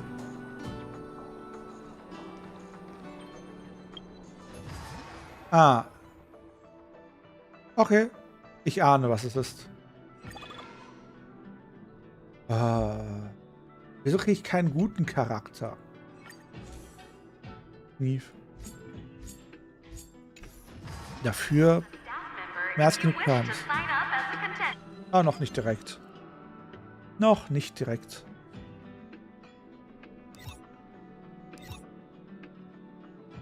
Dann hätte ich dieses Zeug hier, das mich halt beschäftigt.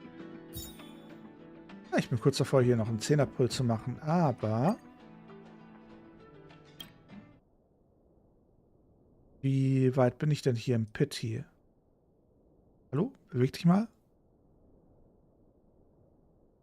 Was habe ich Kimiko bekommen? Also bitte.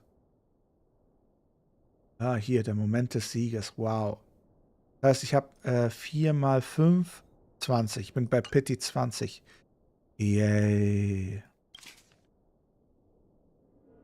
Das ist wahrscheinlicher, dass ich quasi Himiko über das hier bekomme. Nur noch 111 Puls, dann habe ich sie. Unsere Himiko. Ronja habe ich ja, Welt habe ich. Den Typen habe ich. Das heißt Himiko, Claire und Beilu. Fehlt mir noch. Jetzt habe ich ihn Early bekommen, also bitte. So viel Glück habe ich nicht. Kann man vergessen.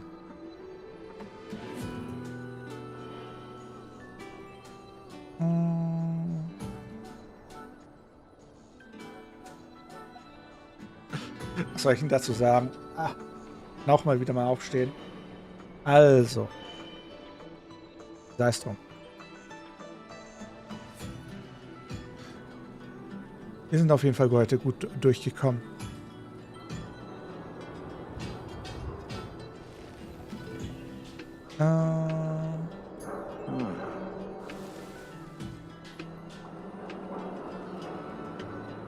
Na gut. Frage ist halt, ob ich dann heute Abend Genshin spiele und dann die Mission mit Rex Lapis mache. Quasi den ganzen Lee-Request-Strang. Fragen über Fragen.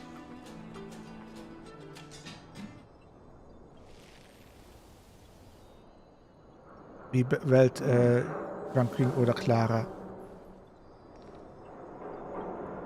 Was soll denn da wichtig sein?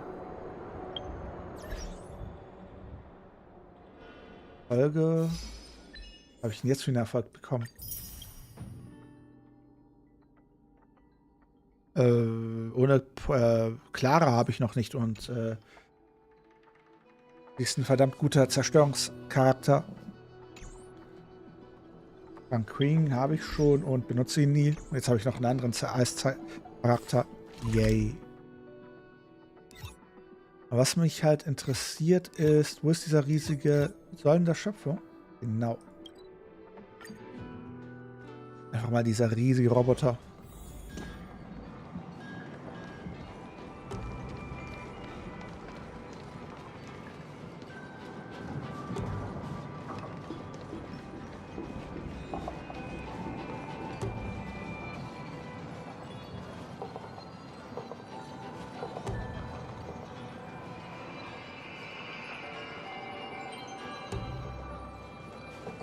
frage mich, ob das so eine Art Arm von ihm ist.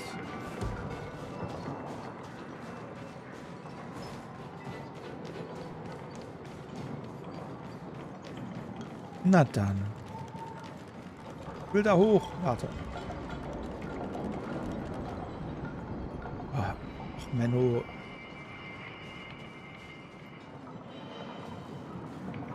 Wobei, wartet. Müsste nicht das Ding quasi die Hinterseite von dem hier sein? Der Roboter ist doch hier runtergekugelt, oder?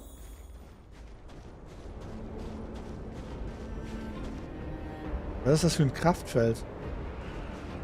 Ah, hier.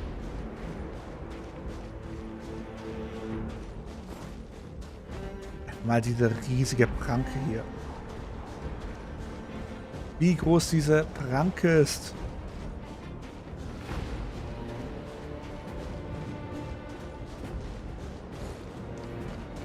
Hotel.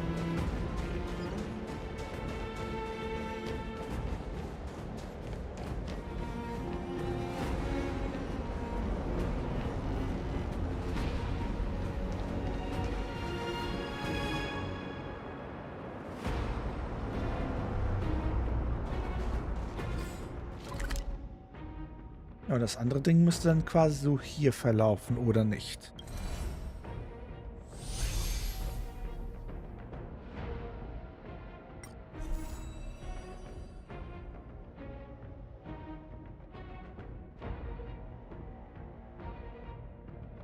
Rollen der Schöpfung?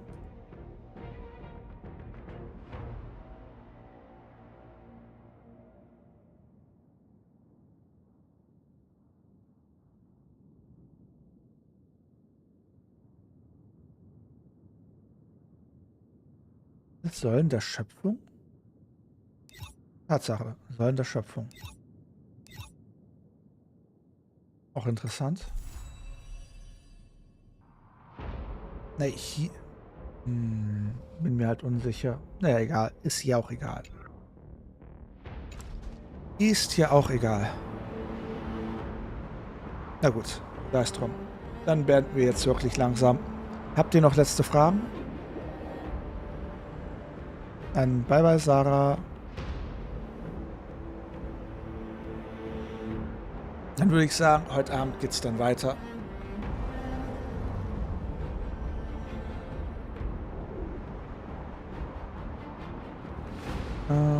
Lasst mich mal kurz nur unsere Juli-Chan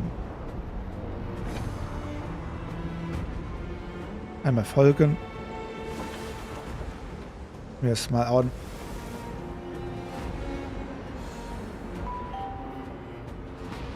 Da hat jemand gebimmelt. Ronaldo, danke für den Follow. Wie die letzten 2 Stunden. Hallo?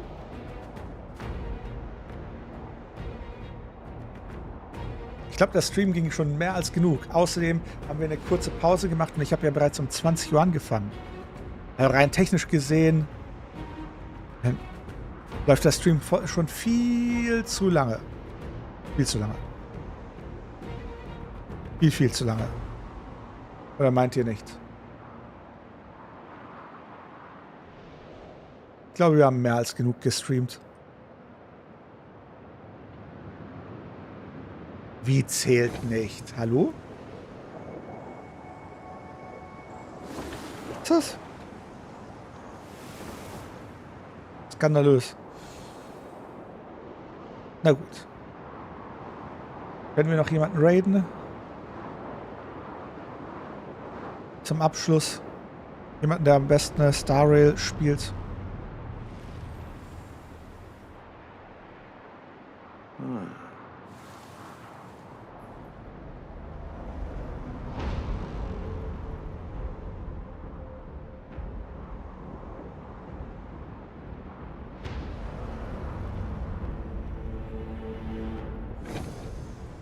Na gut. Na. Oder vielleicht Genshin? Schauen wir mal, wer Genshin spielt. Am liebsten würde ich ja nochmal einen Vtuber raiden.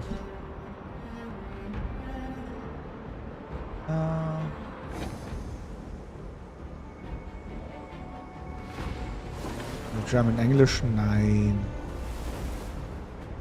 Interessant. Das ist wirklich so wenige Leute, die auf Deutsch streamen? Wundert mich gerade.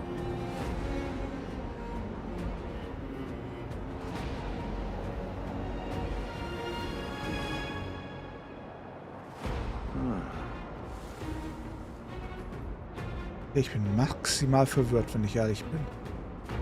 Ja gut, wobei, doch, wir haben 12 Uhr. Wieso streamt denn niemand? Oder ich ziehe jetzt wirklich durch.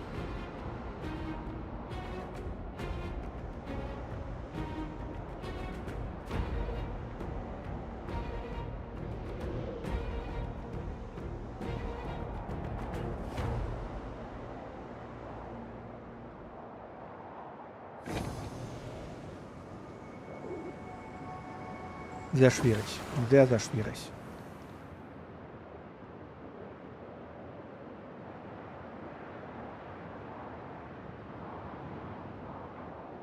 Ja, sie böse. Ja, Lex ist aber speziell in der Hinsicht.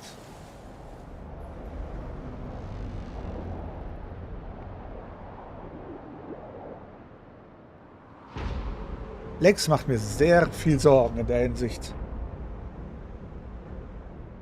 Mief.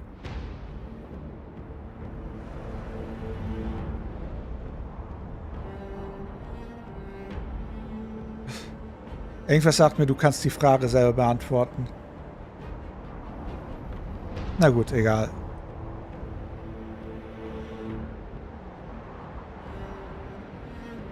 Wird schwierig.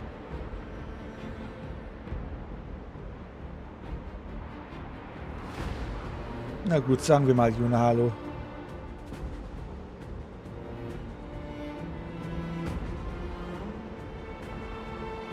Oder wir spielen noch was anderes selber weiter. Komm, spielen wir noch ein bisschen Phasmo, wenn wir schon mal dabei sind. 1, 2 Runden Phasmo. Einfach mal zum Warmwerden. Phasmopobia. Wieso sehe ich mich gerade selber? Furchtbar. Starrail, hör auf.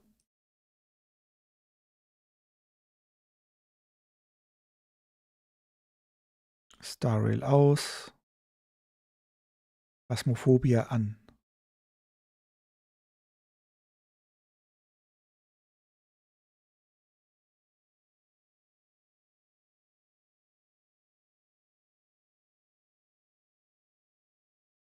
Wie ist es mit meinem ganzen Impact? Was für ein Impact? Bin verwirrt. Also, wir wechseln zu Phasmophobia.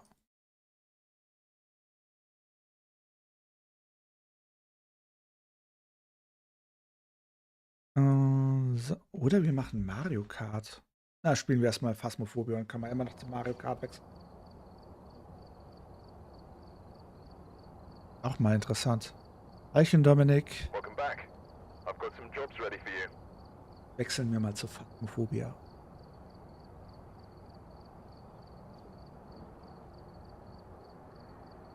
Einspielermodus. Weil um diese Uhrzeit Phasmo ist auch irgendwie seltsam.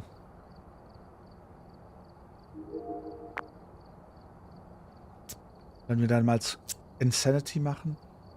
Wahnsinn. Ich meinte doch, aber Armut ist doch so interessant. Dass der Geist dann viel aktiver ist. Yep, ich habe One Piece geguckt.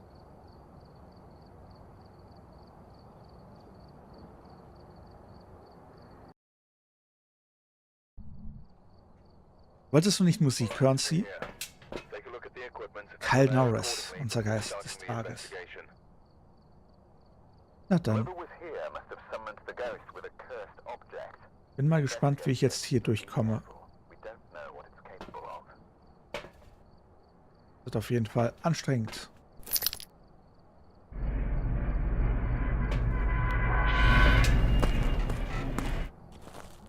Das wird auf jeden Fall sehr anstrengend.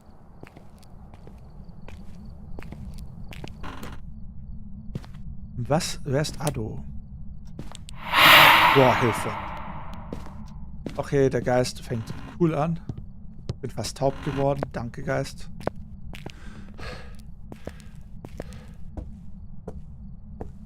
Das ist auf jeden Fall der Knochen.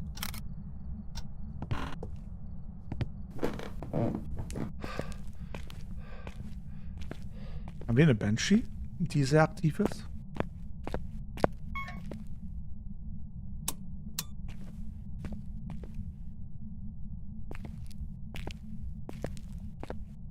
Gib uns ein Zeichen.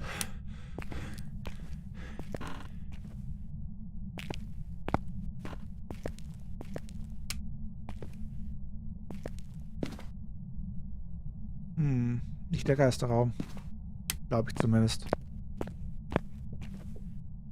Okay, da war oben was.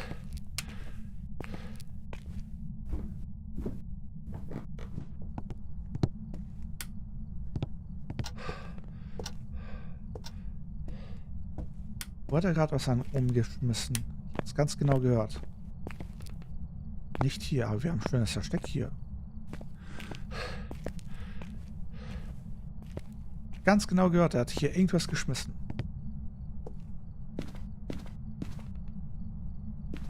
Ah, hier ist das. Und ist der im Wohnzimmer? Interesting.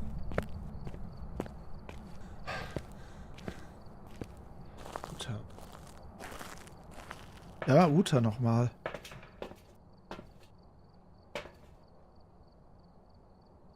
Ist schon Ewigkeiten her, dass ich One Piece gesehen habe. Oh. Uta nochmal.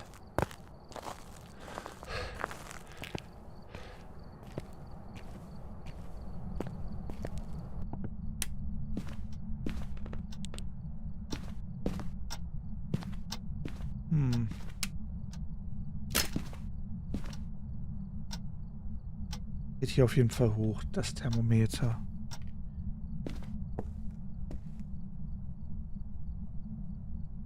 Ist ja auch einfach eine Tatsache. In der Garage. Der Sack.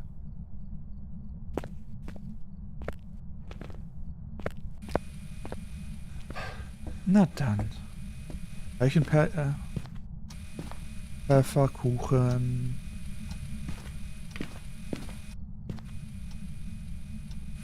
Na dann.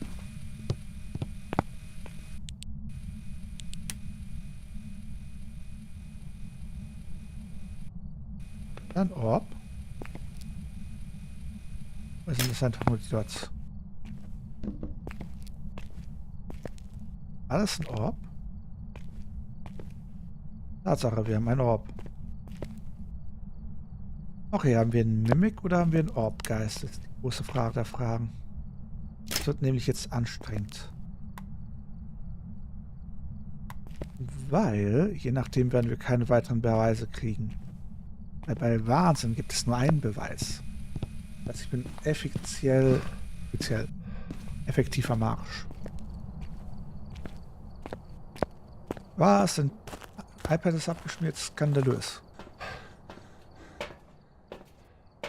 Ja, gut.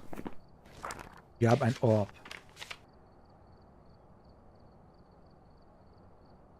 Ah, es wird anstrengend.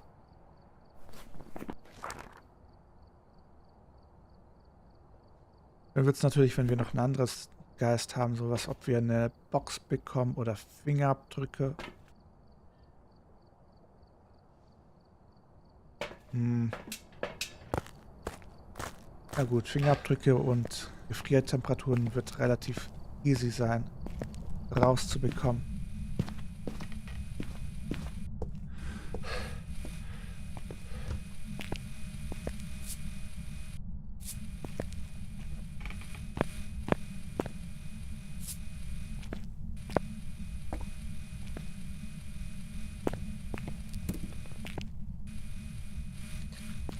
Jetzt müsste er nochmal durch das Zeug durch. Aber wie gesagt, es ist unwahrscheinlich, dass wir Gefriertemperaturen bekommen.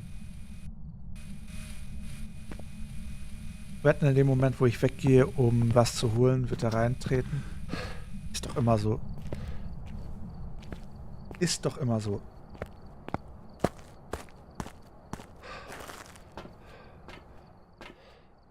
Da war die mit dem rot-weißen Haaren.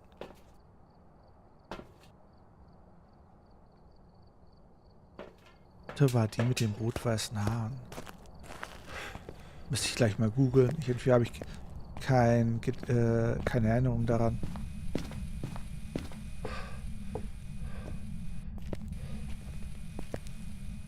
Ernsthaft, du bist da durchgegangen, als ich quasi nicht da war.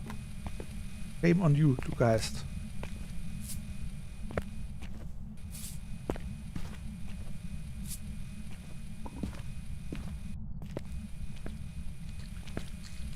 Los, du Geist. Ehre durch.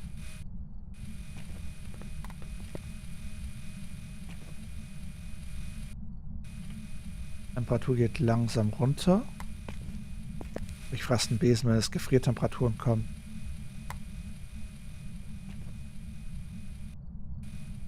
Los, du Geist, zeig mir mal. Der Geist kann doch nicht einfach jetzt... Danke, geht doch. Aber keine Fußabdrücke. Gut zu wissen. Na gut. Bist du da? Wie alt bist du? Wo bist du? Bist du lieb? Bist du böse? Wo bist du? Bist du da? Wie alt bist du? Wo bist du? Bist du lieb? Bist du böse? Wo bist du? Bist du da? Wie alt bist du? Wo bist du? Bist du lieb? Bist du böse? Wo bist du? Bist du horny? Bist du einsam? Bist du spielen? Wie alt bist du? Wo bist du? Gib uns ein Zeichen. Okay, keine Geisterbox. Keine Fingerabdrücke.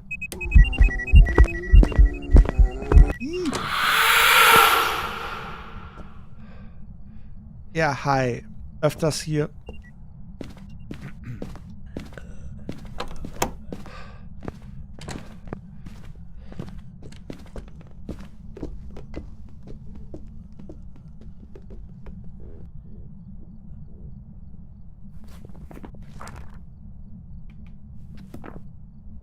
Autsch.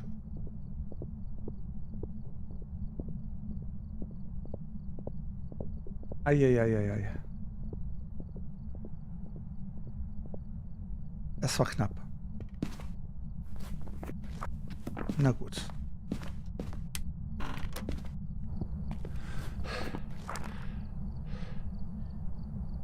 Kein Fey. Kein Raichu. Yokai weiß ich noch nicht. Kein Revenant. Kein Hantu. Ich weiß nicht, ob Obake bereits zählt.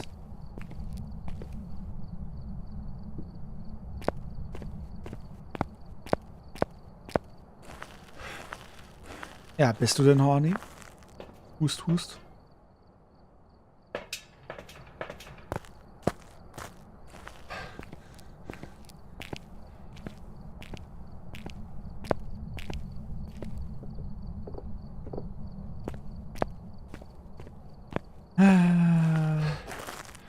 Vielleicht, aha.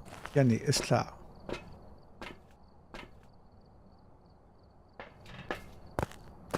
Na gut.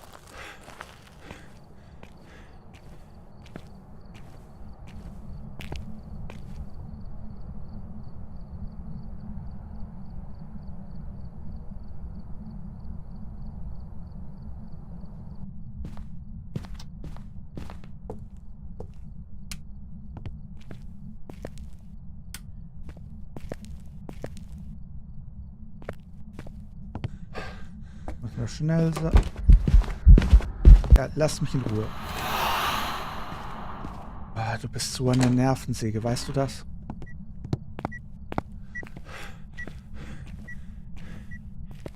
Du Geist bist so eine Nervensäge, das kannst du gar nicht vorstellen. So nervensägenmäßig bist du.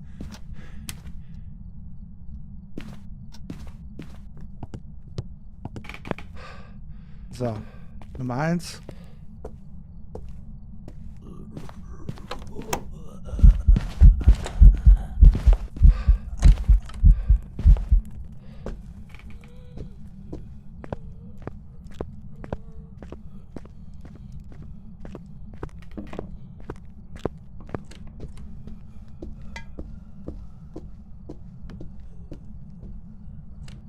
Ich habe schon erwähnt, dass dieser Geist eine Nervensäge ist.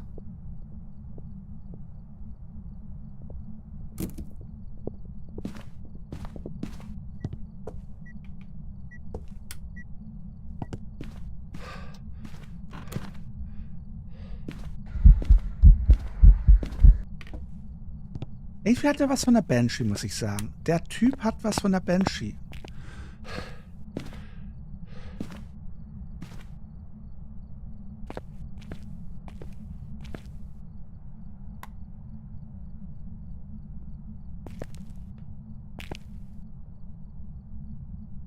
Dieser Geist hat was von der Banshee.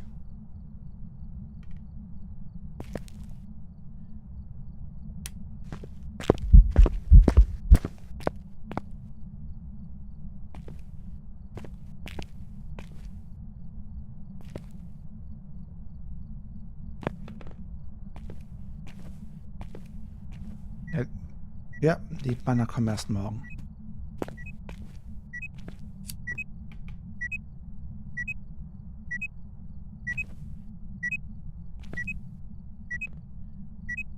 Ich würde jetzt gern rausgehen und eine Kamera holen, kann ich aber nicht, solange der hier rum mir auf die Nerven geht, dieser Geist.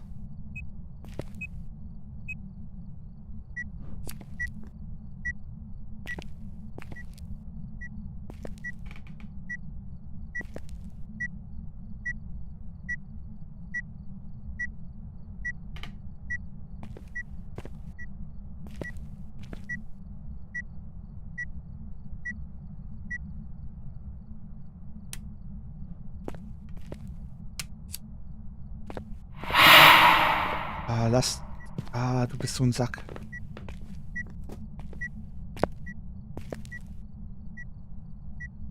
Der Geist ist so ein Sack. Ja, ich weiß. Das ist gerade anstrengend.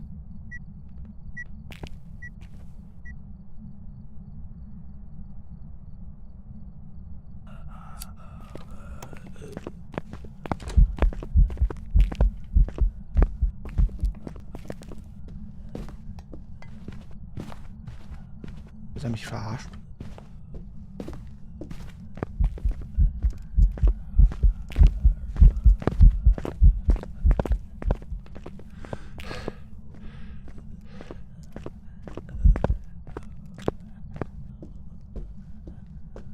Dieser Geist will mich gerade verarschen.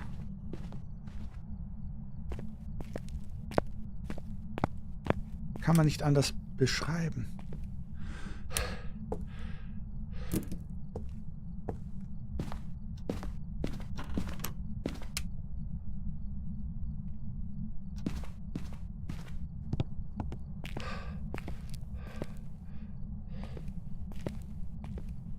Komm, renn.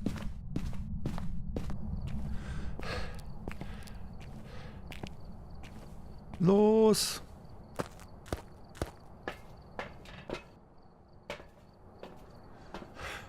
Der Geist bringt mich zum Wahnsinn. Ernsthaft. Das will was heißen.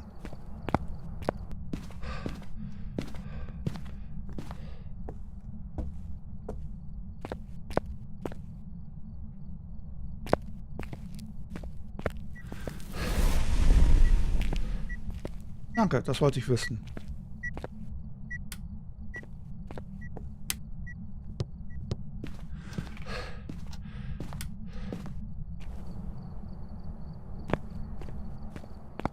Gut.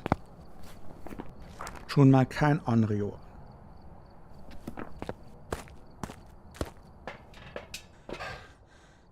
Was können wir noch ausschließen? Yokai müsste ich mit einer Taschenlampe rauskriegen. Uray spielt er mir zu wenig mit Türen herum. Obake müsste ich ihn Hand lassen und ihn im In der Küche überprüfen, ob es ein Obark ist. Mare. Hat bis jetzt nicht einmal die Lichter angemacht.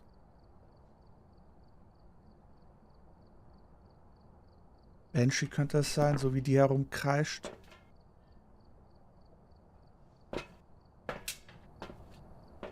Hm.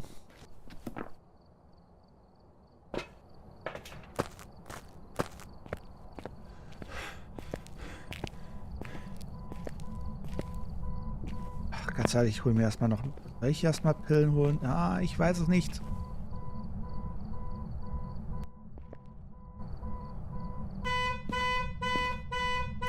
Wir haben es kapiert. Du bist ein ganz lustiger Geist.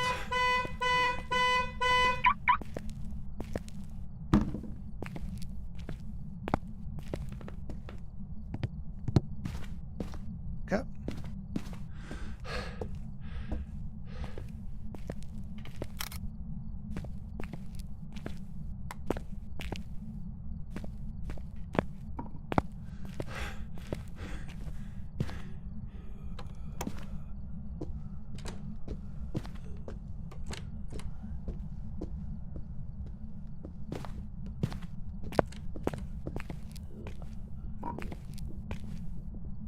Bin ich da?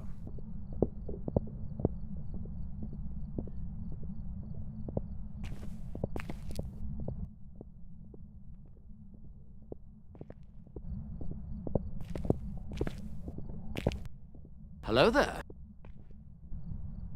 Sunny, Setup. Danke für den Follow. Willkommen unter den Drachen. Weil es kein Poltergeist mehr sein kann, so wie der drauf ist, könnte es sehr gut ein Poltergeist sein. Also. Ich sag nicht, dass das ein... Ich glaube nicht, dass es ein... Warte.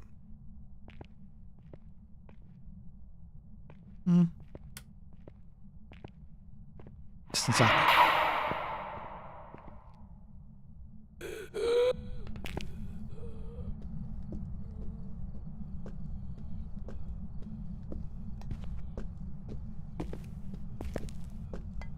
Und wie geht's? Wir werden gerade gejagt.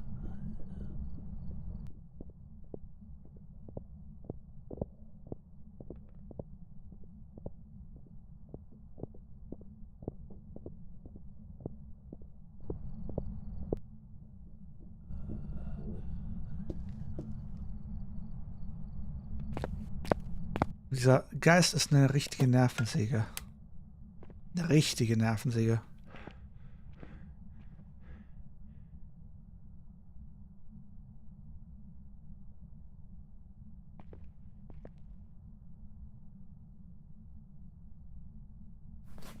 Noch eine habe ich ja, glaube ich, schon. Genau. Fehlt uns aber immer noch der Beweis, welcher Geist das ist.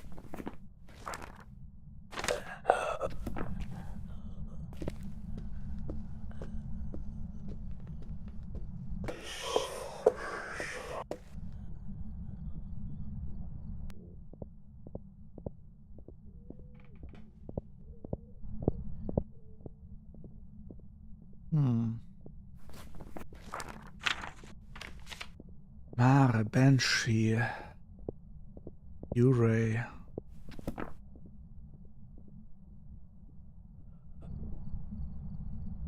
Na gut, holen wir uns mal eine Taschenlampe und schauen nach, ob wir es mit einer Banshee zu tun haben. Was? Er hat die gesamten Strom ausgemacht, der Sack.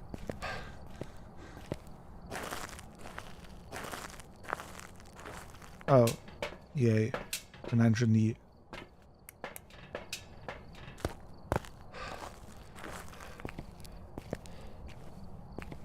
Na gut, zumindest haben wir hier das Zeug.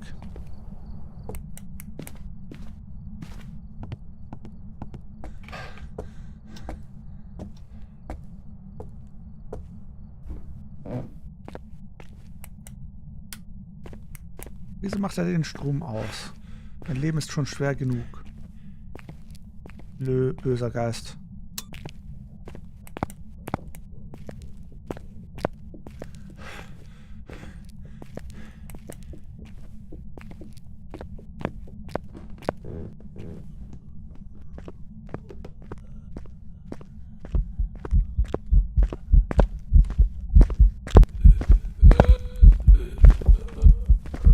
Rückzug.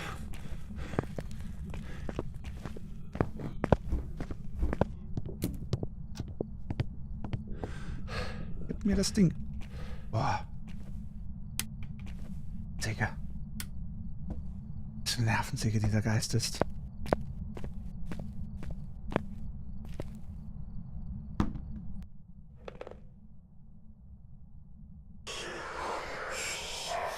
Was ist denn morgen?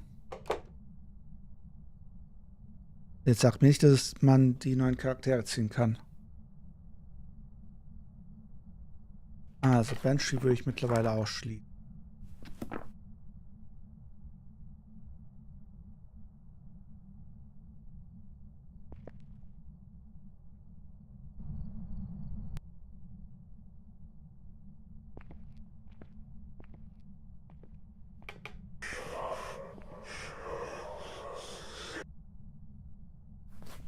Mhm.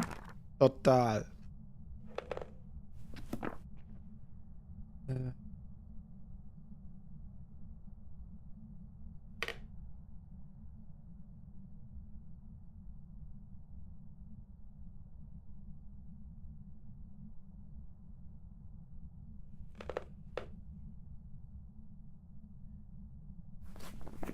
Irgendwie habe ich das Gefühl, es ist eine Mare, wenn ich ehrlich bin. Okay, jetzt dürfte es sehr unwahrscheinlich eine Banshee sein.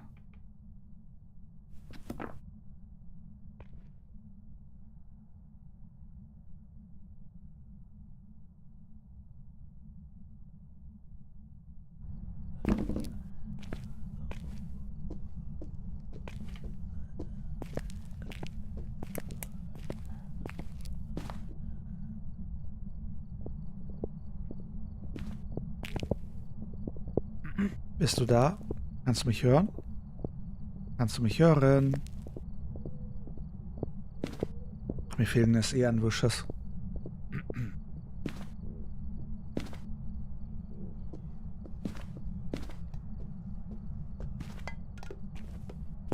Ich weiß halt nicht, ob der Geist hier ist oder nicht.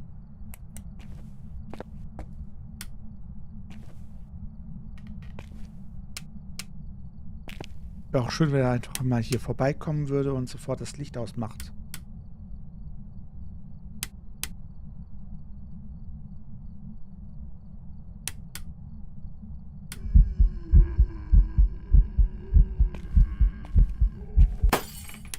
Ernsthaft, du Sack? Einfach so in meinem Ding das... Was für ein Sack? Macht einfach so das Licht kaputt. Okay, was kann ich noch machen? Uray würde ich ausschließen. Er hat nicht einmal das Uray-Event gemacht mit der Tür. Mare oder Yokai? Ganz ehrlich, ich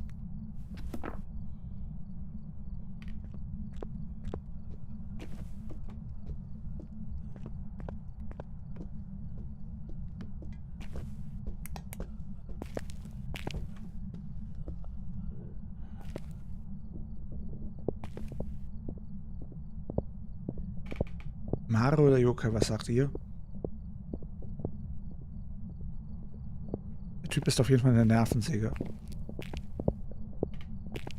Das kann ich definitiv sagen. Ah.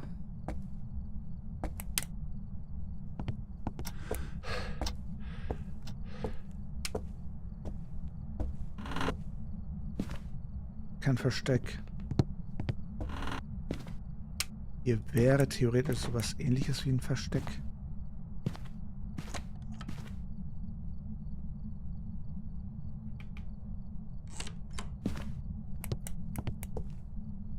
Nee, keine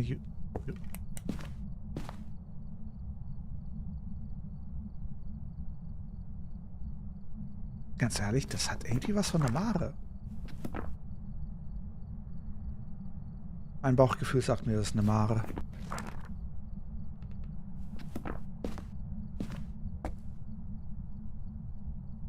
Yep. Oder ein extrem schüchterner Yokai.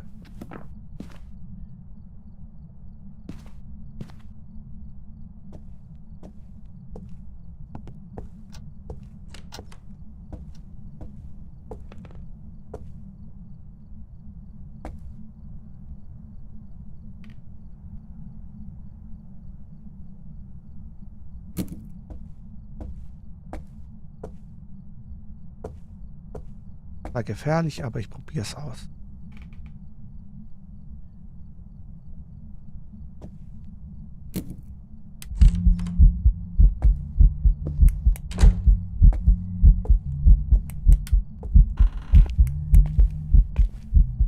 Wo ist die Kamera, wenn ich sie mal brauche?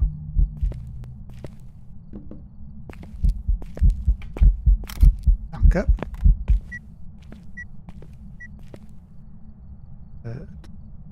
Wie ich es hasse, dass die...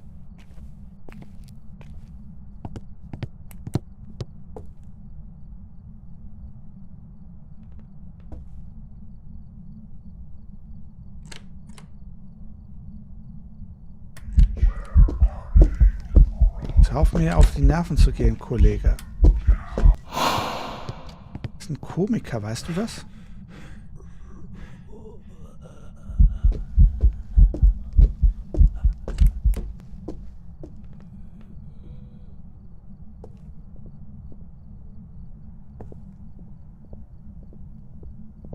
Ernsthaft?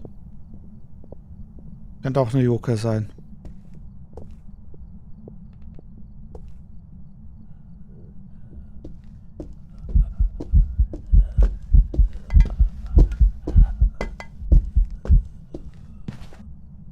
Er ist eine Yokai. Ja. Hallo, ich hatte die ganze Zeit die Lampe an und der hat das komplett ignoriert. Wenn das keine Yokai ist, dann fühle ich mich verarscht. Dann fühle ich mich sowas von verarscht. Mann. Ich werde noch ein paar Fotos machen. Ich werde genug Salz.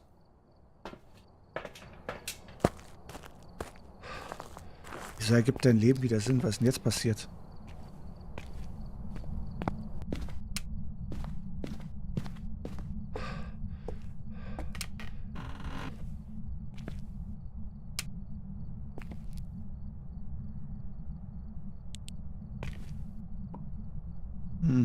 Nicht mal hier.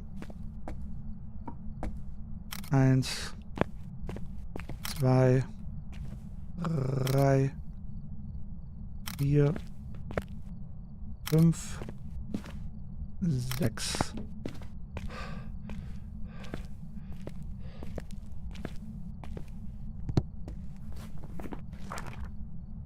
Noch eine Interaktion oder ein Item, Ghost-Item. Gibt es hier überhaupt Ghost-Items?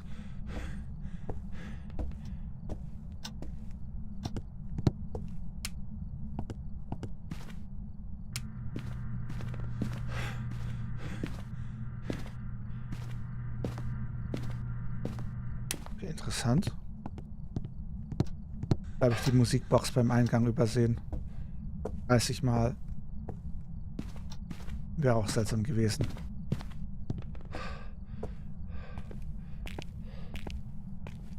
Also kein Spiegel und kein Board. Weiß ich noch nicht. Lange halte ich aber auf jeden Fall nicht mehr durch. Hust, hust. Okay, wir haben scheinbar kein Cursed Item. Gut zu wissen.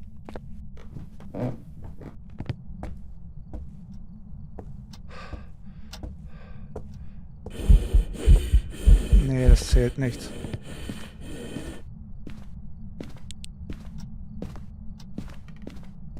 Hab bereits ein Geisterfoto.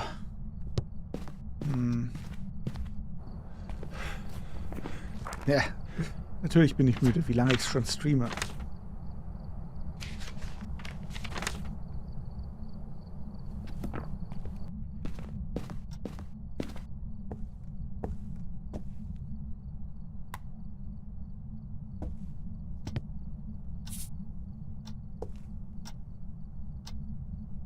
Frage ist, wo ist dieser Geist?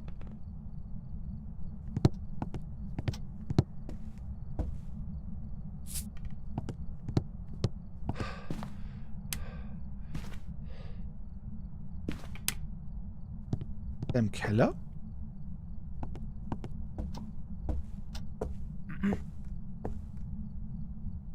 Ich habe ja bereits einen Geisterfood, das heißt, das zählt nicht mehr. Nee, das war nur eine 2-Sterne-Interaktion. Ich werde wahnsinnig.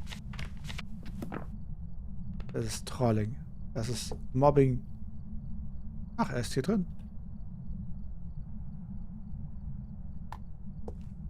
Auch schön. Mir das Salz. Na los. Geh durch das Salz. Weißt genauso wie ich, dass du das willst. Danke.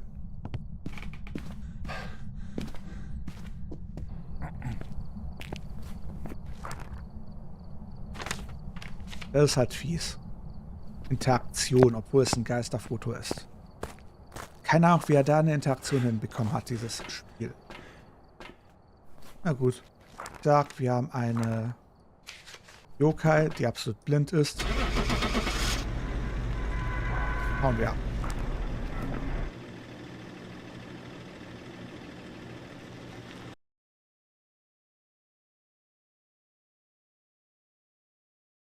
Ist doch eine Mare, oder?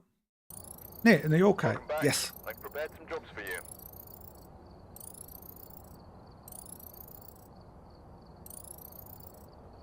Mobbing.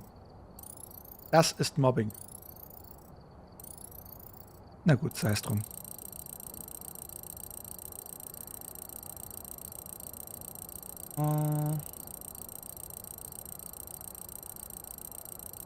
Das ist einfach nur Mobbing.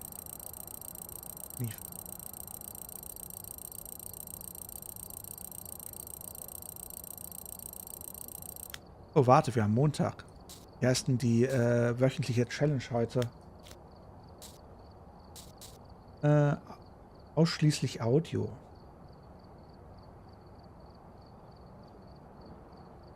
Wow.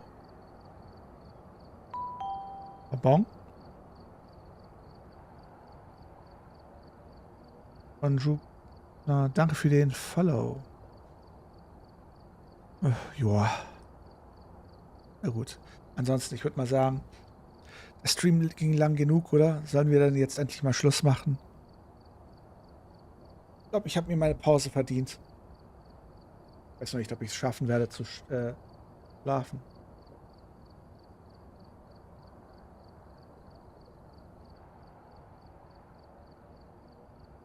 Also, gibt es noch letzte Fragen? Wollen wir den Stream beenden? Und ich komplett umfliege?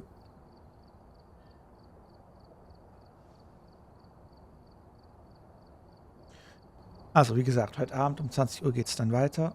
Dann schauen wir mal, welches Spiel wir dann spielen. In dem Sinne würde ich sagen, danke, dass ihr heute dabei wart. Ich wünsche euch eine wunderschöne gute Nacht. Beim Ding, dass mein Mikro nicht mehr funktioniert. Test 1 zu. Okay, interessant, muss ich nicht verstehen. Gut. Die Technik gibt auf. Also zuerst beende ich mal TikTok. Dann, wir sehen uns heute Abend. Bye bye. Und auch an YouTube und Twitch. War was Schönes.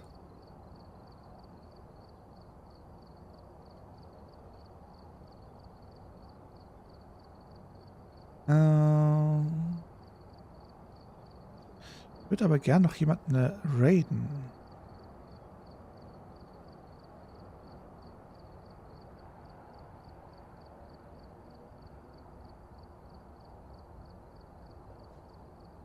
Ich hab nur niemanden. Na egal. Man kann ja nicht immer jemanden reden.